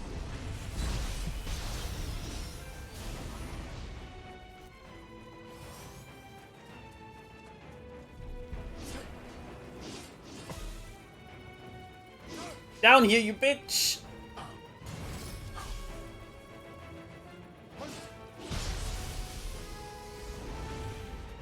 Well, I do not have the cups now to summon, right? Yeah.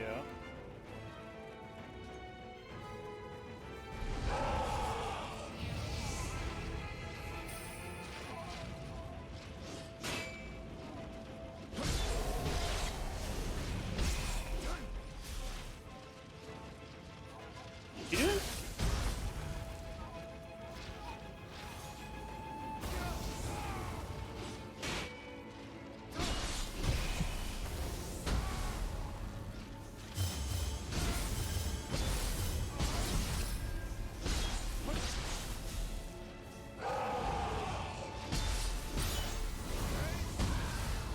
Oh, we did it. Oh, that unlocked the statue. Okay. I didn't even notice there was one here. Is this another backtrack, or is this the backtrack? Oh no.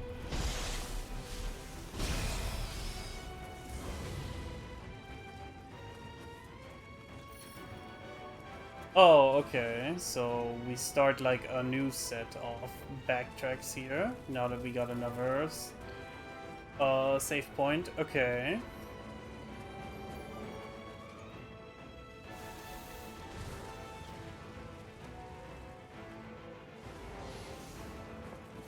This demo is also chonky, by the way, chat. We've been at this for 4 hours now.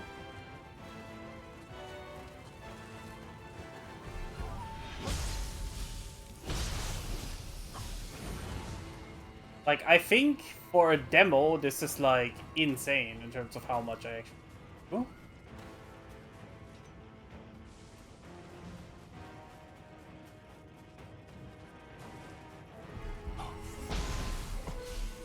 Oh, that was enough.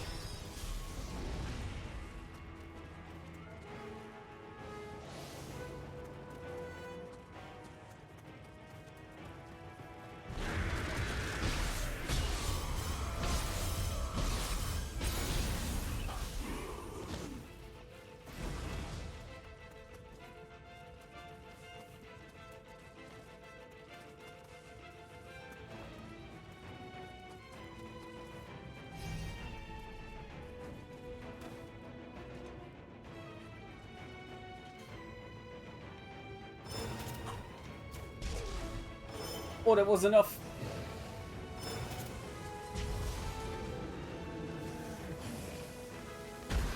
Oh! I just let it explode next to me.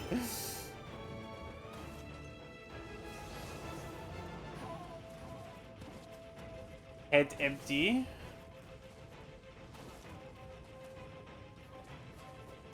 Can I double jump up to the...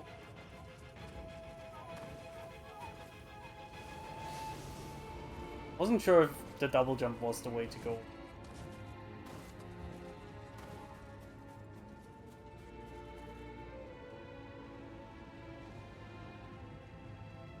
this looks super...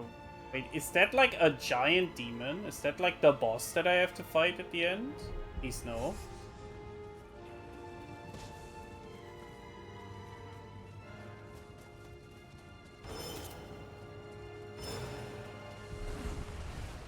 Oh no, one of these again.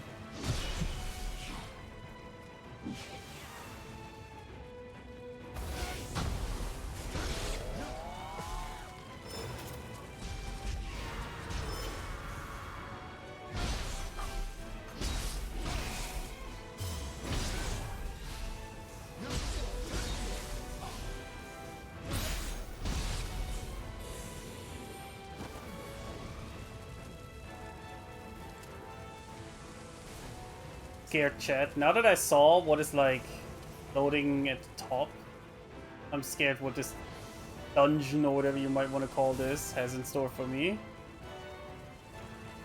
Because those hands look like this is gonna be like a boss, right? It looks alive.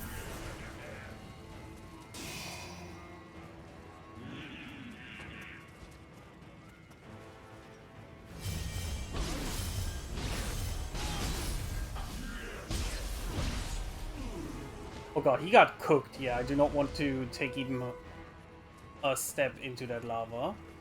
Can I pick these things up without going in there? Yeah.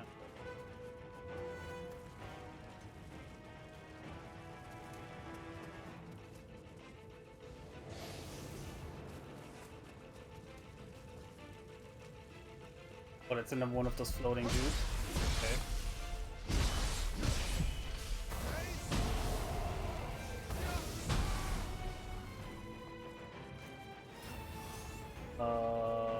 Yeah? Good?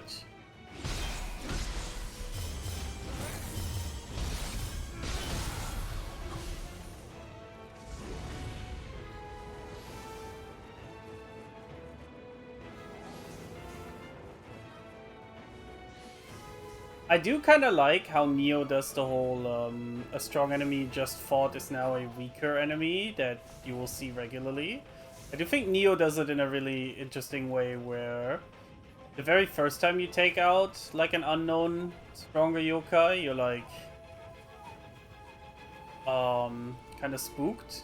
But then like once they throw them at you as like regular enemies, it gives you a really good feeling of I have improved in how I play.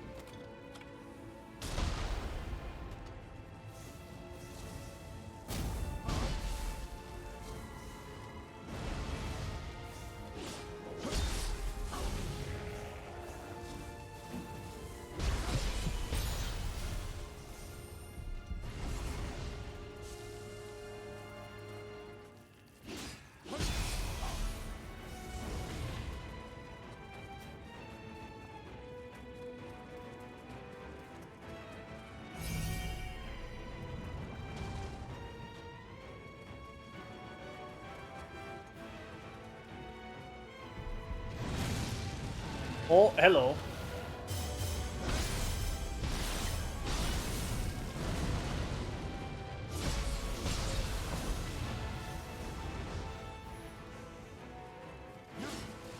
I'll be honest, chat, I did not pay attention and just went for the treasure.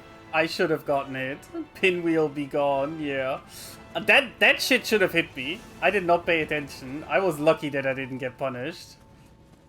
Like a dude around the corner.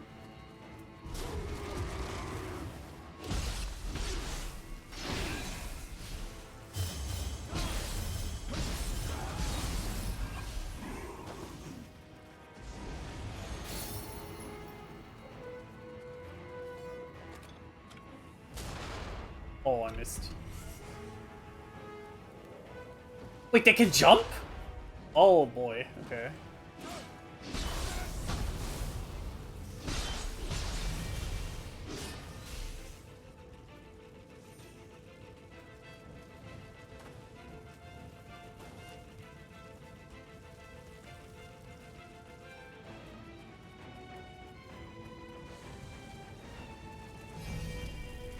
Still going the right way. I thought the battlefield was hell.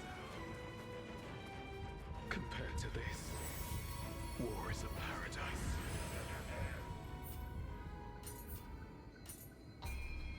There is a path we didn't go down that I need to go down. Okay, go. I assume this is like now the path.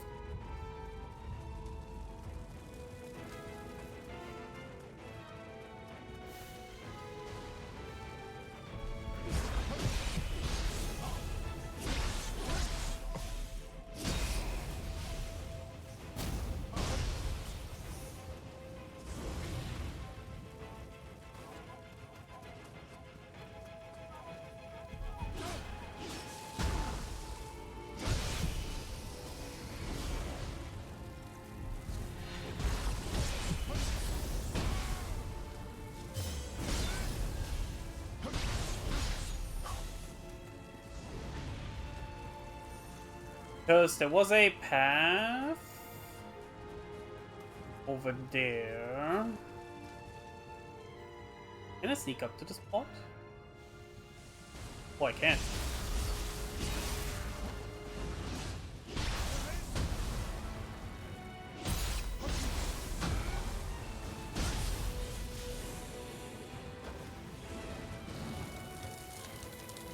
Oh, I touched the lava.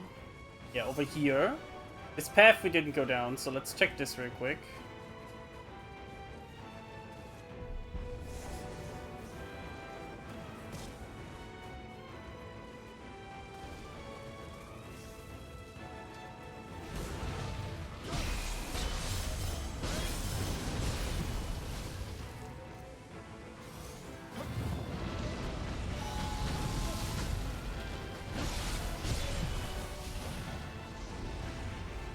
Oh, this is the shortcut I saw earlier.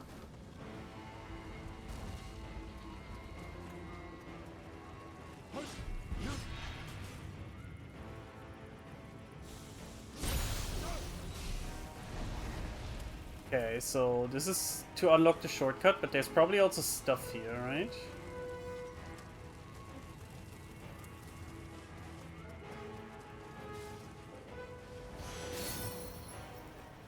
Ooh, another samurai lock. Okay.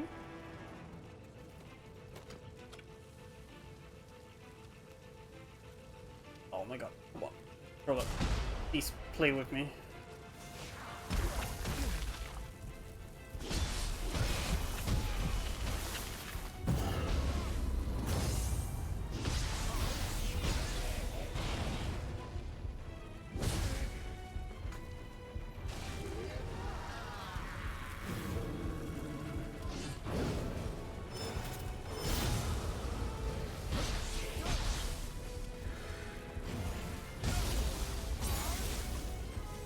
Oh god, she's still alive? Okay.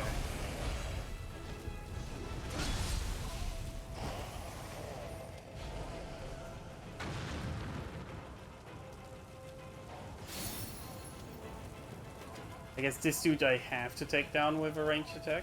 Oh my god.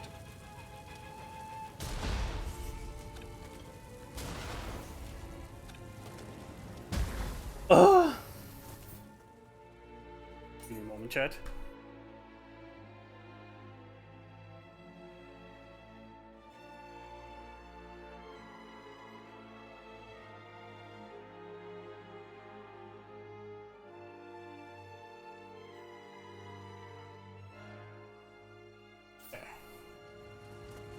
Back. Hello.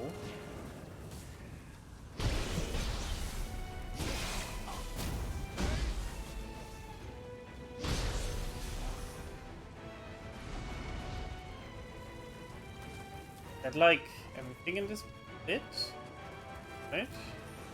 So,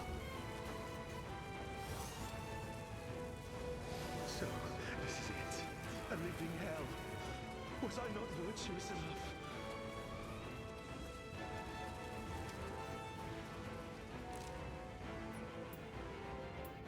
I'm surprised. We had exploration level 3 out of 4, so I wonder if there's more that I skipped. But I think we'll just go and fight. Like, we'll go through the door. Oh.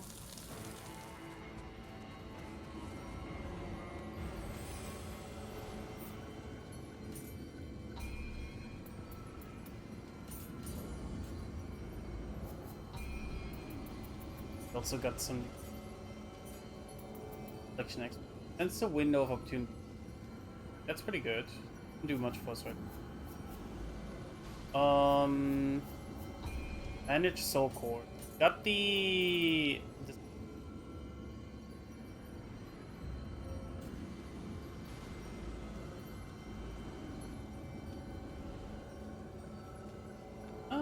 Yeah, why not? Then.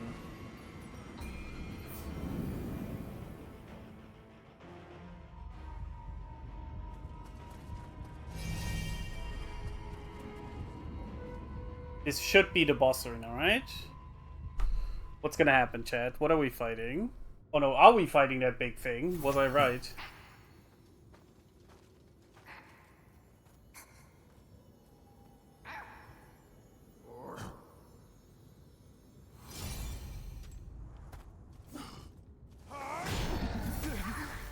Whoa! Snake.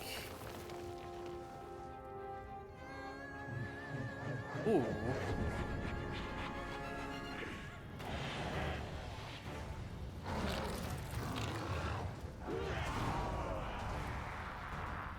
Big snake man thing. Yeah, this is interesting. Okay.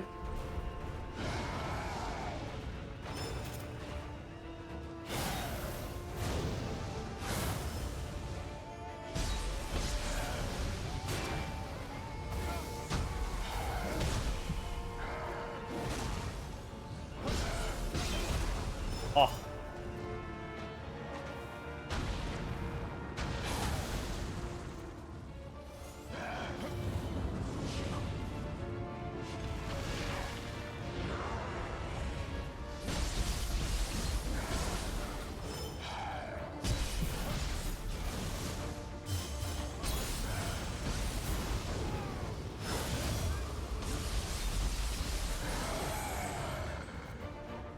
Okay, now he's in ice.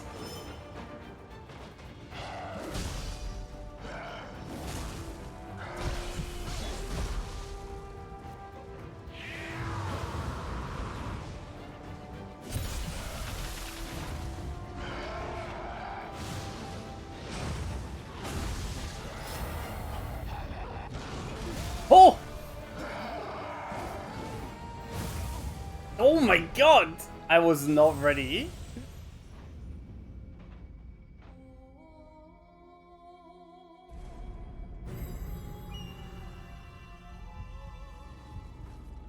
Okay.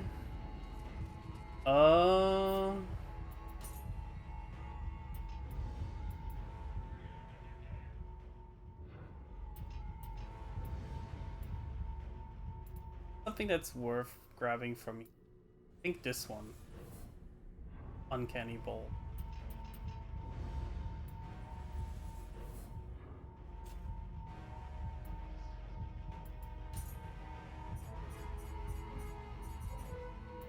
Instead of Uncanny Flame, I use Uncanny Bolt, Pinwheel Shuriken, and Gunpowder.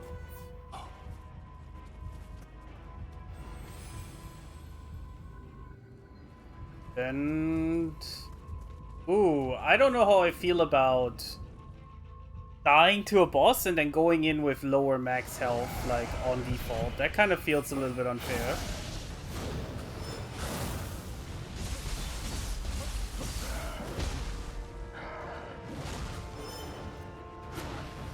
Ooh.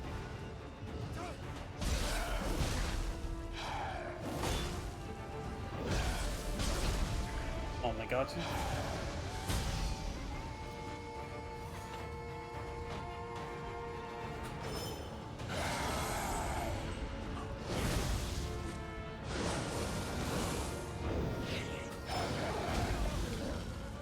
But I am mistiming all of these.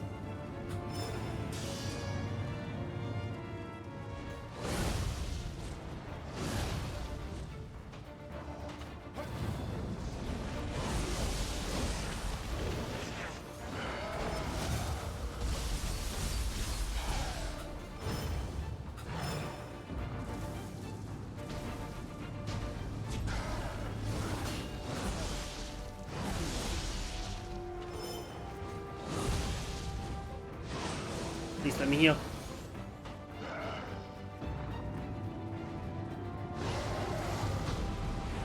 Okay, we're doing the firehead again.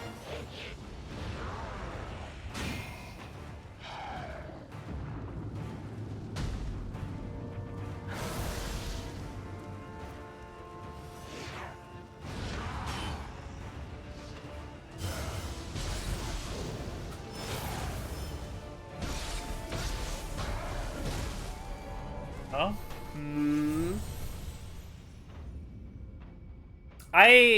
I'm not a fan that the game just like anything we can do to deal with our max health being reduced like this?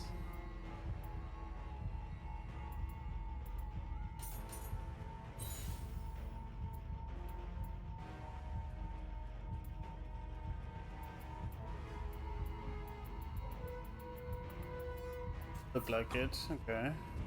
Not as bad as last round, but it's still like, I don't know, I don't like that we're starting off with lower max HP.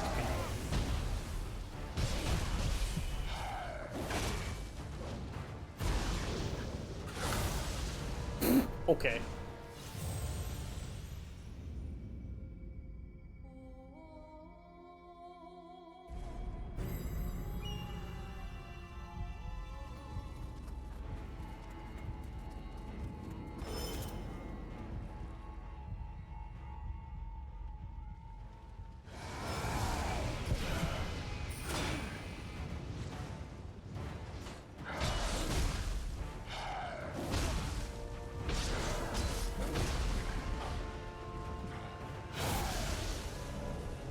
I'm missing the parries. This is like literally the only thing that's currently happening.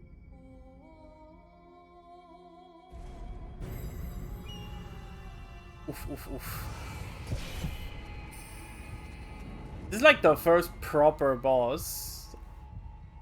It will probably be like a pushover once I'm used to its patterns. I mean, that's like normal. Oh, what? I timed that correctly. I call bullshit.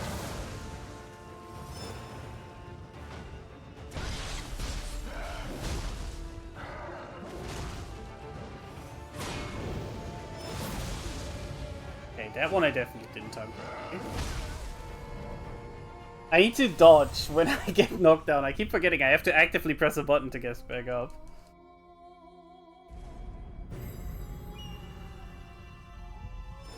Alright, chat, get ready for me to be stuck on this for the next 8 hours or so.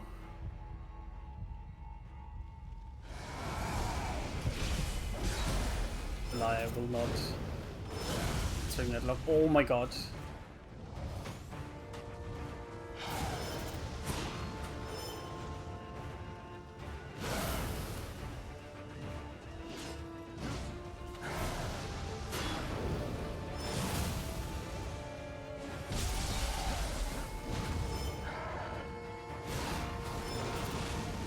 Let's put shock on him, hopefully.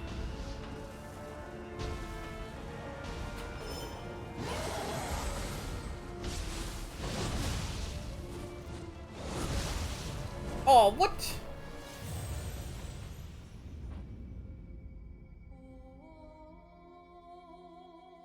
If this dude has like a phase 2, I'm cooked.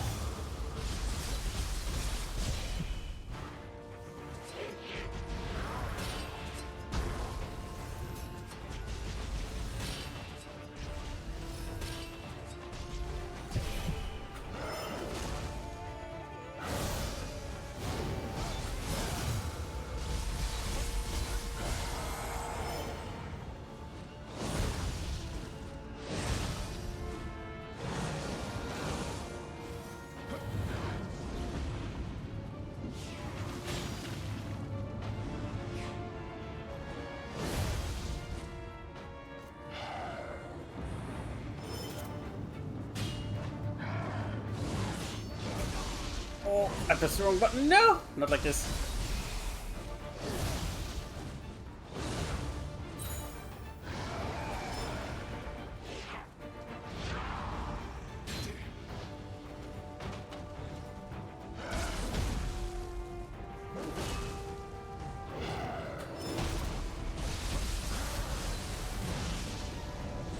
That went a little bit better.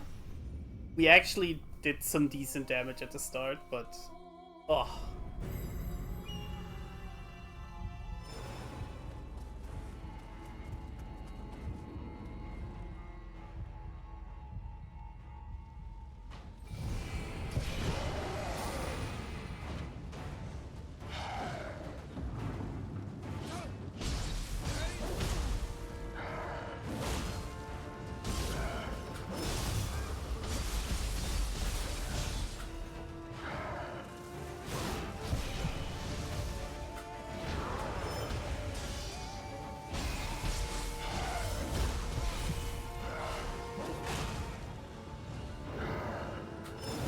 Oh, too early.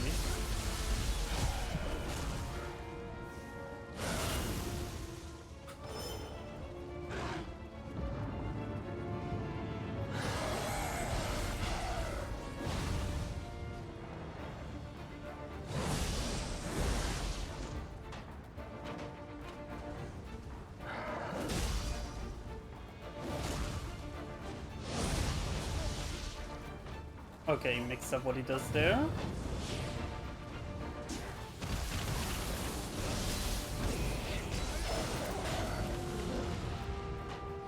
Okay, at least blocked it.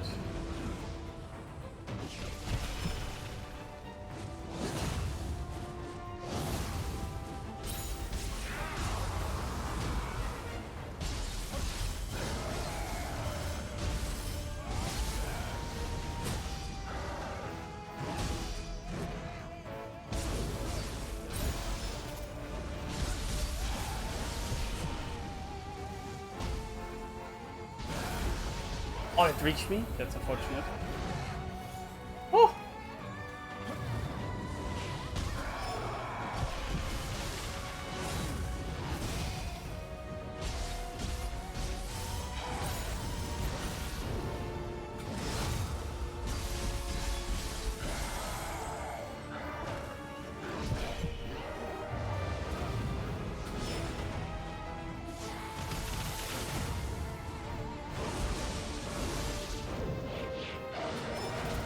Oh, way too early.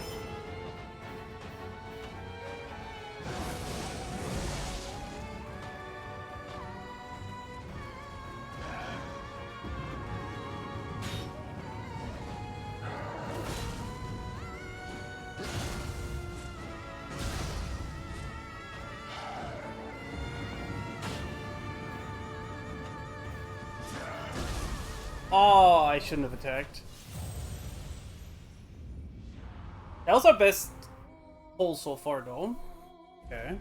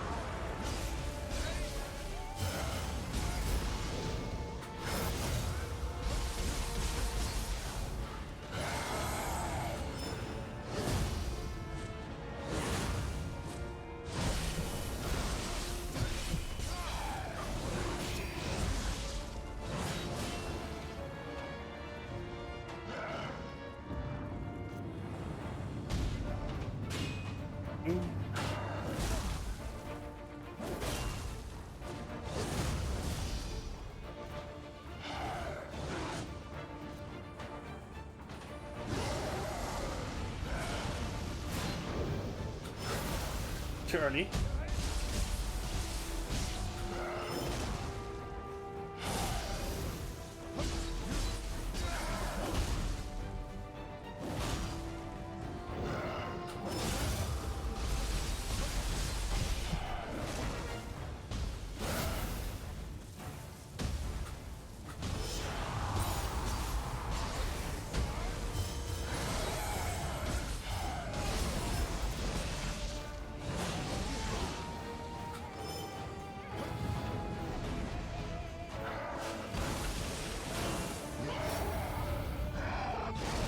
No! Does this kill me? Oh.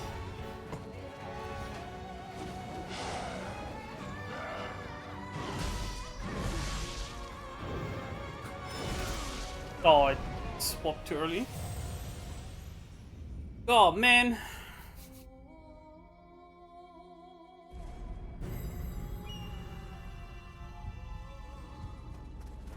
Oh my god, half my health is gone. What the fuck?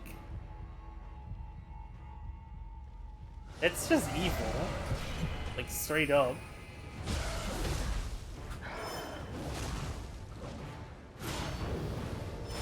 Oh, too early. Yeah, this is probably not the run.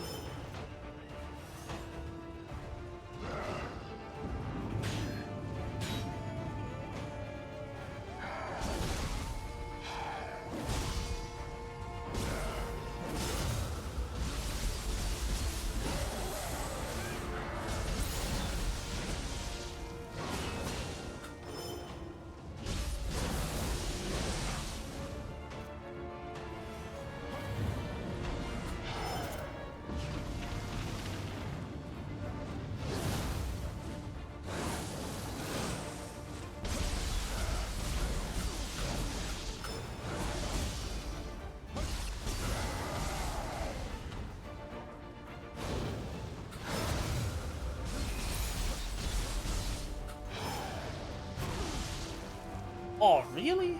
I was in range?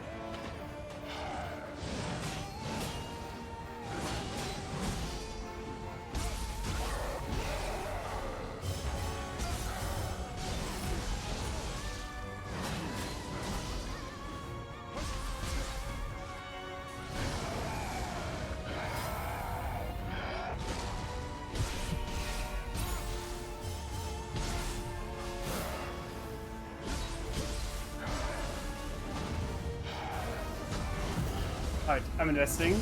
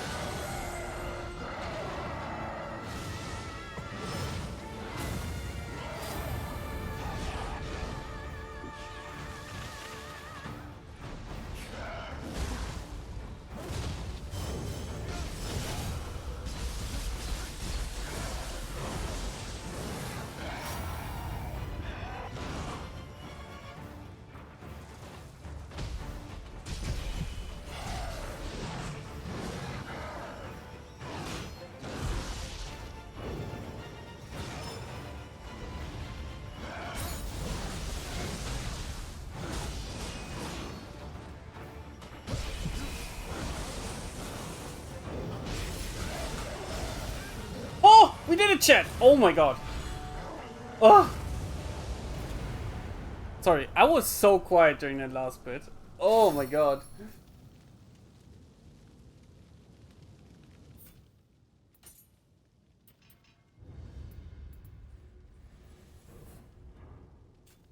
That was way more stressful than it. That's all I'm gonna say. Oh. Can we get 2,000 gifted subs for this victory?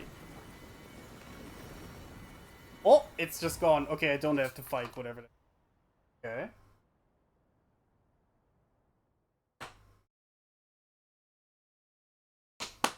More Spirit Force again. If I win the lottery, maybe? I don't think you could even... Oh. When you load the save data in the full version, you can receive a completion bonus from the shrine menu. It can be fun. I mean, I only have like 200 followers, so like I don't even think you could gift me that many people. Steerings of Annihilation has been added to Battle Scroll in the Shrine menu. Oh, okay.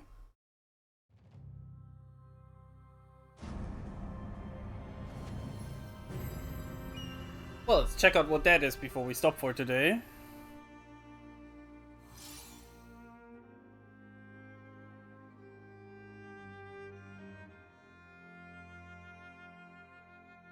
That was a fight. That was fun. Like, this game's really fun.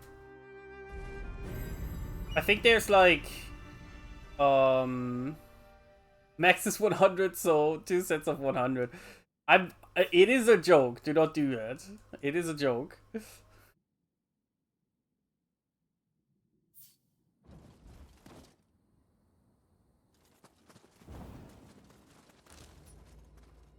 Ooh, so this is like another type of area now. Okay. A blood edge demon. Ooh.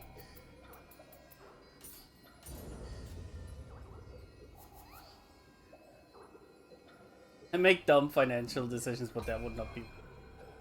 Ugh. Don't say that. I feel bad even about donos and stuff. I appreciate them obviously, but I always feel bad because like I'm just sitting here playing video games.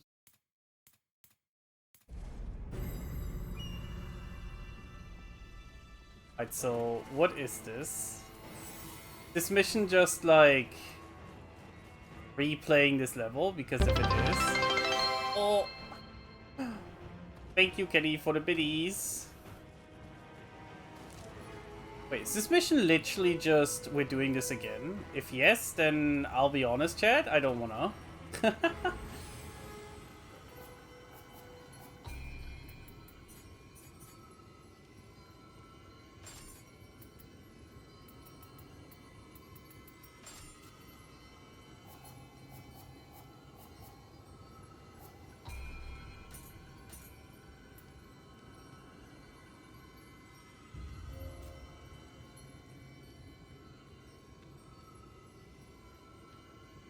Ooh, that's kind of cool. Yeah, it looks very much like this is just the mission again. But I don't think I really want to do this, to be quite honest.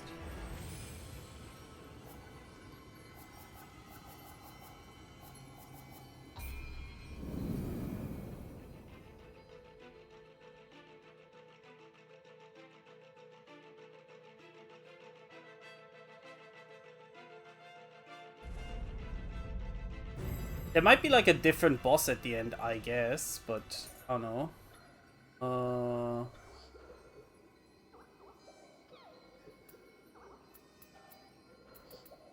Just give like texts, I guess.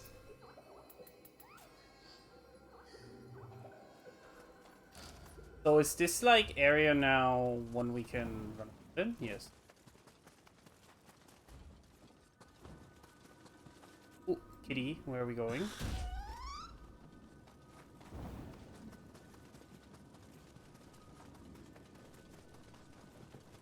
Okay, I like that, like, after taking care of the crucible, the area turns into, like, a normal area, instead of, like, just being something you, don't interact with anymore.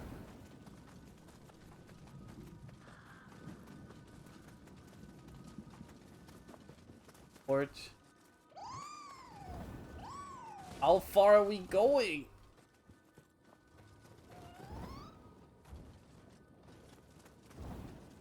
I swear to God, this cat better have something good for me.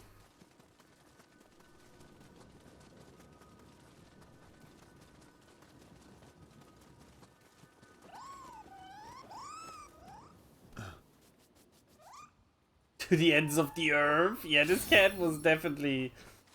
Oh my God. I mean, I guess it did lead me to, like, this chest, so I can't complain. Idols? Oh yeah, that's a thing in Nioh 2 as well.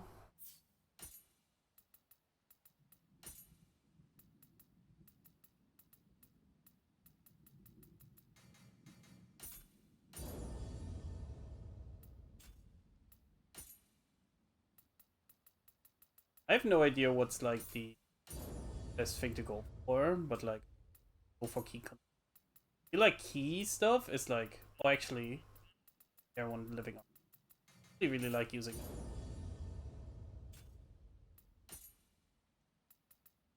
Final blow grapple, yeah, it's the finisher.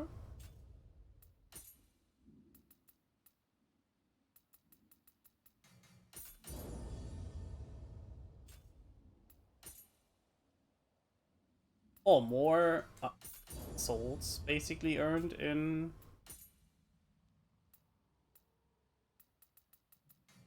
We improve our stealth, I guess.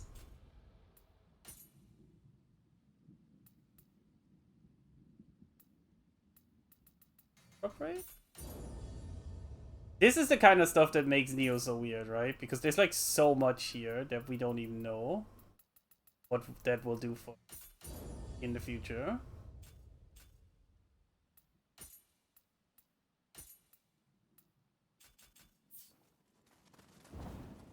Wait, I was planning to do this.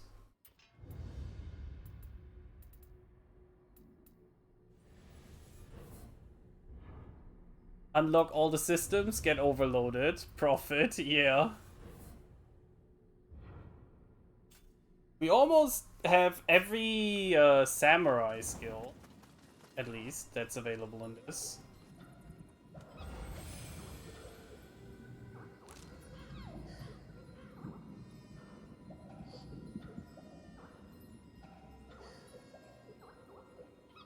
I guess this is kind of it. There's like chests that I didn't pick up, but yeah, this is pretty much it for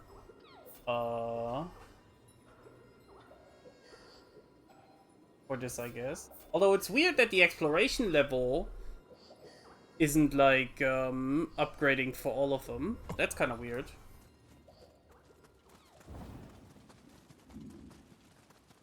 Over there is like where we came from. Yeah. Okay.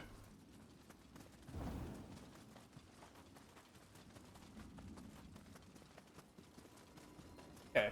Yeah, it's kind of cool. Like this demo is really like showing off that they did a bunch of things to like change the formula in a very meaningful way. Like I'll say it straight up that like, especially now that I've played Nioh 2 time, this feels very different. This isn't like the same type of game. Oh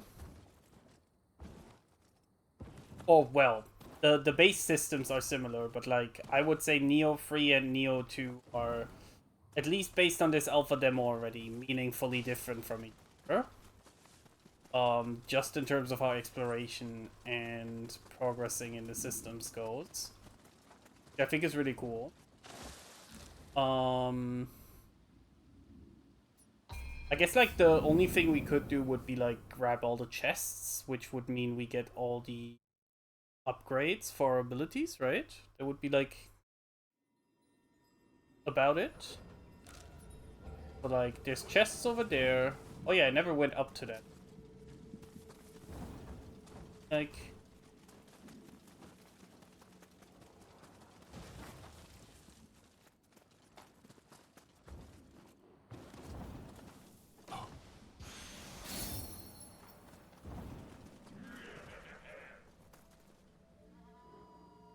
just aggroed on me?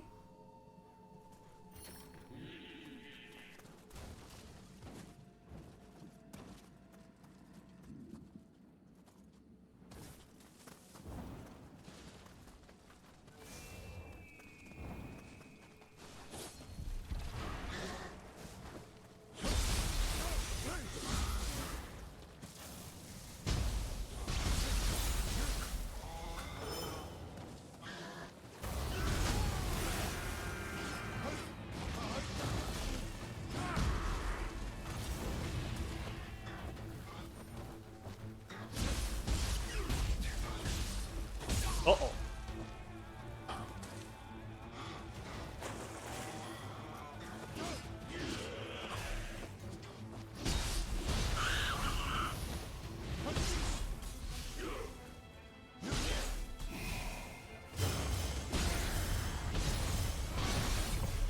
Okay.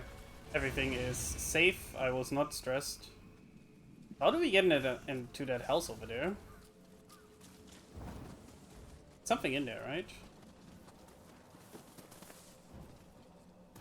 The door doesn't open from outside, so there has to be some way to sneak in.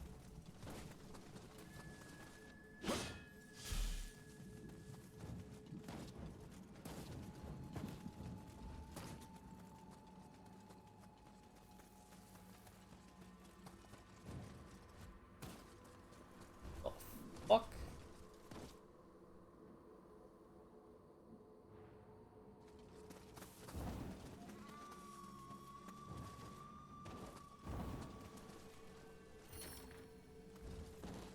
Not open from...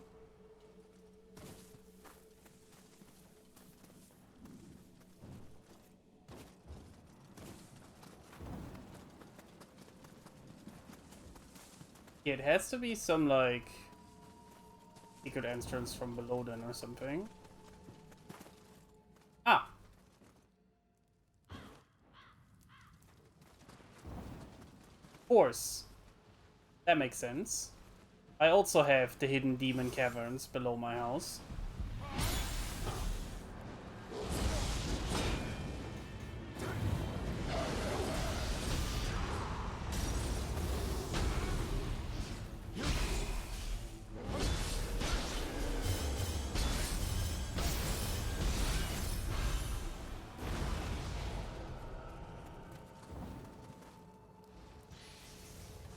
Silly me.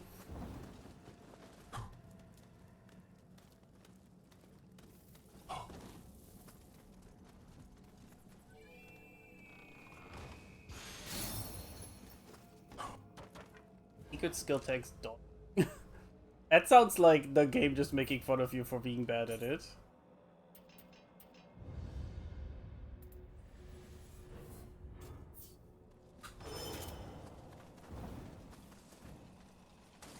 Another chest over there.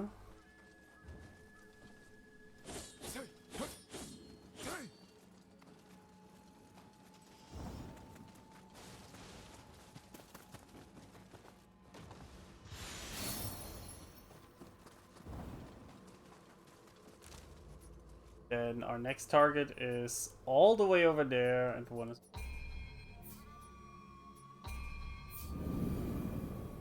I'm just gonna grab everything so I can have like all the stuff I collect be transferred. Because I assume this will transfer like all the stuff I collect over. Assuming that's like the type of beta this is. A beta demo.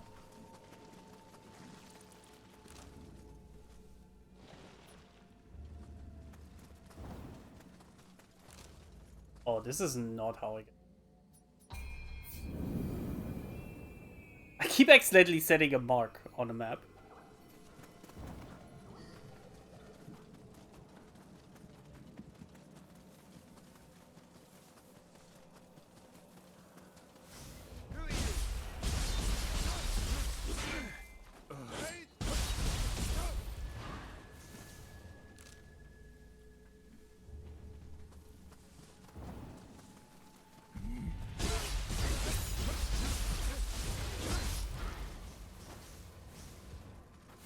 The game being like, hey, this button is crouch, by the way. It's the game passive aggressively telling me, hey, stop just running at people. So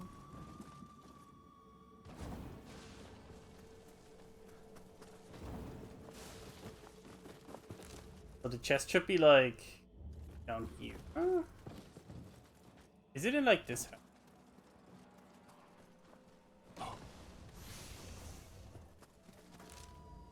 Then this is the final chest. Ah, okay, if I mark, then... Okay.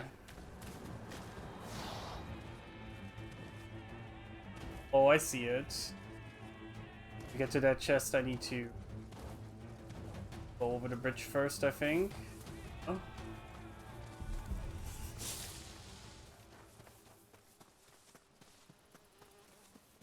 Let me know, Tron game.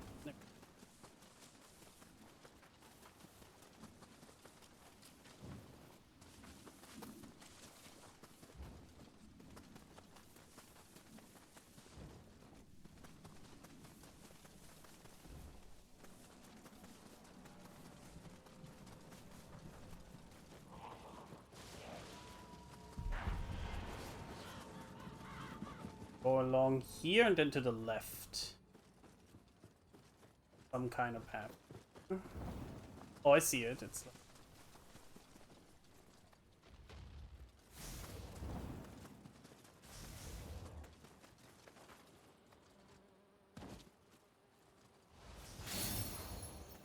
there we go.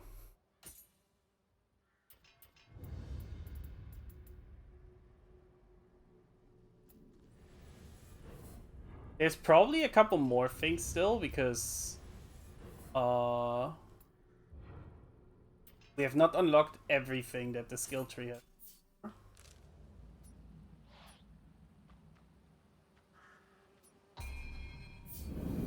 However, this is where we will end it for today.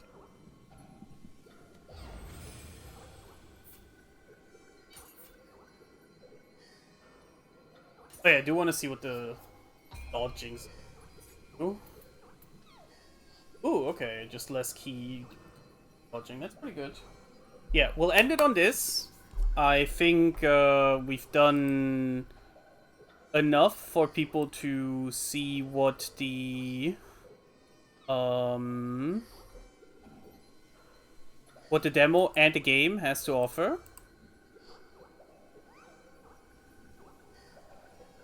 Oh my god, I just saw the graduated Silk Song meme, Kenny. Yeah, let's look for someone to raid out to today.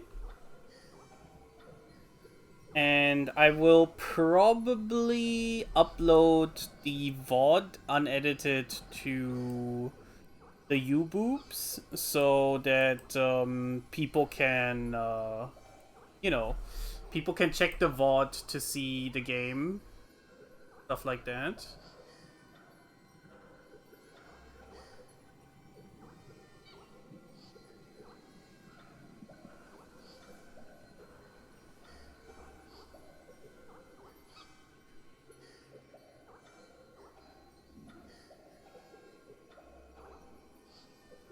Now, who do we raid out to?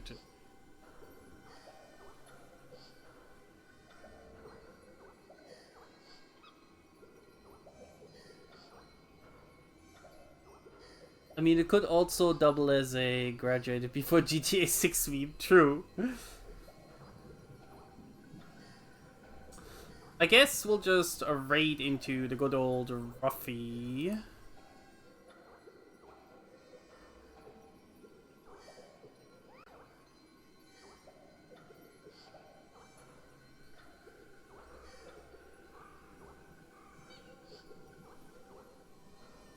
I rejoined at the perfect moment. I'm actually surprised you streamed it for 5 hours. I mean, yeah, we did like, the only thing I didn't do is like the challenge mission you unlock at the end of the demo, which just seems like a repeat of the final dungeon thing.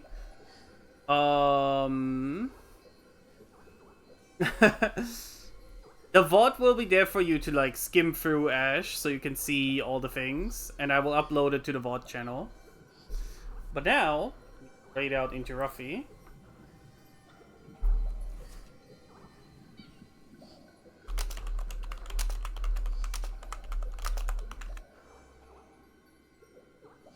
Yeah, I have a the VOD channel should be linked below. I need to actually clean it up. So far, all I've been uploading there are the 100-line videos, and there's like some old stuff there. I'll also link it in the Discord so people are aware of it.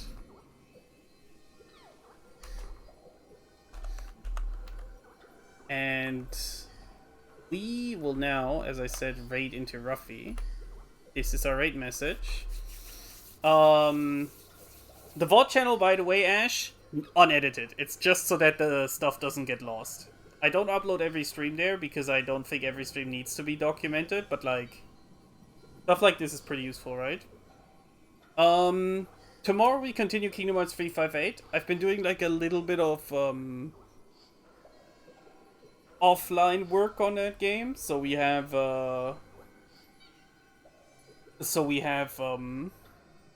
stronger base stats. I wonder which video will get demonetized first. Well, I'm not even monetized yet. Anyways, I'm setting you off now, guys. See you tomorrow. Bye-bye.